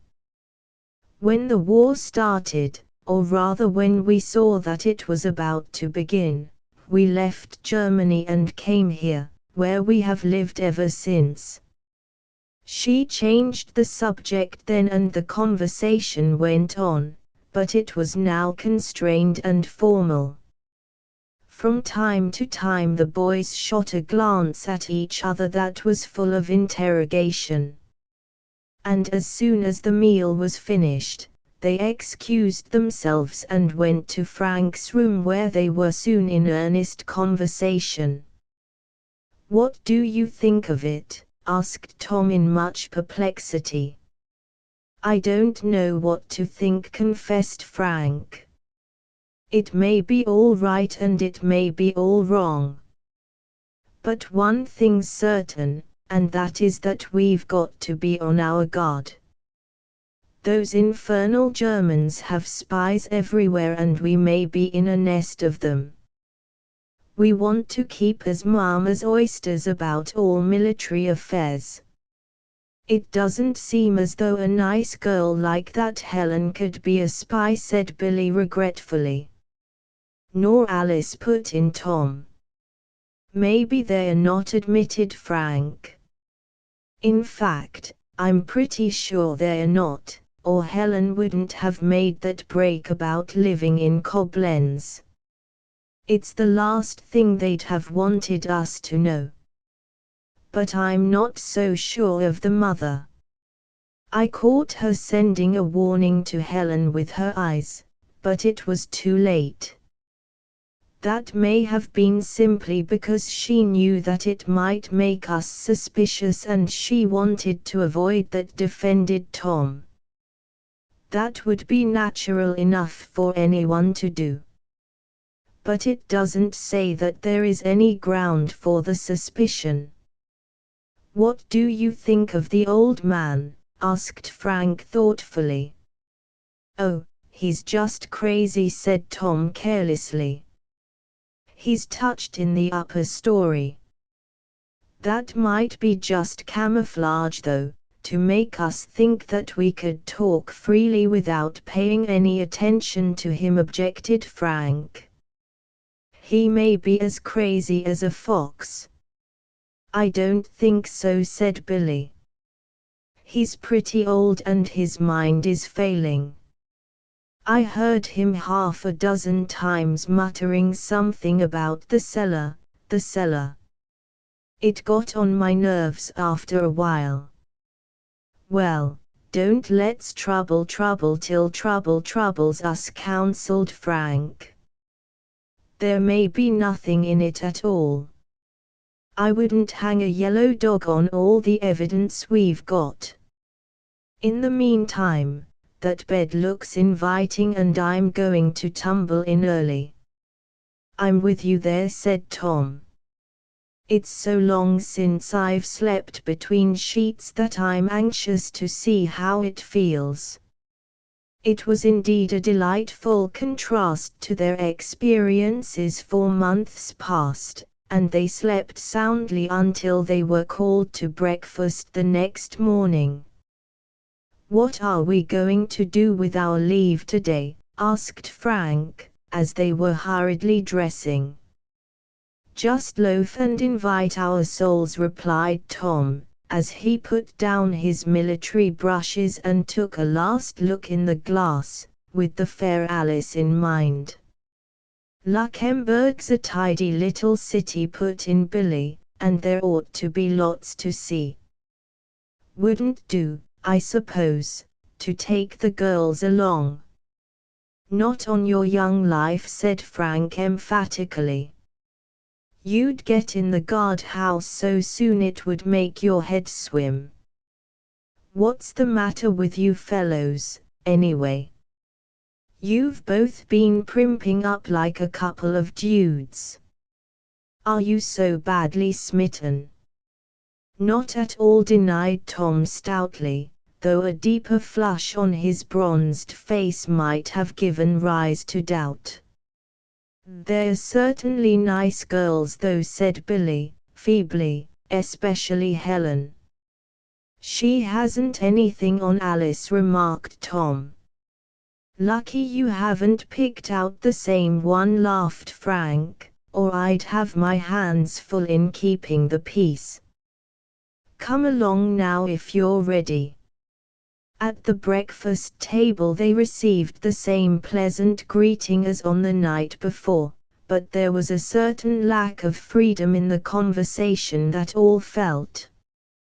The little element of suspicion that had been aroused by Helen's remark still persisted. The boys kept a guard on their lips as regarded all military matters, and as just at that time there was little to talk about except the war, the remarks made were few and far between, and they felt relieved when the meal was finished. Perhaps Billy and Tom were exceptions, for although they did not say much with their lips, their eyes were eloquent in the glances they stole at the girls. It was necessary for the army boys to report at the quarters of the regiment, but after that formality was through with they had no difficulty in getting leave and started off in high feather to enjoy their unaccustomed freedom. There was a host of places that well repaid their visit: museums, picture galleries, the quaint old-world buildings, the great cathedral, and others equally noteworthy. It was such a relief to be among scenes of peace after the horrors and bloodshed of so many months that they enjoyed it doubly. They took their dinner at a hotel, where though the prices were high the food was surprisingly good, and toward evening returned to the home where they had been billeted. As they neared the house, they saw a man loitering near it who seemed to have no special business in the vicinity, but kept sauntering to and fro smoking a cigar. As he saw them coming, he hesitated a moment as though half inclined to turn and go in the other direction, but seemed to think better of it, giving them a quick, sharp look as he passed them. He was in civilian dress and at first they thought he was a native of the place, but his face showed that he was unmistakably an Englishman or an American, they were not sure which. "Wonder what that fellow is hanging around here for," Tom remarked, as they went up the steps of the house. "Oh, the streets are free, that is to everyone but a German, and that chap isn't that," remarked Billy. "Perhaps it's some love-lorn suitor of one of the girls," suggested Frank mischievously. "I don't like his face," said Tom sourly. "He has a villainous look," added Billy. "Jealous already, eh?" laughed Frank. "I surely got your goat that time. He looks all right to me. I'd better get you fellows into the house before there's murder done." Chapter 19. The Lone Straggler. The army boys were getting ready for supper, and Frank noted with some amusement that under one pretext or another Tom and Billy took occasion to go frequently to the window and look out. "Is he there yet?" he finally asked of Tom. "Who?" asked Tom innocently. "That deadly rival of yours," chaffed Frank. Tom flushed a little. "Quit your kidding," he replied. "Yes, he is there. I've half a mind to go out and ask him why's he hanging around." "I guess that would be assuming a little too much," laughed Frank, and as the summons to supper came just then the matter was dropped. "I hope you enjoyed your holiday today," remarked Mrs. Edsel, when they were seated at the table. "Very much," Frank answered. "Luxembourg is a charming city. We only wish we were going to be in it longer."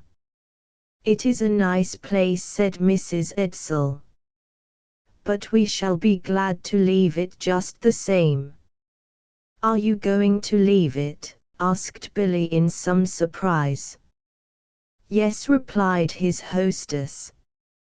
"We are going back to Koblenz. My father's property was seized there by the Germans when we left, and we are anxious to go back to reclaim it, now that the city is going to be under American control." Tom and Billy did not attempt to disguise their pleasure at the news, but Frank, although he politely expressed himself to the same effect, was not without a certain uneasiness. All his doubts of the night before came back to him. Was business the real reason why the family were returning? Or was it because their sympathies and affections called them back to German soil? It was certain that the old man, whatever he may have been when he left Koblenz 4 years before, was now in no shape to carry on business. Still, of course, the family would naturally want to get back their property, even if only to sell it and afterward go to America. He stole a glance at the old man. The latter had brightened visibly when Koblenz had been mentioned, but he soon relapsed into his usual silence, broken only by muttered references to the cellar. Frank made up his mind that he would speak to his chums again about the matter. But after supper, the party adjourned to the living room, where the girls played and sang to them, and Billy and Tom were in such high spirits when the boys finally went up to their rooms that Frank concluded not to dampen their pleasure by bringing the matter up. The next morning they took their leave, with many thanks for the hospitality that had been extended to them and expressions of hope that they would see them again in Koblenz. Billy and Tom laid especial stress on this latter point, and Helen and Alice did not seem at all averse to the prospect. The regiment started off again on its long hike, refreshed and rested after its 2 days' stay in Luxembourg. Their journey soon brought them to the Moselle River with its quaint villages and picturesque castles, and they pursued their way along its banks for many miles. They were not yet on German soil, though they were rapidly approaching it. In every place they entered, they were received as deliverers. The people turned out in force to greet them with acclamations. And they all had American flags ready to wave in honor of the Americans. Many were not just sure how the flags ought to be made, and there were often as many stripes as there were stars. In some places the people had no cloth, as almost every scrap of it had been carried away by the Germans, but they used paper instead, and although the results were not always artistic and in fact were sometimes laughable, none of the boys laughed, for they knew how deep the emotion was that prompted the demonstrations. One day when they were taking their noonday rest of 2 hours, the boys saw Dick Lever coming toward them. They fell upon him with delight. "Well, Dick, old man, is it really you?" asked Frank, after they had pounded and mauled him to their heart's content. Nobody else, grinned Dick, as he released himself. "What kind of a rough house do you call this anyway? How does it feel not to bring down your daily German?" laughed Billy.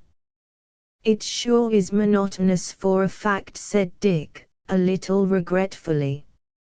"I find myself looking around every once in a while to see if one of them is bearing down on me. But there's no such luck.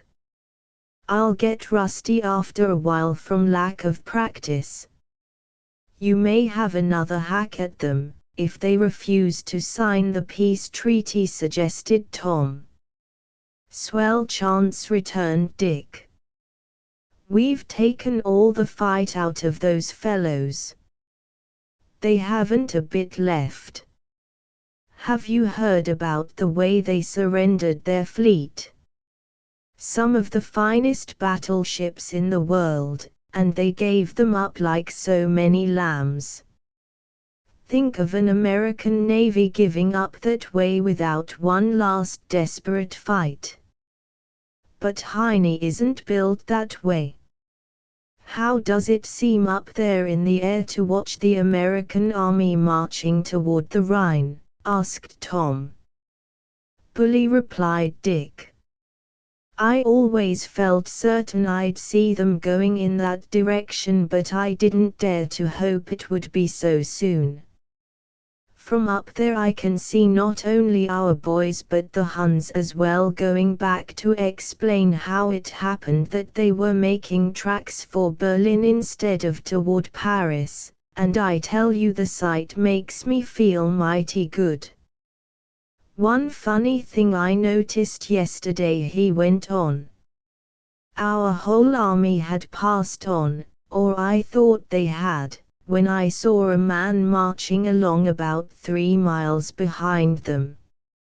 He was all alone, but he was marching as stiff and straight as though his captain was looking at him. Then every once in a while he would stop and go through the whole manual of arms. Then up would go his gun again and he'd march on. It struck me as strange and I watched him for a while. He went through that performance a half-dozen times. I got out my glasses for a better look and saw that he was ragged and looked down at the heel. I had half a mind to go down and see what it all meant, but just then I got a signal from the flight commander and had to go forward. But it sure struck me as queer. Some straggler that had been left behind and was trying to catch up with his regiment, I suppose, suggested Billy. But that doesn't explain why he went through the drill movements, replied Dick. Frank had been listening, carelessly at first but with growing interest. Now he leaned forward and asked earnestly, "Did you see the man's face, Dick?" "No, I was almost directly above him and he didn't look up."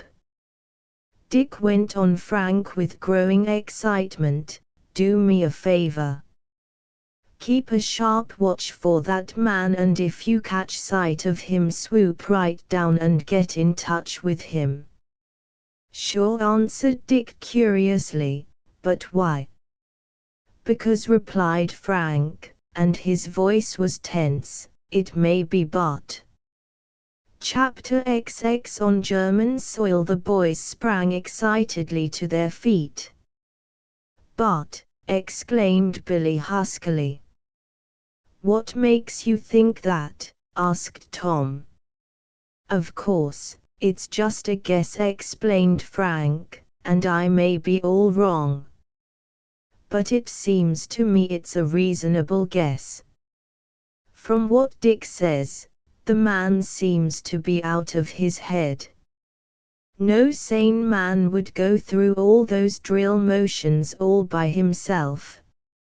And you know that Bart was always a crank on the manual of arms. There wasn't a quicker or smarter man at drill in the whole 37th. We know that poor Bart was out of his head when he escaped from the hospital. What more natural than that his twisted ideas should go back to the very thing that he used to be most interested in? By Jove, I shouldn't wonder if you might be right," cried Billy. Then, too, what Dick said about his being ragged would chime in with that, exclaimed Tom. "If he were just an ordinary straggler trying to catch up with the regiment, he'd be dressed all right anyway. You know how strict the officers are that the men should look smart. But poor Bart only had on his night clothes when he got away from the hospital, and he's probably picked up pieces of clothing here and there as he had a chance. Say, fellows, can't we get the officers to let us go back and look into the matter?" "We'll try," said Frank, "but I'm afraid they'd think it was a wild goose chase. But at any rate, Dick is freer than we are, and I'm sure he'll do the best he can for us."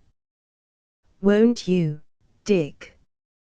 "You bet I will," replied Dick warmly. "Poor Bart was a prince, and there isn't anything I wouldn't do for him or for you. The more I think of it, the more I'm inclined to think that Frank may be right. There isn't a free minute when I won't be looking for the poor fellow. Even if it shouldn't be Bart, he ought to be taken care of," said Frank. "Just wait a minute, Dick, until I see the captain and try to get permission to go back with a squad and hunt him up." He was off like a shot, but returned in a few minutes disappointed and chagrined. The captain had listened with sympathy, but the chance seemed to him too remote to depart from the strict orders he had received to keep all the regiment together on this momentous march. He promised, however, to notify the rearguard to keep their eyes open, and if they caught sight of the straggler, if he were such, to gather him in. And with this promise Frank had to be content. Dick left them with a repeated promise to do all he could, and the march was resumed with the army boys in a high state of excitement. In their hearts they knew that it was only a chance and that they might be doomed to bitter disappointment. But as Frank had said, it was at least a reasonable guess, and their hearts swelled with delight at the mere possibility of having dear old Bart back with them again. Even if his mind were wandering, they felt sure that with the care he would receive he would soon be himself again. The absence of their comrade had been the one bitter drop in their cup of happiness over the beating of the Hun. Half the delight in the victory would be gone unless their loved comrade could share the triumph with them. They could talk of little else all the rest of that day, and many a glance was directed at the fleet of aeroplanes flying overhead. One of these, they knew, was Dick's, and they were sure that that trusty friend was on the job.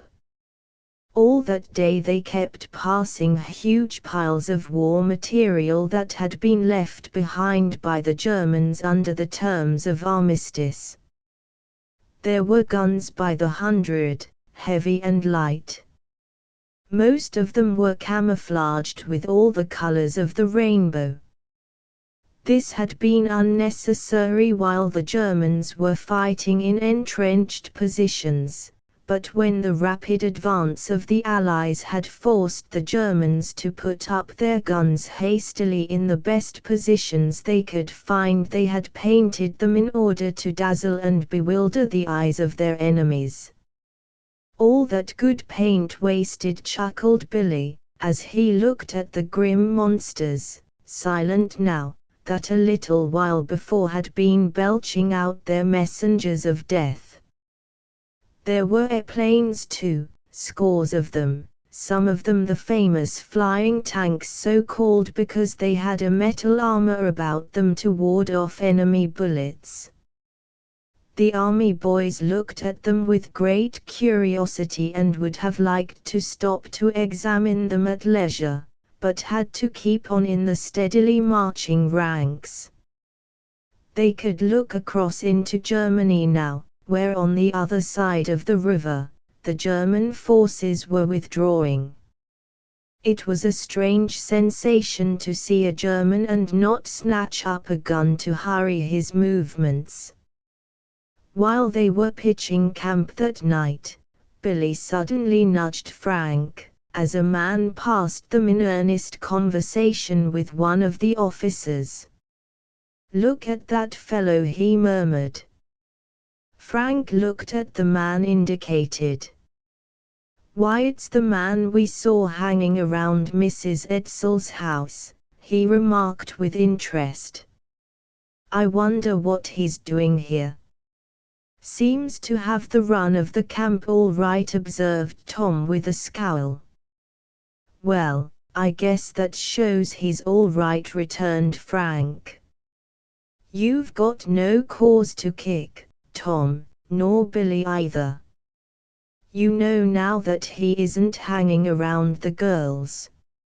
"No, but it looks as though he were going along with the army to Koblenz," said Billy uneasily. "And the girls are going to be there soon, eh?" teased Frank. "Gee, but I'm glad that I'm not in love." "Who said we were?" demanded Tom. "Oh, nobody," laughed Frank. "I've got a pretty good pair of eyes in my head, though." No news came from Dick that night, although the boys were looking for him to turn up at any moment. Either he had seen nothing of their missing comrade, or his duties had prevented him from joining them. "Never mind," Frank consoled his comrades, when they were forced to turn in. "Tomorrow's a new day. My hunch is growing stronger that I was right about poor Bart." The next day was the one fixed for the army to enter Germany. At last they were reaching the goal that they had aimed at ever since they had come to France. The arrogant country that had sought to enslave Europe was to feel the foot of the victor on her own soil, that she had so haughtily declared to be sacred. They reached the bridge that had been designated for the crossing.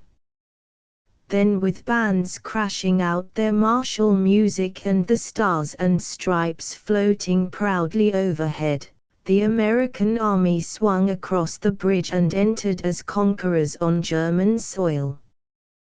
Chapter XXI. As from the dead, it was a good-sized city into which the army marched, and the streets were full of people.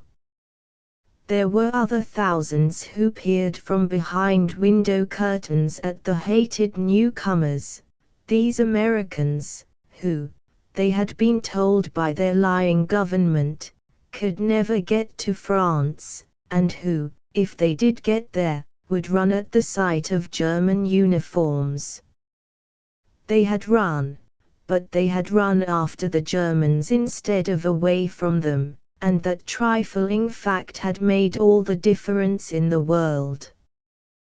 There was no demonstration of any kind. The people looked on in sullen silence. Only the children showed interest. They were too young to understand what the coming of the Americans meant to their elders, and the flying flags and stirring music appealed to them as a spectacle and delighted them. The American authorities took charge of the town and issued proclamations telling the people just how they were to conduct themselves under the American occupation. The ordinary business of the town was to go on as usual, and the civil authorities would not be interfered with as long as good order was maintained. After a certain hour at night, no citizen was to be allowed on the streets. American officers were to be saluted when they passed. Hats were to be lifted when the American flag appeared and when the American national air was played. The people were warned that the rules were to be strictly obeyed and that any disorder would be sharply and instantly repressed. "And they're getting off mighty easy at that," grumbled Tom. "What we ought to do is to give them a taste of their own medicine." We ought to post up the same regulations here that the Germans did in the towns of France and Belgium. We couldn't do that, objected Frank. They were brutes and those things came natural to them. But we're Americans. Of course, you're right, admitted Tom. Just the same, it makes my blood boil at the contrast between what they deserve and what they are getting. Look at these streets and houses, not showing a mark of war, and then picture the towns of France and Belgium, where only heaps of rubbish mark the passage of the Hun. Speaking of that, broke in Billy, here's a picture postcard that I picked up in the street a little while ago. It shows a group of Germans destroying the machinery in a French mill, smashing delicate and costly machinery to bits. The Germans had stopped working for a few minutes, so that they could be photographed and the pictures could be published in Germany. That's what it is that makes the case of the Huns so hopeless. If any other nation did such things, it wouldn't at least brag of it. But the Huns are actually proud of it. The dirtier the deed, the greater the pride. Yes, replied Frank, and I heard of a case where they sank lower still. After they had taken a picture of a mill they had broken up, very similar to this, they sent one of the pictures to the former French owner of the mill, and the picture had written on it, "This is the way your mill looks now." Oh, well, what's the use, growled Billy. We've licked them and licked them good and proper. We'll have to let it go at that. Though I think, as Tom does, that they ought to get a stiffer dose. One thing is certain, grunted Tom, and that is if I'm a member of the Provost Marshal's Guard in this town, I'll make these fellows walk Spanish if they look cross-eyed at me. But Tom had no chance for this, for in another day or two the regiment went on, while other units of the division remained to garrison the town. In the meantime, the boys had seen Dick, but to their disappointment he had no definite news for them. Only once more had he caught sight of the lonely figure, but while he was maneuvering his machine to make a descent the man had disappeared. He landed and made a search, but without result. Since that time he had kept a sharp lookout, but had seen no further trace of him.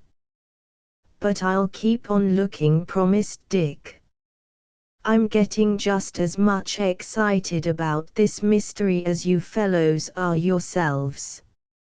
Here's hoping, replied Frank. But it wrings my heart to think of poor Bart, if it is he, wandering around in that forlorn way. I only wish that we could get off to look for him.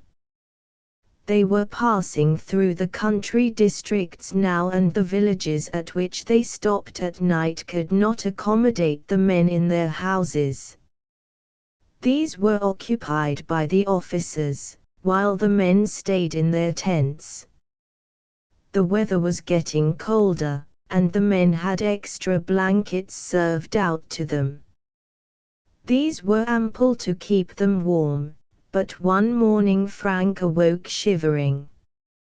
Reveille had not yet sounded, and he turned over for another 40 winks and drew his blankets closer.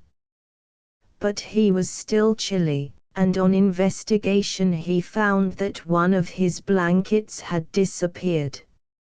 At first he thought that either Tom or Billy must have played a joke on him.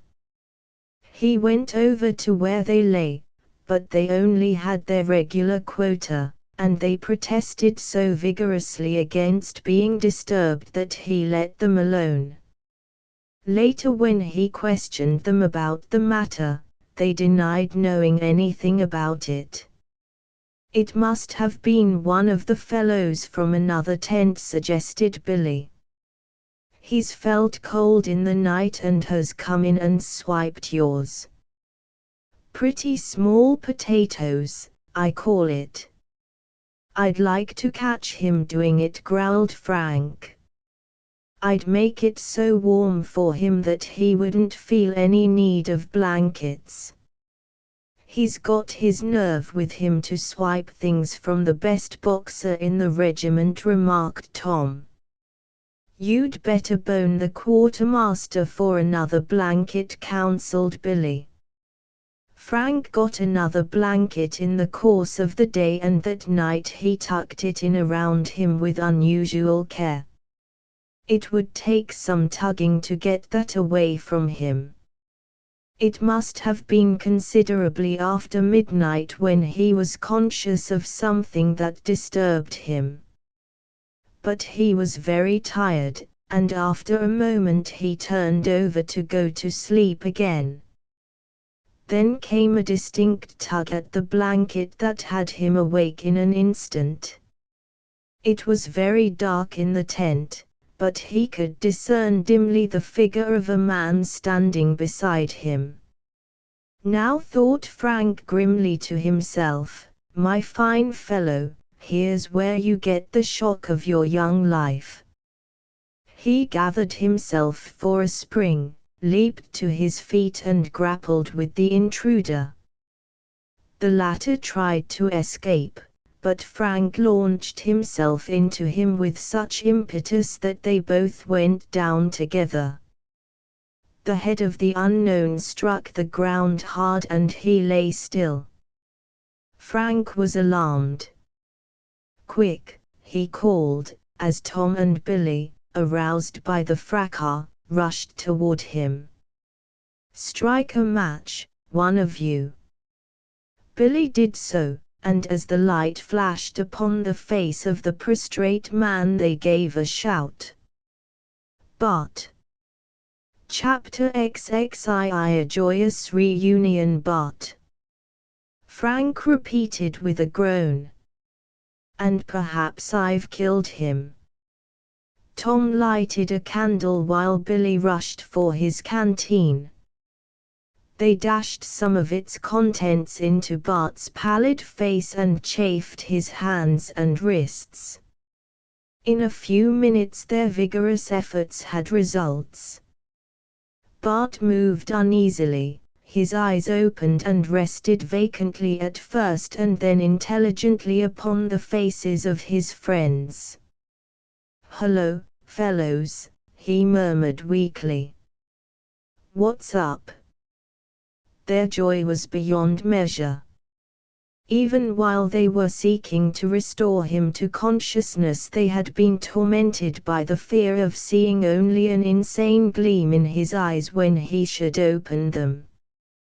"But, old man," cried Frank, in a voice that broke despite all efforts to control it. "You know us, then?" "Know you?" repeated Bart wonderingly and trying to raise himself, a movement which they gently checked. "Of course I know you. Are you kidding me?" "Listen," Bart replied Frank with a warning glance at his companions not to reveal prematurely the whole story. "You got a knock on the head in the fighting that put you out of business for a while and we've been a little scared. But you're all right now." "Sure, I'm all right," answered Bart, "and I'll be ready tomorrow to take another crack at the Huns." "How is the battle going?" "All to the good," answered Frank. "But you'd better lie still for a while. We'll put you on my bed and you won't have even a headache in the morning." Bart protested, but they overruled him and tucked him in the blankets, where he promptly went to sleep. Then Frank went in search of one of the doctors, who came promptly. He listened with the greatest interest while the three chums told their story. Then he made as careful an examination of Bart as he could without waking him. "He'll be all right, I think," was his verdict. "He's fairly well nourished. I suppose he's found plenty of food in the wake of the army. And the life in the open air has built him up after his hospital experience. The only trouble has been with his mind, and from what you tell me he's come to himself again. Of course he'll have to take things easy for the next few days, and you mustn't tell him now about his hospital escapade. Let him think the injury happened to him yesterday. We'll take him along in one of the ambulances, and I venture to say that in a week he'll be with you again as well as ever." "I can't forgive myself for knocking him down," said Frank mournfully. The doctor laughed. "Best thing you ever did in your life," he said. "The blow he got on the head was just what he needed to shake him into sanity again. Medical history is full of just such cases. You've got the proof of it right here. He was undoubtedly insane when he came into the tent to take your blanket. He knew that he was cold and his only thought was to get something to keep him warm."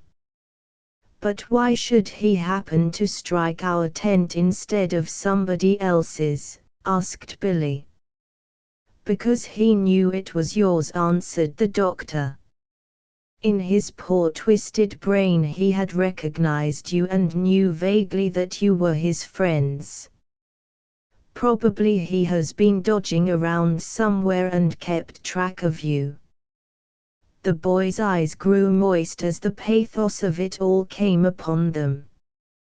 The doctor left them some stimulating medicine, promised to send the ambulance around in the morning, and took his leave. There was no more sleep for the boys the rest of that night. They were strung to too high a pitch of excitement and delight. They felt as though they were treading on air. Bart was back with them again, dear old Bart, whose absence they had mourned as though he had been their brother. Brave old Bart, with the heart of a lion, who had stood at their side in a score of desperate fights. For hours they sat outside the tent so that they would not disturb the sleeper, and talked in low voices of the great thing that had happened. Bart woke in the morning refreshed and perfectly himself again as far as his mind was concerned. They fed him well, and when the ambulance came around they helped to put him in it, promising to drop round to see him whenever they could get leave. The ambulance went along with the army, so that the boys had the feeling that Bart was with them all the time, even though not stepping along in the ranks.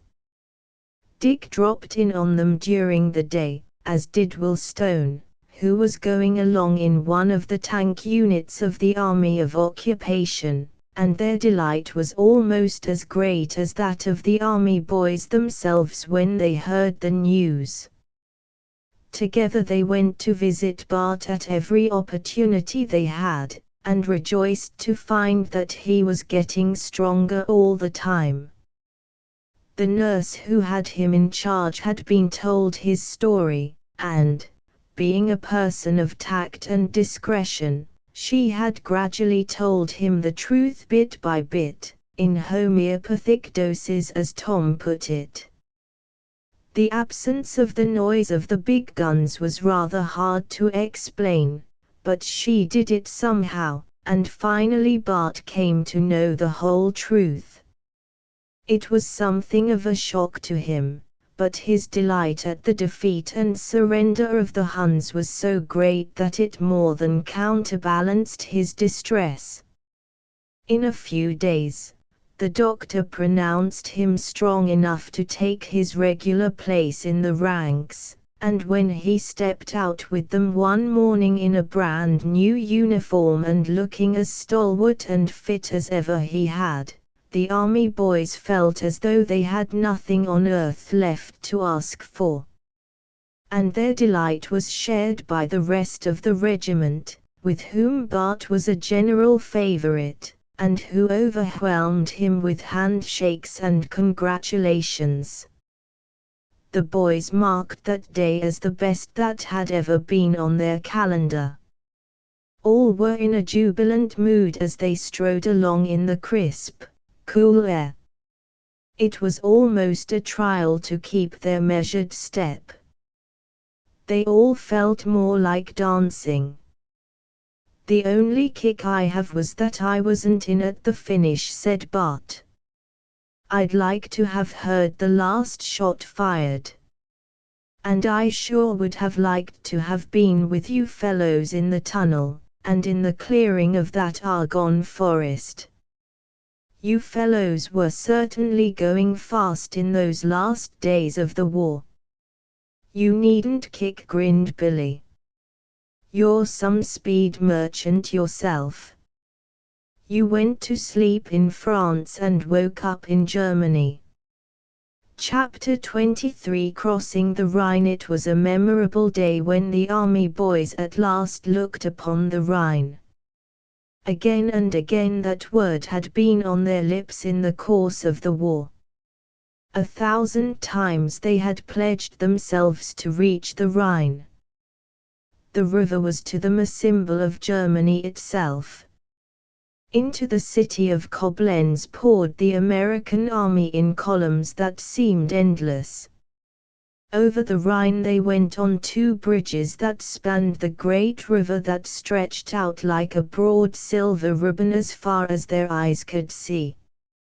At last the Rhine was under American control, and a German could not even cross it without permission from an American sentry. On the other side of the river from Koblenz was the great fortress of Ehrenbreitstein, one of the strongest and most famous in Germany. It covered many acres and stood on a rocky promontory, 400 feet above the level of the river. It could hold 100,000 men if necessary. It had cisterns hewed out of the solid rock that could hold water enough to supply a garrison of 8,000 men for 10 years. There were mammoth underground passages and magazines for supplies and ammunition. From its rocky height it seemed to be able to defy the world. The German flag had floated over the fortress for 100 years. Now Old Glory was hoisted in its place, and the pulses of the boys thrilled as the stars and stripes spread out proudly in the breeze. Part of the army was stationed in Koblenz, but many thousands were placed in the fortress itself, which was henceforth to serve as American barracks. Then for the first time since they had landed in France, the American army really rested. Their main work was done, and well done. They had fought the good fight. They had kept the faith. Not that the army discipline grew lax. The men were kept in shape for any emergency. At a day's notice, if necessary, they could resume fighting. But there were many hours every day that they had to themselves, and they were as full of high spirits as so many colts turned out to pasture. On one such day, after they had had some good wrestling and boxing matches, Billy's effervescence found vent in an offer to sing them a song so pathetic that it will bring tears to your eyes. "Oh, cut out that stuff," chaffed Bart. "Isn't there enough trouble in the world without your singing songs to make us weep?" Or, "This isn't going to be the kind of a song you think it is," protested Billy. This song isn't aimed to make you shed tears of sadness, the one and only idea being to double you up with spontaneous and irresistible laughter. You've heard the old saying, haven't you, to laugh till you cry? Of course you have, and that's what I have in mind. I never knew you had a gift for singing comic songs, said Tom, suspiciously, and what's more, I don't mind going a little further and saying I didn't know you could sing any kind of a song at all. That just goes to show how ignorant you are, retorted Billy. You just wait till you hear me sing this song, and see if it isn't every bit as good as I say it is. What's the name of this wonderful composition? Asked Tom. The name, said Billy. Why, I don't see any real reason why I shouldn't tell you. The name of this song is, I Want a Good Egg, and I Want It Bad. The accompaniment will be rendered, but this was as far as he got, as a shout of laughter went up, and he became the target for whatever miscellaneous objects happened at that moment to be closest to hand. The title to that song is Plenty, observed Frank, when the disturbance had somewhat quieted down. Speaking for myself, I'm not curious to see if the music is as bad as the egg. That's just it, said Billy, aggrievedly. It isn't as bad, it's worse. That's what makes the song so funny. The trouble is, said Tom, that you're about the only one in this man's army who does like it, so I'd advise you to drop it while you're still alive and healthy. Oh, all right, then, said Billy. If you fellows haven't got sense enough to recognize a little musical gem when it is offered to you, you can go without. But please remember that you're the losers, not me.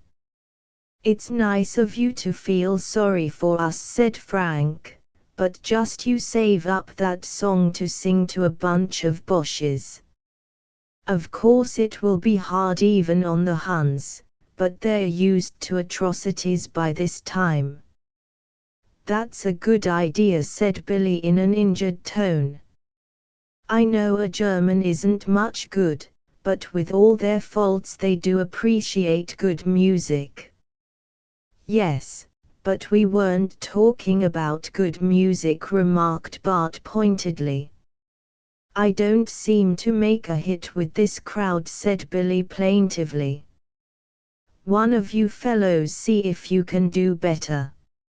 I heard a good joke the other day, volunteered Tom, and I wouldn't mind telling it if somebody coaxed me a little bit. Consider yourself coaxed, said Bart. Go ahead and shoot the works. Well, said Tom, it seems that in one of the recruiting camps an officer was questioning some of the men with an idea of finding out what they would do in a certain emergency. As he went down the line, he came to a darky. Now, Rastus, the officer said, suppose you were out in an open field on scouting duty, and suddenly you saw a whole regiment of Germans running toward you, bayonets fixed and ready for business. What would you do? What would I do? Why, boss, I wouldn't do a thing. I'd just say to my feet, do your duty and, boss, I am mighty sure they would. Chapter 6. The cellar. A burst of laughter greeted the climax of Tom's story. And now, said Bart, I propose that we wander over to the canteen and proceed to wrap ourselves around some apple pie and a few large and succulent donuts. The proposition met with instant acclaim, and without further debate the boys streamed off to the canteen where were sold the delicacies that made a special appeal to the soldiers after the regulation chow. They found the place crowded, but there was always room for more, and they squeezed their way in and demanded that the man behind the counter shake a mean foot and place before them the required eats. This was done, and big chunks of pie disappeared in magical fashion. "Wow!" exclaimed Billy, with a deep sigh of satisfaction. "If I ever get back home again, I'm going to enter myself in a pie-eating contest. I'll probably become champion of the world, but even if I'm not, it will be an awful lot of fun trying." "The rest of us would run you a pretty good race," grinned Tom. "You think so, eh?" Billy came back at him. "All right, I'll challenge you all as soon as we get back to the States, and may the best man win." "The loser of course to pay the bill," laughed Bart. "Agreed," replied Billy, "and now just to keep in training I'll take another piece of that pie. Shoot it over, waiter, and make it snappy." At last even Billy's voracious appetite was satisfied. "Come along now, you cormorant," said Tom. "You know we've got that appointment in Koblenz this afternoon and we haven't got any too much time." "Are you fellows going across the river this afternoon?" asked Frank in some surprise. "Why, yes," said Tom, with a slight tinge of embarrassment. "Don't you want to come along?" Frank looked from Tom to Billy and a light broke in upon him. "Not I," he laughed. "I'm next to you fellows. Trot along and give my regards to Helen and Alice. I didn't know the family had reached Koblenz yet. But trust you fellows to find that out."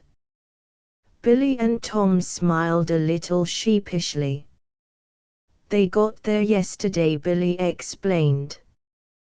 "Bless you, my children, bless you," said Frank mockingly. "Run along now and don't keep the girls waiting. But all the same, fellows," he added more seriously, "don't get in too deep until you know that they're loyal to the old USA." "I'd stake my life on it," replied Billy warmly. "No doubt," laughed Frank, "but just now, old man, you may not be a very good judge. Only be careful, that's all." 2 days later there was a grand review of the Army of Occupation. General Pershing himself had come to Koblenz for that purpose, and the marching and counter-marching of that great array of troops on a plain outside the city was a magnificent spectacle. But the great feature of the day to the army boys was when they and a number of others were called out in front of the entire division and decorated with the Distinguished Service Cross. Frank got his for extraordinary heroism, as the citation called it, in capturing the machine gun and its crew single-handed. Tom and Billy were honored for their exploit in the tunnel affair, while Bart was decorated for the occasion when in company with Frank he had rowed out into the river and blown up the bridge over which the Germans were charging. The general himself pinned on the medals, and it was a proud group of army boys who trudged back to their quarters with the honors on their breasts after the review was ended. They had done these things without the slightest thought of reward and simply because they loved their country. But it was good all the same to feel that Uncle Sam was not ungrateful. Before they left the field, Frank had another pleasure. Colonel Pavet came over to him and congratulated him on his honors, which, he declared, had never been better deserved. "And at last I have the news that I have been hoping for weeks," he said. "I heard from Andre this morning that your mother's property has at last been awarded to her. The last formality is settled, and if she were here she could take possession tomorrow." Frank wrung the colonel's hand and thanked him with all his heart. "I shall write my mother tonight," he said. "I'll do better than that. I'll cable. She will be relieved and delighted beyond measure." "And tell her when you write," smiled the colonel, "that when she is able to come over, I would be delighted to have both you and her spend as much time as possible on my estate." Frank promised, and they parted with warm expressions of mutual regard. And that same night a cable message sped across the Atlantic bearing the good news that Frank was too impatient to wait for a letter to tell her. A week or two later, the American authorities at Koblenz found it necessary to institute stricter measures. It was found that a large amount of material that should have been left to the American army by the terms of the armistice had been sold to unscrupulous buyers who had purchased it for a song and stored it away to be sold at a large profit later on. A search was made throughout the city and many hundreds of thousands of dollars worth of the goods were recovered. In looking about for a temporary place to store it, the authorities had commandeered a warehouse which was partly empty. Here they placed the goods and put them under guard of American soldiers. One night the army boys were sent over to relieve the squad then on duty. As they reached the place, Tom and Billy gave an involuntary exclamation. "What's the matter?" asked Frank. "Why," replied Billy, "this is the warehouse of Mrs. Edsell's father. Their dwelling house is right next door and connects with this." "You ought to know," grinned Frank. "You've been here often enough. But it's rather a queer coincidence that we should be sent to guard it." They entered the cellar where the bulk of the goods was stored. "So this is the famous cellar that the old man was always muttering about," remarked Frank, as he looked curiously about him. "The identical place," replied Tom. It was a long and wide cellar with many bales and barrels stored in it. The only light was from a lantern which had been lighted by the squad they had just relieved, and which hung from a beam at one end, leaving most of the place in darkness. Chapter XXV Foiling the German Plot. "This cellar's a nice place to tell ghost stories in," remarked Bart. "It would make a fellow creepy to be in here all by his lonesome." "I thought I heard a noise down in that end of the cellar," said Tom. "You're dreaming," said Billy. "Come out of your trance." But just then there was another noise that all of them heard. It sounded like a scratching noise, or as though someone were inserting a key in a lock. "Quick," whispered Frank. "Hold your guns ready and get down behind these bales." Like a flash they obeyed and waited with bated breath for what should come next. The scratching continued. Then slowly a door swung open at the far end of the cellar and a figure advanced carrying a candle. He walked with faltering steps, and as he drew nearer they could see that it was Mrs. Edsell's father. He paused at a part of the wall that was in shadow and seemed to be searching for something. Then with a sigh of satisfaction he found it. He pressed a spring and a concealed door opened, revealing a small aperture. The old man reached in his hand and brought out a roll of papers. He glanced over them for a moment in the light of the candle. Then he swung the door shut and turned to go. But just then there was a startling interruption. From behind a barrel in whose shadow he had been hiding, a man leaped out, and throwing himself on the old man grasped the papers and tore them from him. The attack was stunning in its suddenness, but the man had scarcely straightened up before the army boys had swarmed out of their concealment and seized the intruder.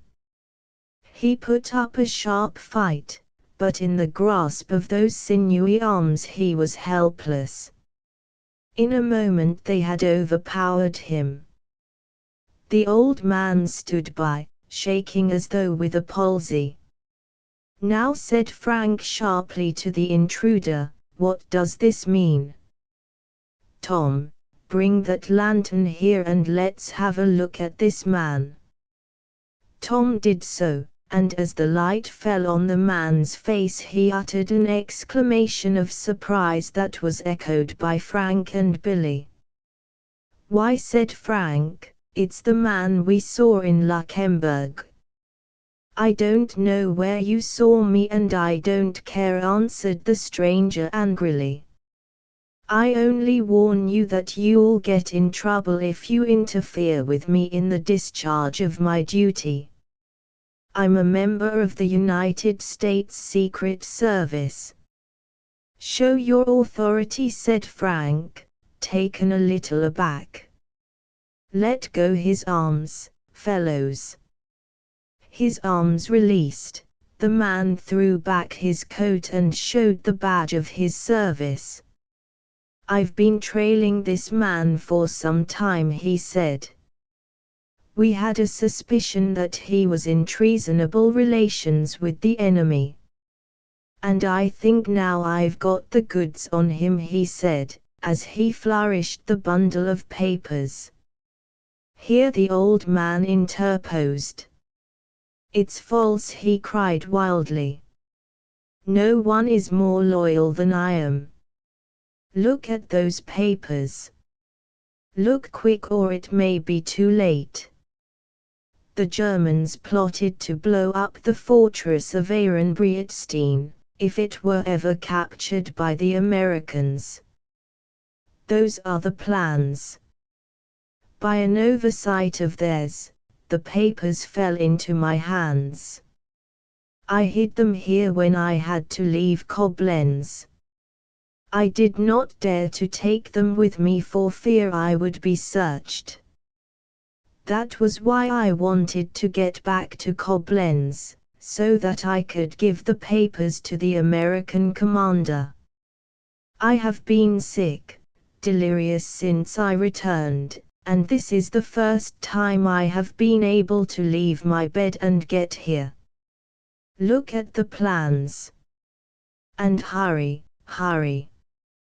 There was unmistakable sincerity in his tones that startled and impressed even the Secret Service agent. They hurriedly examined the plans. 2 minutes sufficed. Ehrenbreitstein, where at that moment thousands of American soldiers were sleeping, might at any moment be blown into atoms. 2 jumps carried Frank out of the cellar. A few more took him to a telephone. There was a quick exchange between him and the fortress.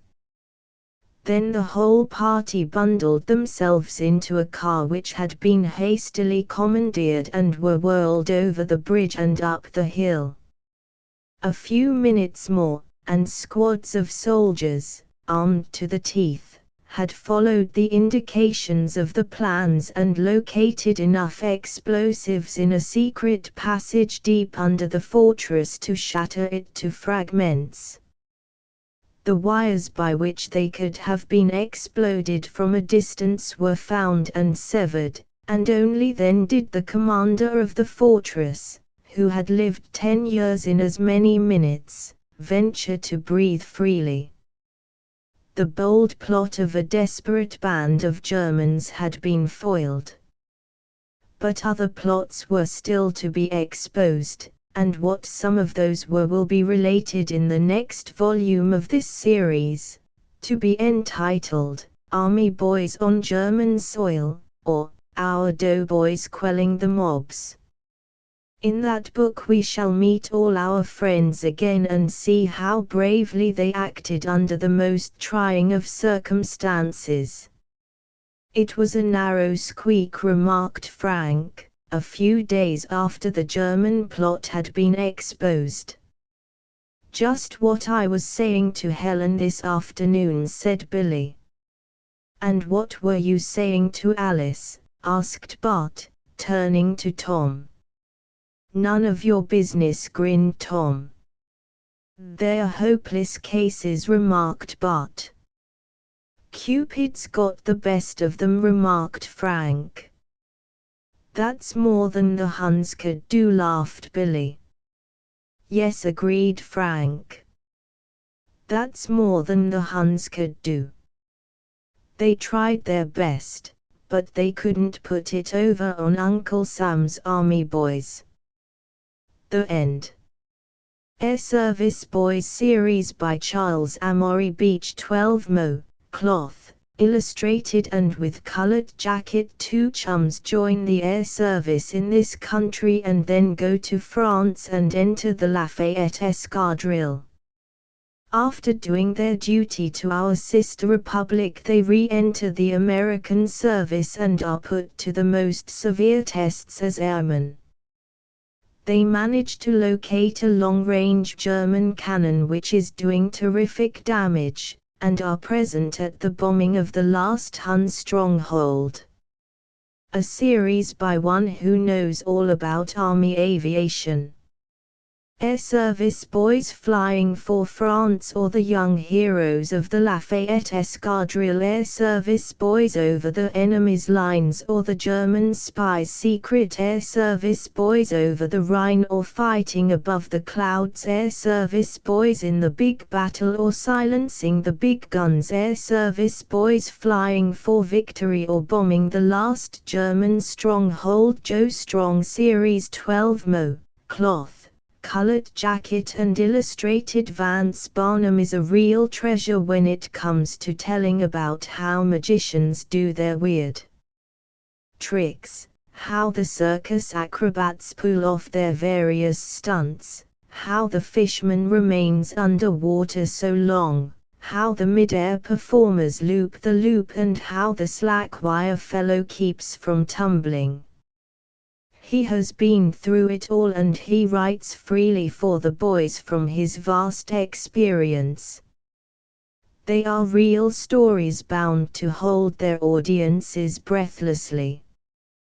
Joe Strong, the boy wizard, or mysteries of magic exposed. Joe Strong on the trapeze, or the daring feats of a young circus performer. Joe Strong, the boy fish, or marvelous doings in a big tank. Joe Strong on the high wire, or a motorcycle of the air. Joe Strong and his wings of steel, or a young acrobat in the clouds. Joe Strong and his box of mystery, or the $10,000 prize track. Joe Strong, the boy fire eater, or the most dangerous performance on record. Army Boys series by Homer Randall. 12 Mo.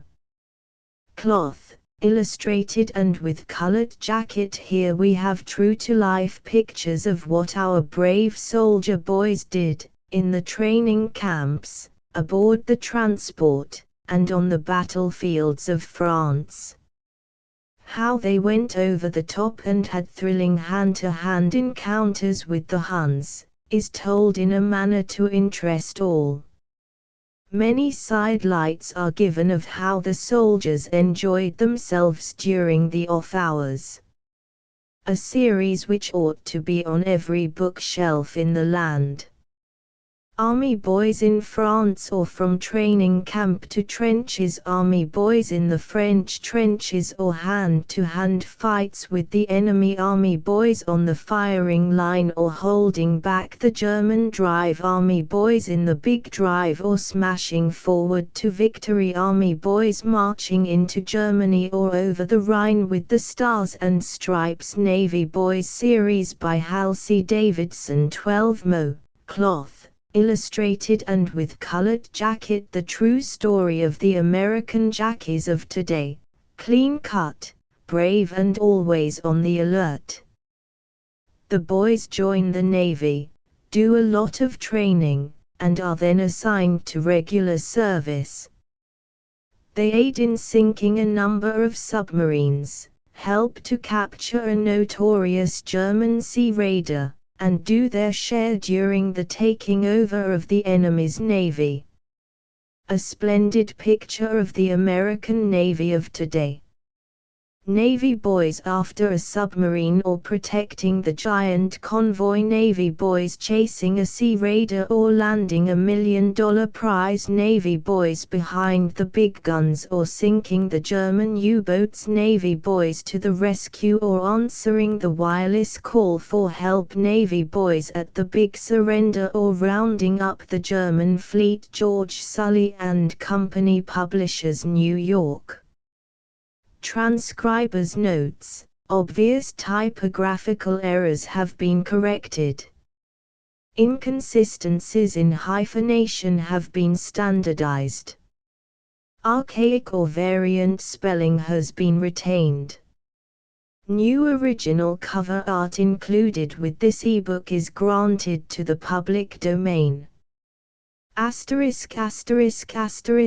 of the Project Gutenberg ebook. Army Boys Marching into Germany. Updated editions will replace the previous one, the old editions will be renamed. Creating the works from print editions not protected by U.S. copyright law means that no one owns a United States copyright in these works. So the Foundation, and you, can copy and distribute it in the United States without permission and without paying copyright royalties. Special rules, set forth in the general terms of use part of this license, apply to copying and distributing Project Gutenberg trademark symbol electronic works to protect the Project Gutenberg trademark symbol concept and trademark. Project Gutenberg is a registered trademark, and may not be used if you charge for an ebook, except by following the terms of the trademark license, including paying royalties for use of the Project Gutenberg trademark. If you do not charge anything for copies of this ebook, complying with the trademark license is very easy. You may use this ebook for nearly any purpose, such as creation of derivative works, reports, performances and research. Project Gutenberg ebooks may be modified and printed and given away. You may do practically anything in the United States with ebooks not protected by U.S. copyright law. Redistribution is subject to the trademark license, especially commercial redistribution. Start. Full license. The full Project Gutenberg license. Please read this before you distribute or use this work to protect the Project Gutenberg trademark symbol mission of promoting the free distribution of electronic works. By using or distributing this work, or any other work associated in any way with the phrase Project Gutenberg, you agree to comply with all the terms of the full Project Gutenberg trademark symbol license available with this file or online at www.gutenberg.org/license. Section 1. General Terms of Use and Redistributing Project Gutenberg Trademark Symbol Electronic Works 1.0. By reading or using any part of this Project Gutenberg trademark symbol electronic work, you indicate that you have read, understand, agree to and accept all the terms of this license and intellectual property, trademark/copyright, agreement. If you do not agree to abide by all the terms of this agreement, you must cease using and return or destroy all copies of Project Gutenberg trademark symbol electronic works in your possession. If you paid a fee for obtaining a copy of or access to a Project Gutenberg trademark symbol electronic work and you do not agree to be bound by the terms of this agreement, you may obtain a refund from the person or entity to whom you paid the fee as set forth in paragraph 1.e.8. 1.b Project Gutenberg is a registered trademark. It may only be used on or associated in any way with an electronic work by people who agree to be bound by the terms of this agreement. There are a few things that you can do with most Project Gutenberg trademark symbol electronic works even without complying with the full terms of this agreement. See paragraph 1.c below. There are a lot of things you can do with Project Gutenberg trademark symbol electronic works if you follow the terms of this agreement and help preserve free future access to Project Gutenberg trademark symbol electronic works. See paragraph 1.e below. 1.c. The Project Gutenberg Literary Archive Foundation, the Foundation or PGLAF, owns a compilation copyright in the collection of Project Gutenberg trademark symbol electronic works. Nearly all the individual works in the collection are in the public domain in the United States.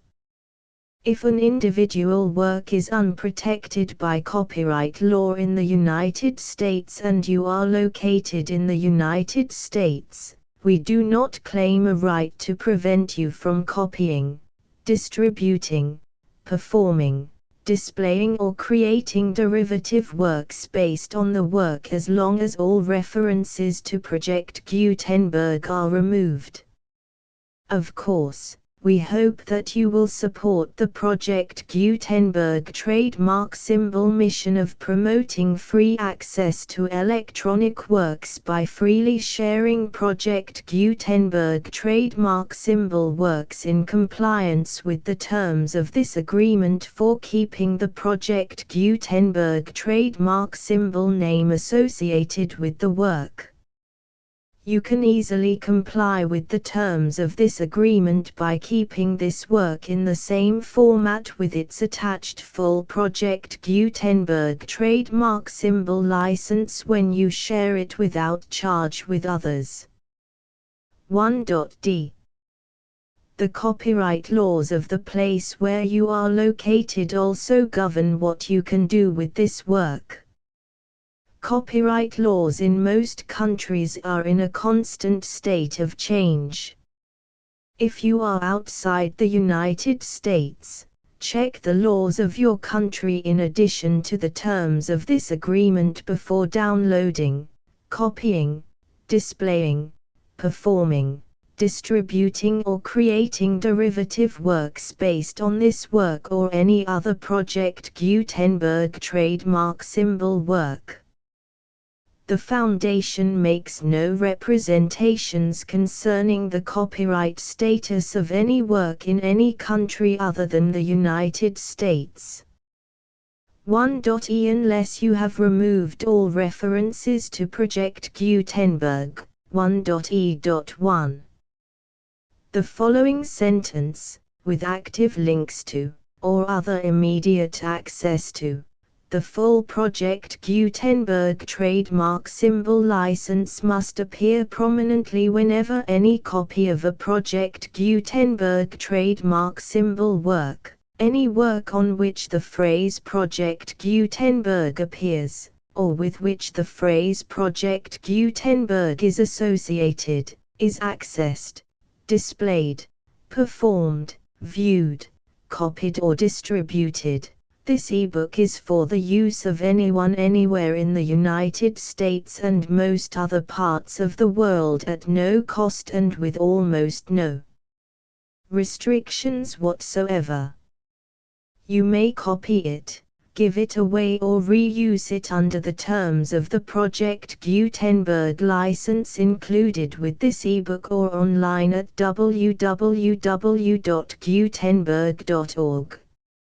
If you are not located in the United States, you will have to check the laws of the country where you are located before using this ebook.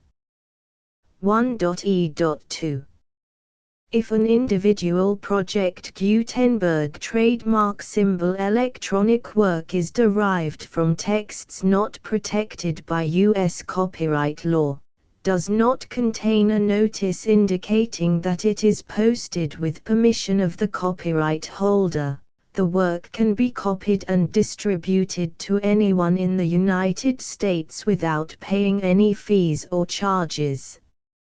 If you are redistributing or providing access to a work with the phrase Project Gutenberg associated with or appearing on the work, you must comply either with the requirements of paragraphs 1.e.1 through 1.e.7 or obtain permission for the use of the work and the Project Gutenberg trademark symbol trademark as set forth in paragraphs 1.e.8 or 1.e.9. 1.e.3. If an individual Project Gutenberg trademark symbol electronic work is posted with the permission of the copyright holder, your use and distribution must comply with both paragraphs 1.e.1 through 1.e.7 and any additional terms imposed by the copyright holder. Additional terms will be linked to the Project Gutenberg trademark symbol license for all works posted with the permission of the copyright holder found at the beginning of this work. 1.e.4. Do not unlink or detach or remove the full Project Gutenberg trademark symbol license terms from this work, or any files containing a part of this work or any other work associated with Project Gutenberg trademark symbol. 1.e.5. Do not copy, display, perform, distribute or redistribute this electronic work, or any part of this electronic work, without prominently displaying the sentence set forth in paragraph 1.e.1 with active links or immediate access to the full terms of the Project Gutenberg trademark symbol license. 1.e.6. You may convert to and distribute this work in any binary, compressed, marked up, non-proprietary or proprietary form, including any word processing or hypertext form.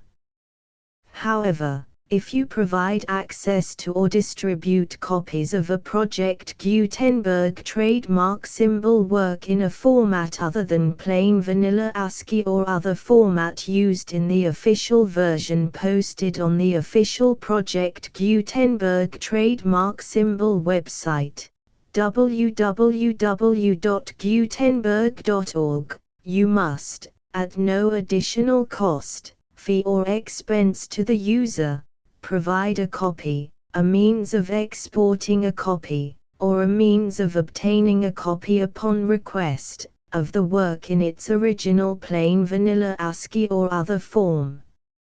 Any alternate format must include the full Project Gutenberg trademark symbol license as specified in paragraph 1.e.1. 1.e.7. Do not charge a fee for access to, viewing, displaying, performing, copying or distributing any Project Gutenberg trademark symbol works unless you comply with paragraph 1.e.8 or 1.e.9. 1.e.8. You may charge a reasonable fee for copies of or providing access to or distributing Project Gutenberg trademark symbol electronic works provided that you pay a royalty fee of 20% of the gross profits you derive from the use of Project Gutenberg trademark symbol works calculated using the method you already use to calculate your applicable taxes. The fee is owed to the owner of the Project Gutenberg trademark symbol trademark, but he has agreed to donate royalties under this paragraph to the Project Gutenberg Literary Archive Foundation.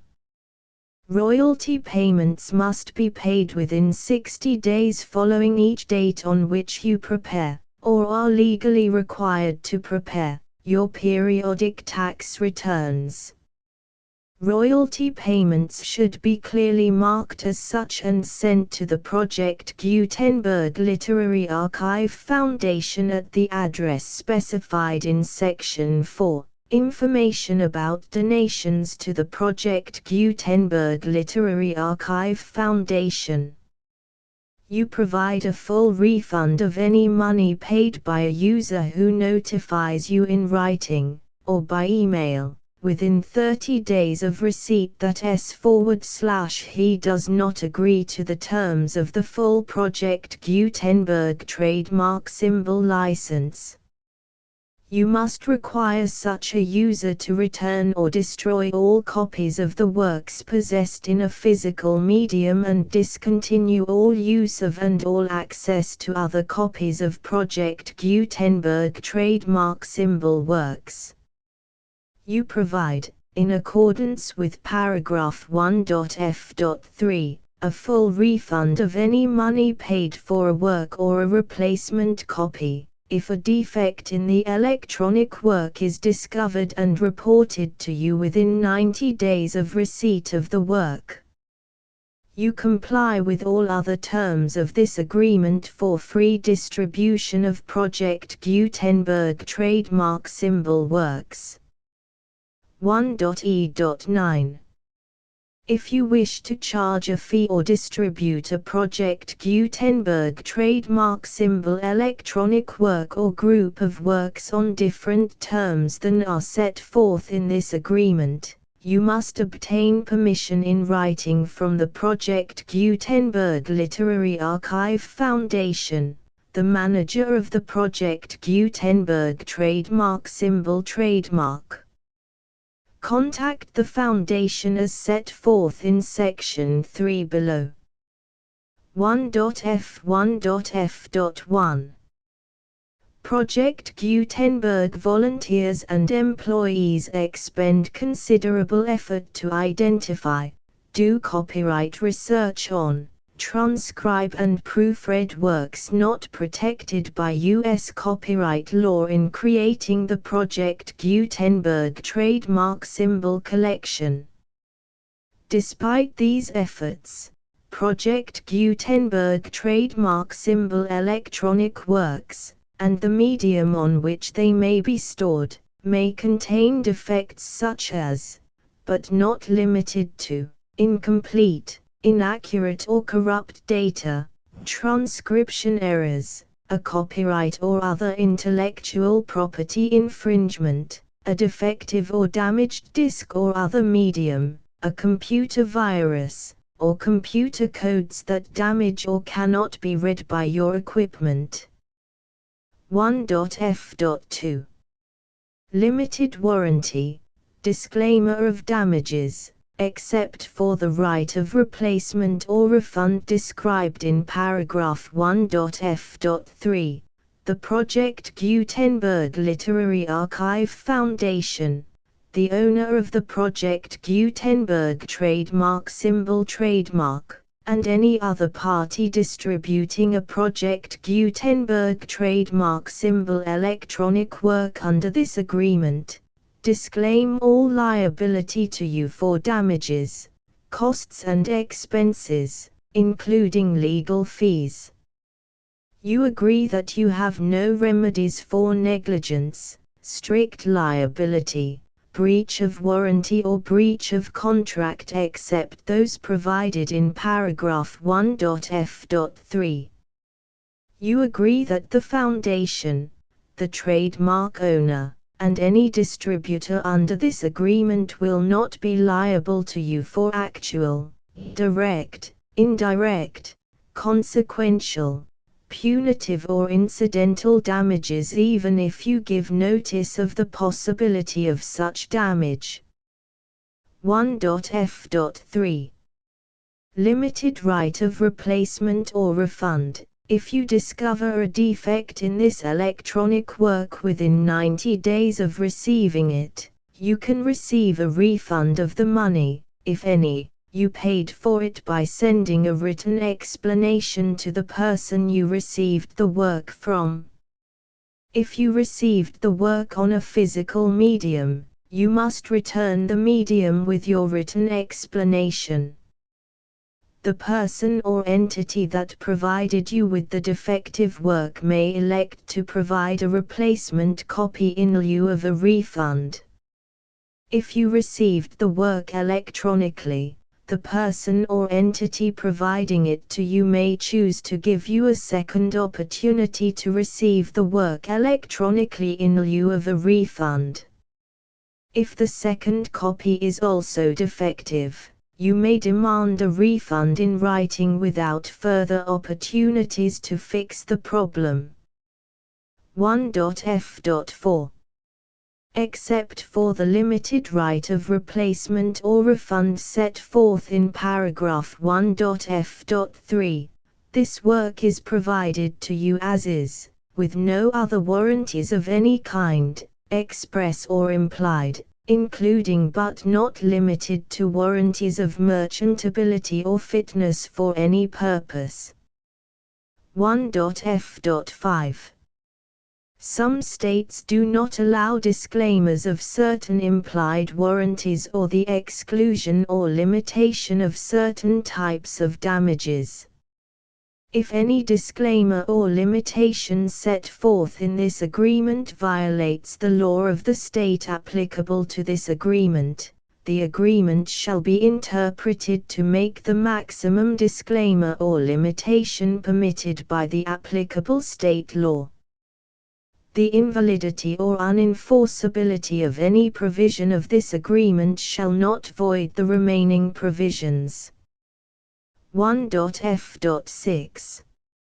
Indemnity. You agree to indemnify and hold the Foundation, the trademark owner, any agent or employee of the Foundation, anyone providing copies of Project Gutenberg trademark symbol electronic works in accordance with this agreement, and any volunteers associated with the production, promotion and distribution of Project Gutenberg trademark symbol electronic works, harmless from all liability, costs and expenses, including legal fees, that arise directly or indirectly from any of the following which you do or cause to occur. A. Distribution of this or any Project Gutenberg trademark symbol work. B. Alteration, modification, or additions or deletions to any Project Gutenberg trademark symbol work, and C. Any defect you cause. Section 2. Information about the mission of Project Gutenberg trademark symbol. Project Gutenberg trademark symbol is synonymous with the free distribution of electronic works in formats readable by the widest variety of computers, including obsolete, old, middle-aged and new computers. It exists because of the efforts of hundreds of volunteers and donations from people in all walks of life. Volunteers and financial support to provide volunteers with the assistance they need are critical to reaching Project Gutenberg trademark symbol's goals and ensuring that the Project Gutenberg trademark symbol collection will remain freely available for generations to come. In 2001, the Project Gutenberg Literary Archive Foundation was created to provide a secure and permanent future for Project Gutenberg trademark symbol and future generations. To learn more about the Project Gutenberg Literary Archive Foundation and how your efforts and donations can help, see sections 3 and 4 and the Foundation information page at www.gutenberg.org. Section 3. Information about the Project Gutenberg Literary Archive Foundation. The Project Gutenberg Literary Archive Foundation is a non-profit 501(c)(3) educational corporation organized under the laws of the state of Mississippi and granted tax-exempt status by the Internal Revenue Service. The Foundation's IN or Federal Tax Identification Number is 64-6221541. Contributions to the Project Gutenberg Literary Archive Foundation are tax-deductible to the full extent permitted by U.S. federal laws and your state's laws. The Foundation's business office is located at 809 North 1500 West, Salt Lake City, UT 84116, 801-596-1887. Email contact links and up-to-date contact information can be found at the Foundation's website and official page at www.gutenberg.org/contact section 4. Information about donations to the Project Gutenberg Literary Archive Foundation. Project Gutenberg trademark symbol depends upon and cannot survive without widespread public support and donations to carry out its mission of increasing the number of public domain and licensed works that can be freely distributed in machine-readable form accessible by the widest array of equipment, including outdated equipment. Many small donations, $1 to $5,000, are particularly important to maintaining tax-exempt status with the IRS.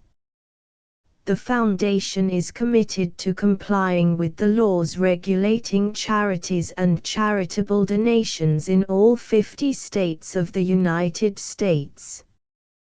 Compliance requirements are not uniform and it takes a considerable effort, much paperwork and many fees to meet and keep up with these requirements.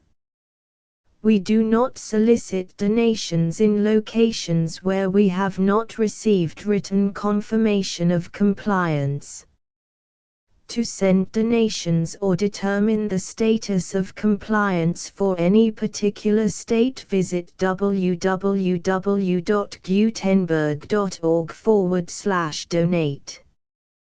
While we cannot and do not solicit contributions from states where we have not met the solicitation requirements, we know of no prohibition against accepting unsolicited donations from donors in such states who approach us with offers to donate. International donations are gratefully accepted, but we cannot make any statements concerning tax treatment of donations received from outside the United States. U.S. laws alone swamp our small staff. Please check the Project Gutenberg web pages for current donation methods and addresses. Donations are accepted in a number of other ways, including checks, online payments and credit card donations. To donate, please visit www.gutenberg.org/donate. Section 5.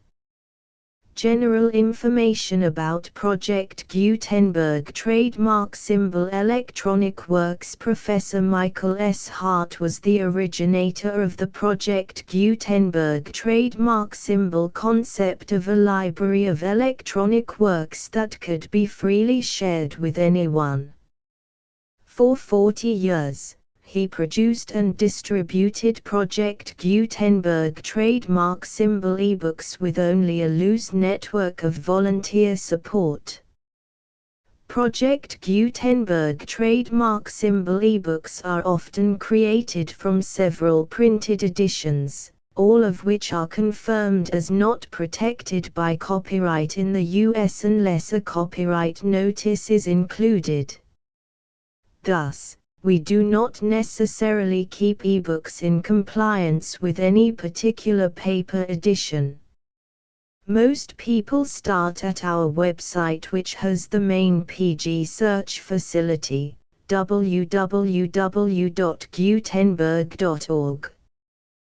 This website includes information about Project Gutenberg trademark symbol, including how to make donations to the Project Gutenberg Literary Archive Foundation, how to help produce our new ebooks, and how to subscribe to our email newsletter to hear about new ebooks.